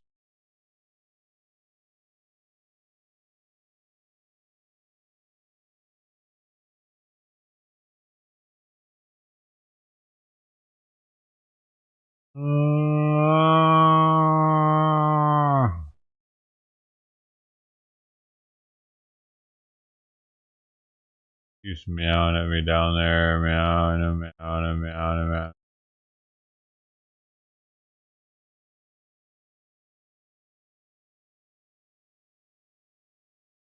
Oh, that's right. Like a backup on here that's massive.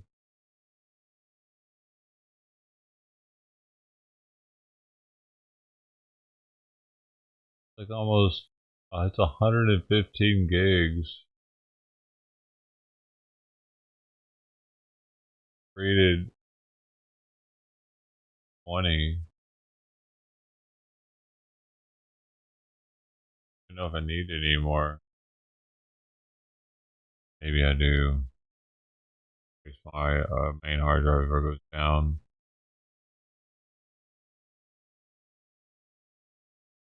Oh, look, there's the Jerry Springer shit.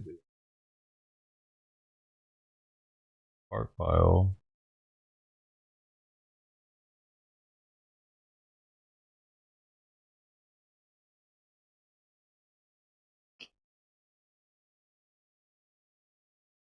Art.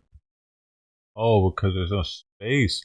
That's why I couldn't download the Jerry Springer shit earlier too, dude. Derp.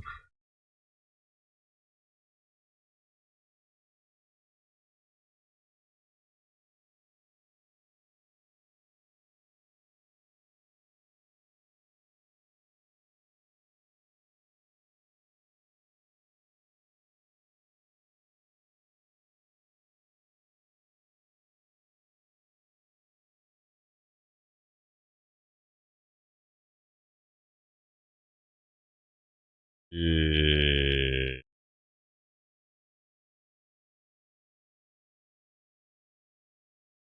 So can you bring me your solutions as to how you think that we should fix it? Because you keep asking me about how we should fix it, but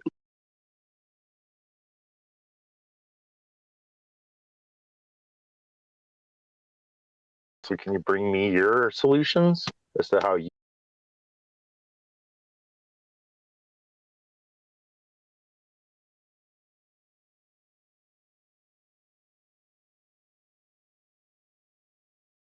Alright, now I need to keep it on, boy. Keep on. How much we got now? Some now.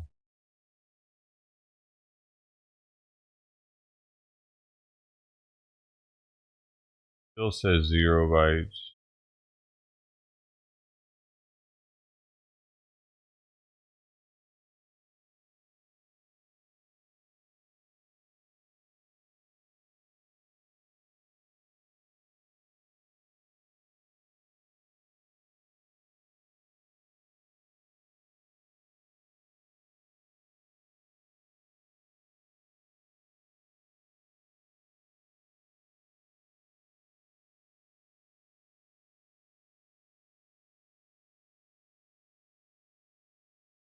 Wow, the base could get used up.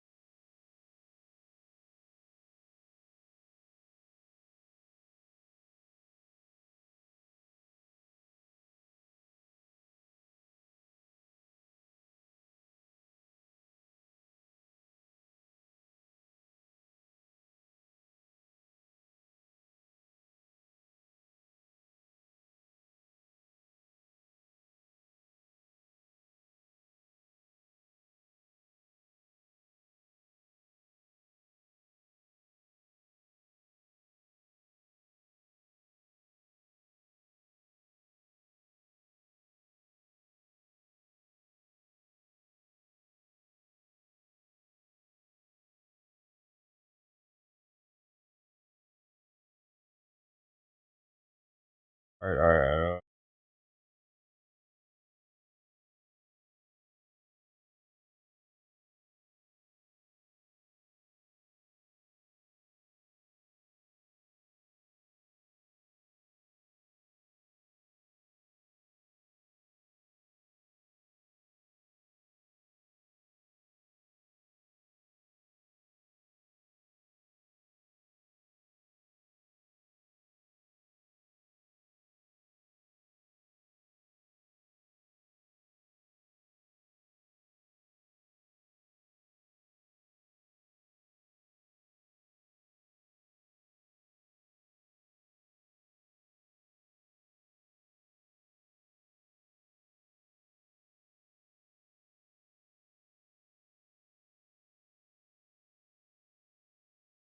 Both gonna eat me. They're both he's circling me like a tiger shark.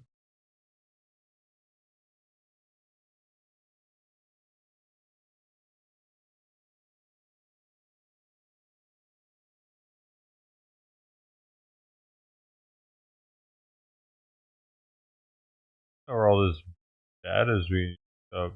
Like,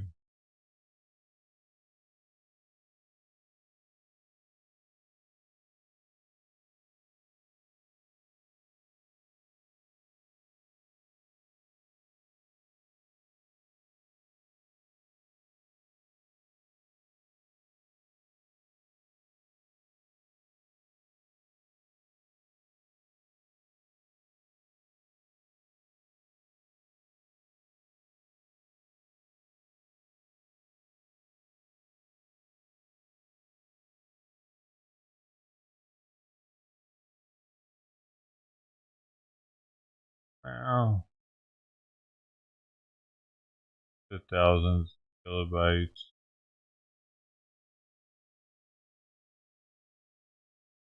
Files for all of the files. Folder for one.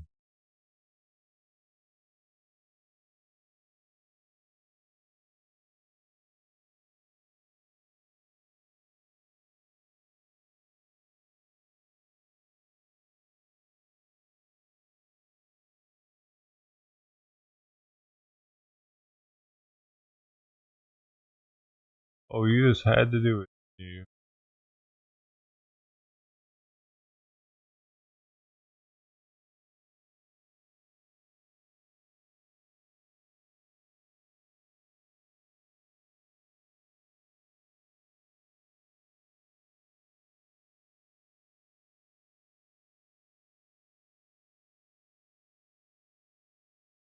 Where are you going, Simon? Why can't I put them in a folder? I had to make a folder first. Alright.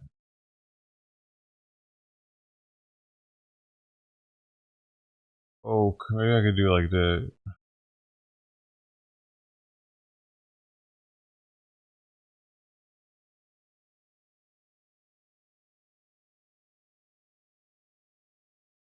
Do like that.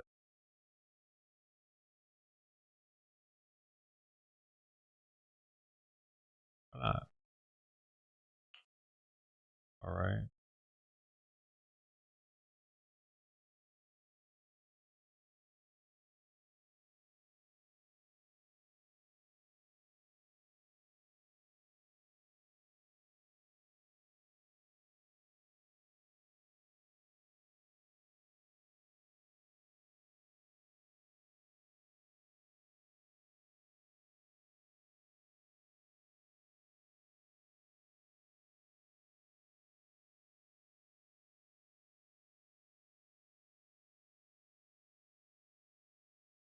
Ah,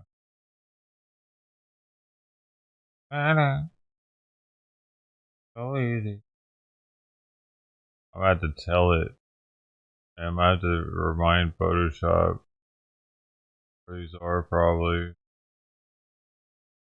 Or I might have to do that right now.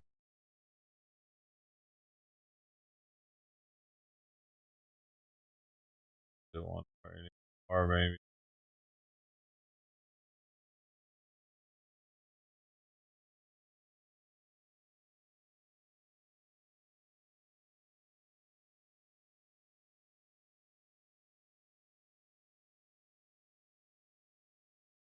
Space. 551 megabytes.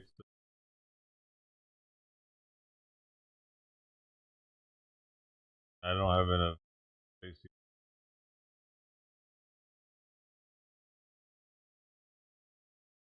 Dude. Alright, I gotta feed them. Starting to.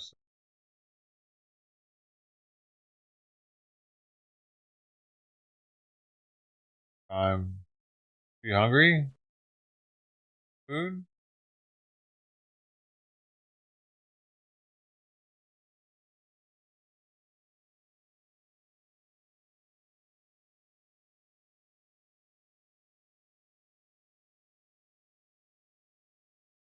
Hi.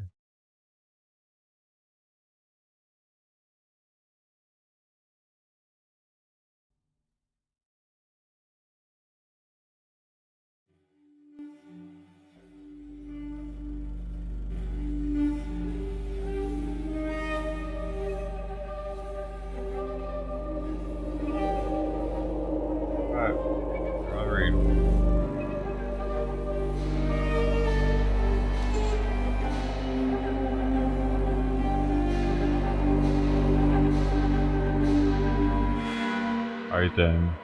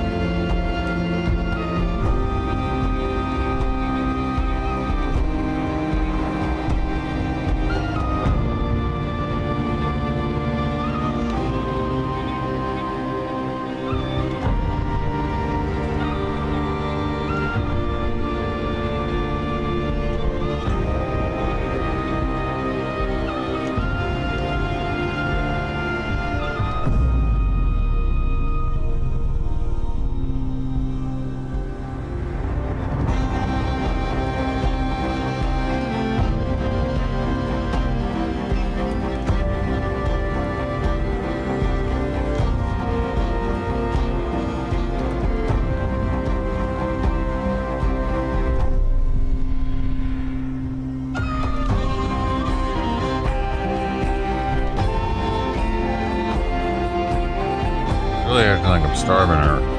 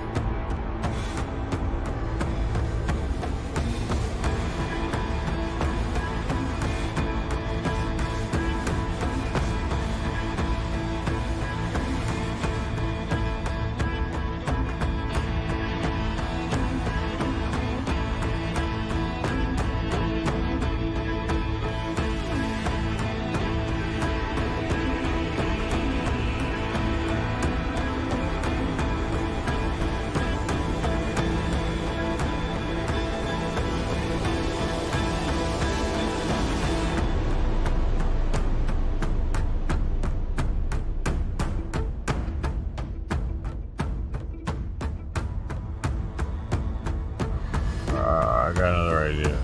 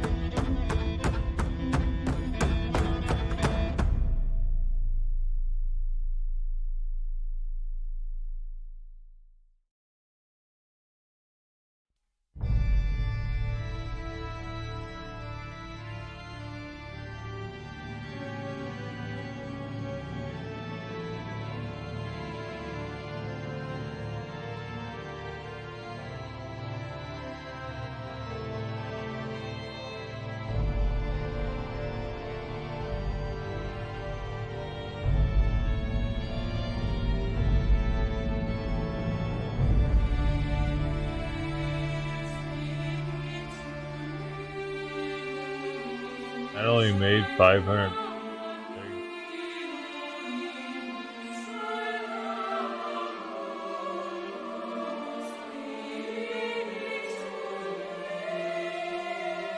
That's not to run the bot.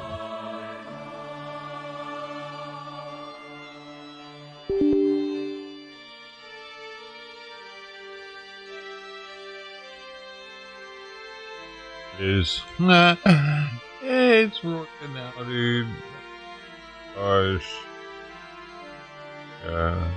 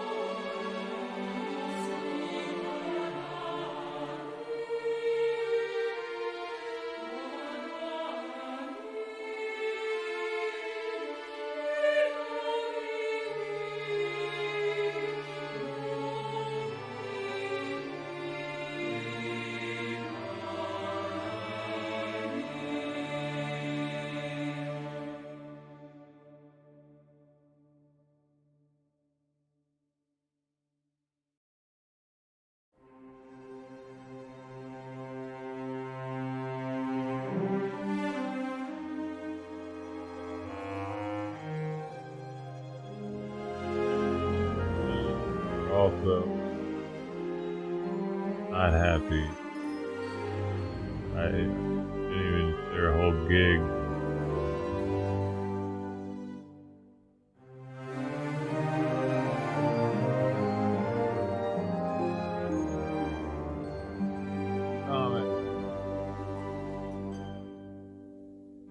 What's up? Sounds are working. That's really all it was, man.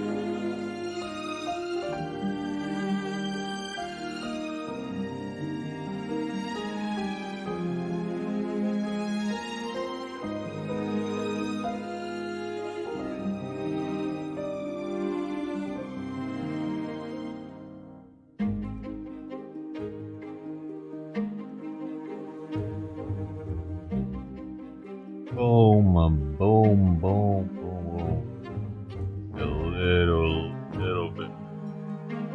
So, lacking.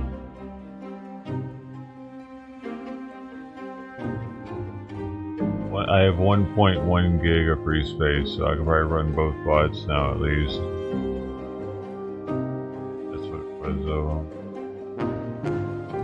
That's good. That's a civil fix. I thought it was something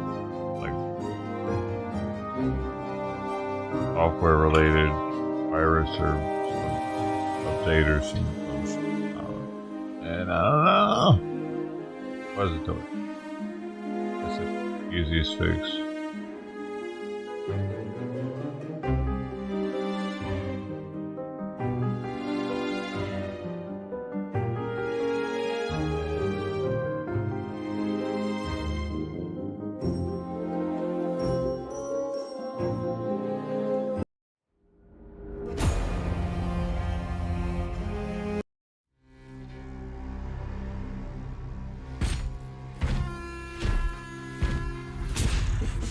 And why are these songs so serious right now?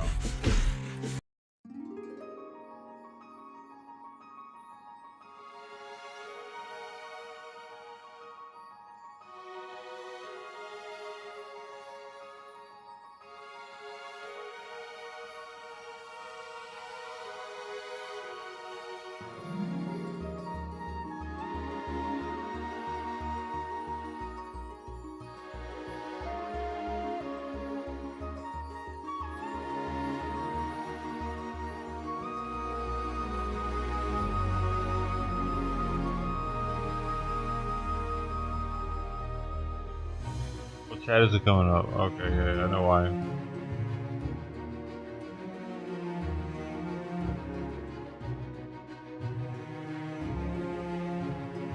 That message. Discord had closed. Everything was shut down for a second.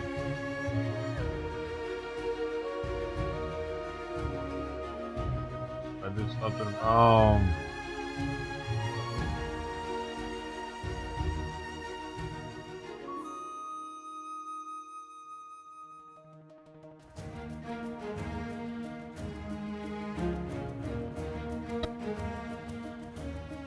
Now this should all pop up. Oh wait, no, not yet. And now they should. Oh.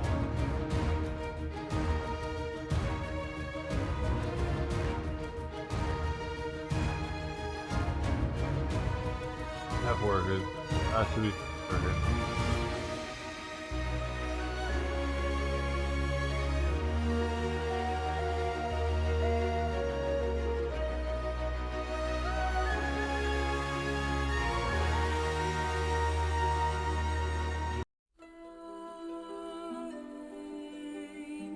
I need to change theme here. Now, first the genre. We're gonna fit in electronic.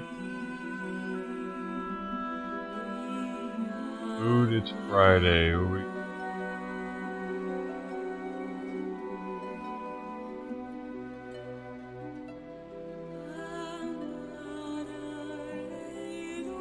Groovy.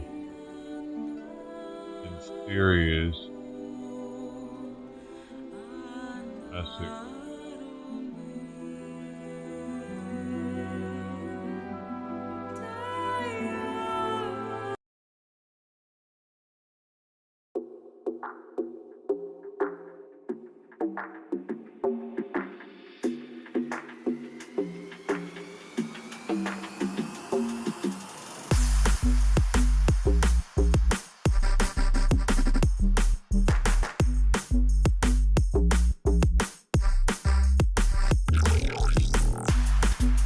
What's your earliest clear memory? Let me guess, perhaps you were around 3 or 4 years old. You can remember much of the stuff you learned during those years, like how to talk and who your family is, but not specific events. It turns out there might be a scientific reason for that phenomenon, known as infantile amnesia.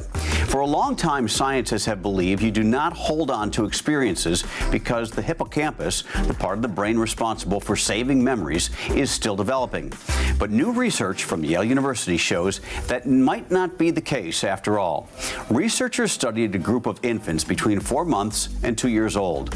They showed the infants pictures they had never seen before, then showed them one of the images they had previously seen next to a new one. Using MRI, researchers found the greater the activity in a baby's hippocampus when looking at the image for the first time, the longer they looked at it the second time, signaling they recognized it. They also found the part of the hippocampus where encoding was the strongest is the same area associated with episodic memory in adults, and the reaction was the strongest in children older than 12 months. Episodic memory is remembering specific events. Before now, scientists had only found evidence that the hippocampus in infants as young as 3 months old displayed a type of memory called statistical learning, which is recognizing patterns. These two types of memories use different neuronal pathways in the hippocampus, and past studies have shown the statistical learning pathway develops earlier than the episodic memory pathway does. This new study shows episodic memories can be encoded by the hippocampus earlier than scientists thought, but does not explain why they do not last into adulthood. They're still working to figure that out. Can they? For I more bet they interesting do with some stories like people. this, download the Straight Arrow News app or go to SAN.com.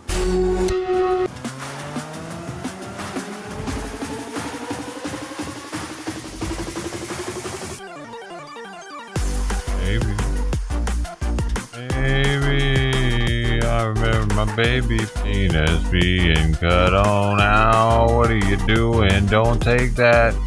That's mine. Now you taking my penis parts. Not blind. See what you're doing, and it hurts me more than it hurts you. What are you doing with my penis parts, Mr. Magoo?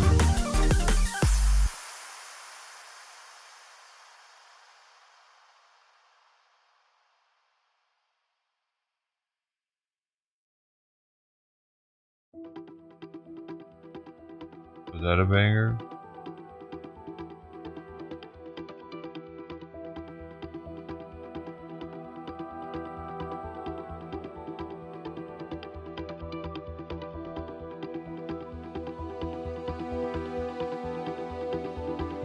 Mr. Magoo.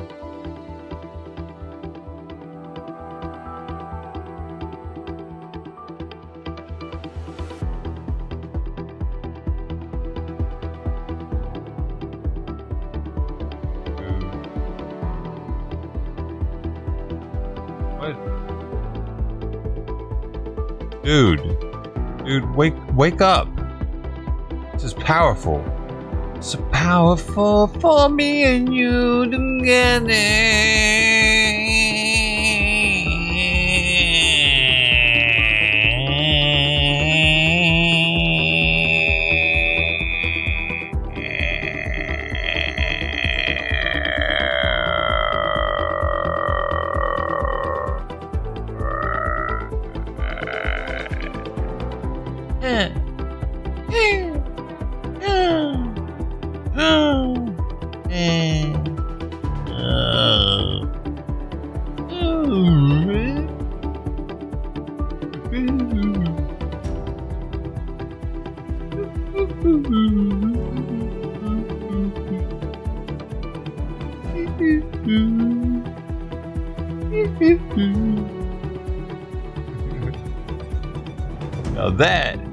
Now that you could fry some bologna up to. Cheese on it, pow, mayonnaise. Yeah, you know what I'm saying? Thought about it. You don't, it's something to do. You don't have anything to do.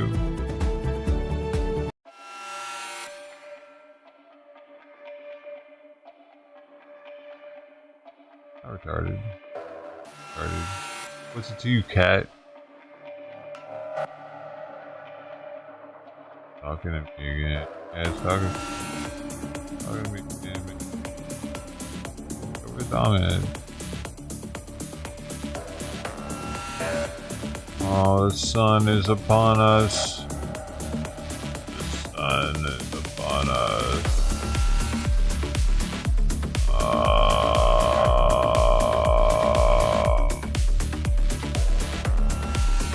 The sun is upon us.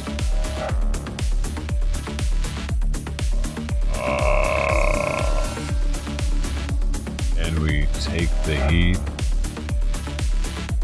and we take the meat. Will the cats go and eat? Will they eat the meat?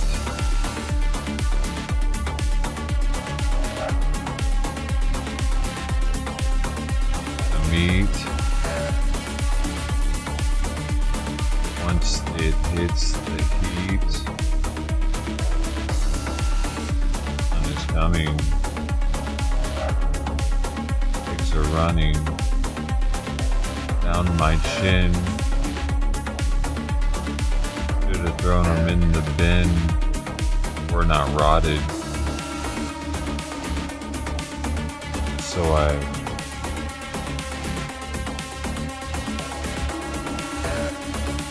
put them in my mouth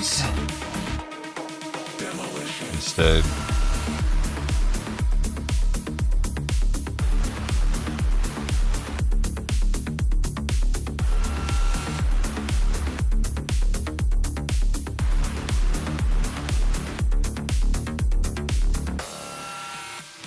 It's a nice day out. It's so nice. I got the heater on next to me still. I like feeling like I'm in the desert. I like feeling like I'm in hobby. Alright, I'm up now.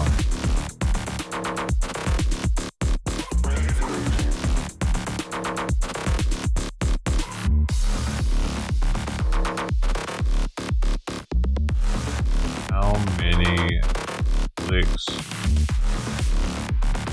How many licks to get to the center of that one? Nothing to see here. I didn't actually need it. There's no news really today. Just a very slow Friday for news. Pretty slow. Trump's not saying. I think Trump must be going golfing or something.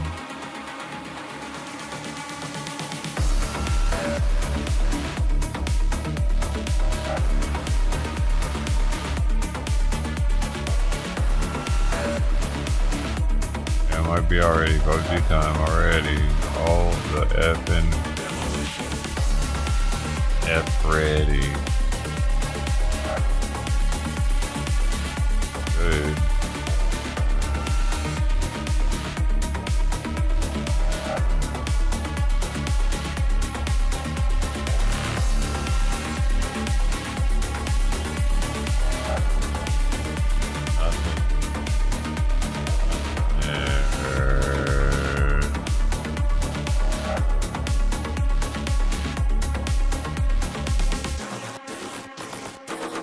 Show me shit from like 10 days ago. Cause that little F-47 announcement. Nothing.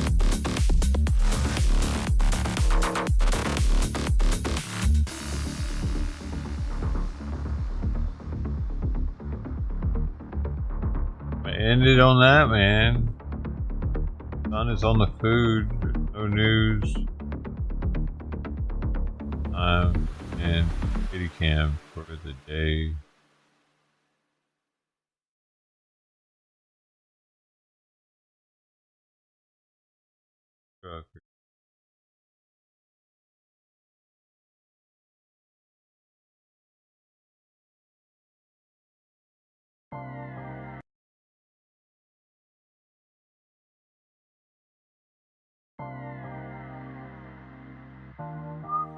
Rolling it down, Sister T. Northwest, thanks for hanging so late after school. So late in the stream. Hope to see y'all both again on the next one. Maybe even on the other channel. If you want to check out one of the other channels, just hit up one of these links right here.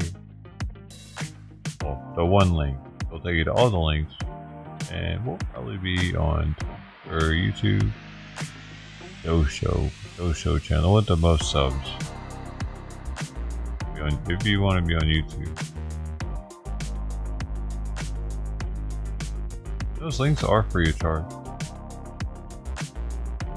Without any nudity, don't worry. There's 18 and up. Let's see if we can give away anything on D-Live. Give away. I don't think it ever works.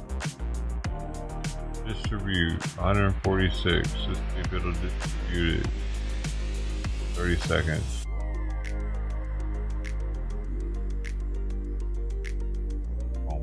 YouTube wouldn't let Ted say, "I'm glad you liked him." And you guys must be getting sick and tired of bullshit with YouTube blocking all your. Word in the ass. F you, YouTube. Nope, there were no lucky followers, so that was gonna stay in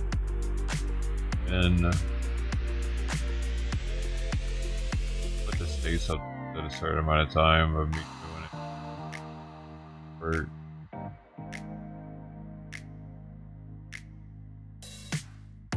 this one.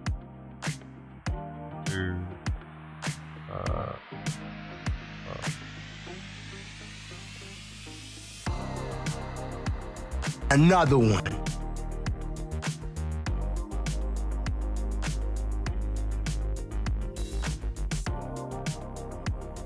Looks like it was Ted Thomas and Sister T, right? Before the scene started, you were both here. In that order.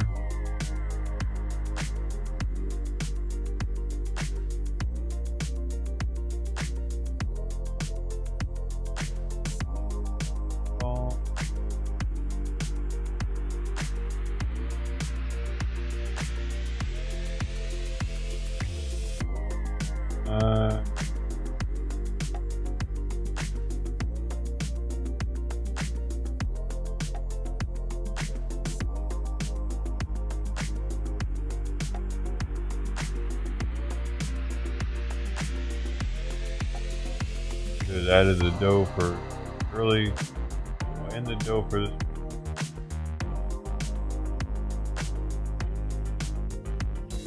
If he's not here.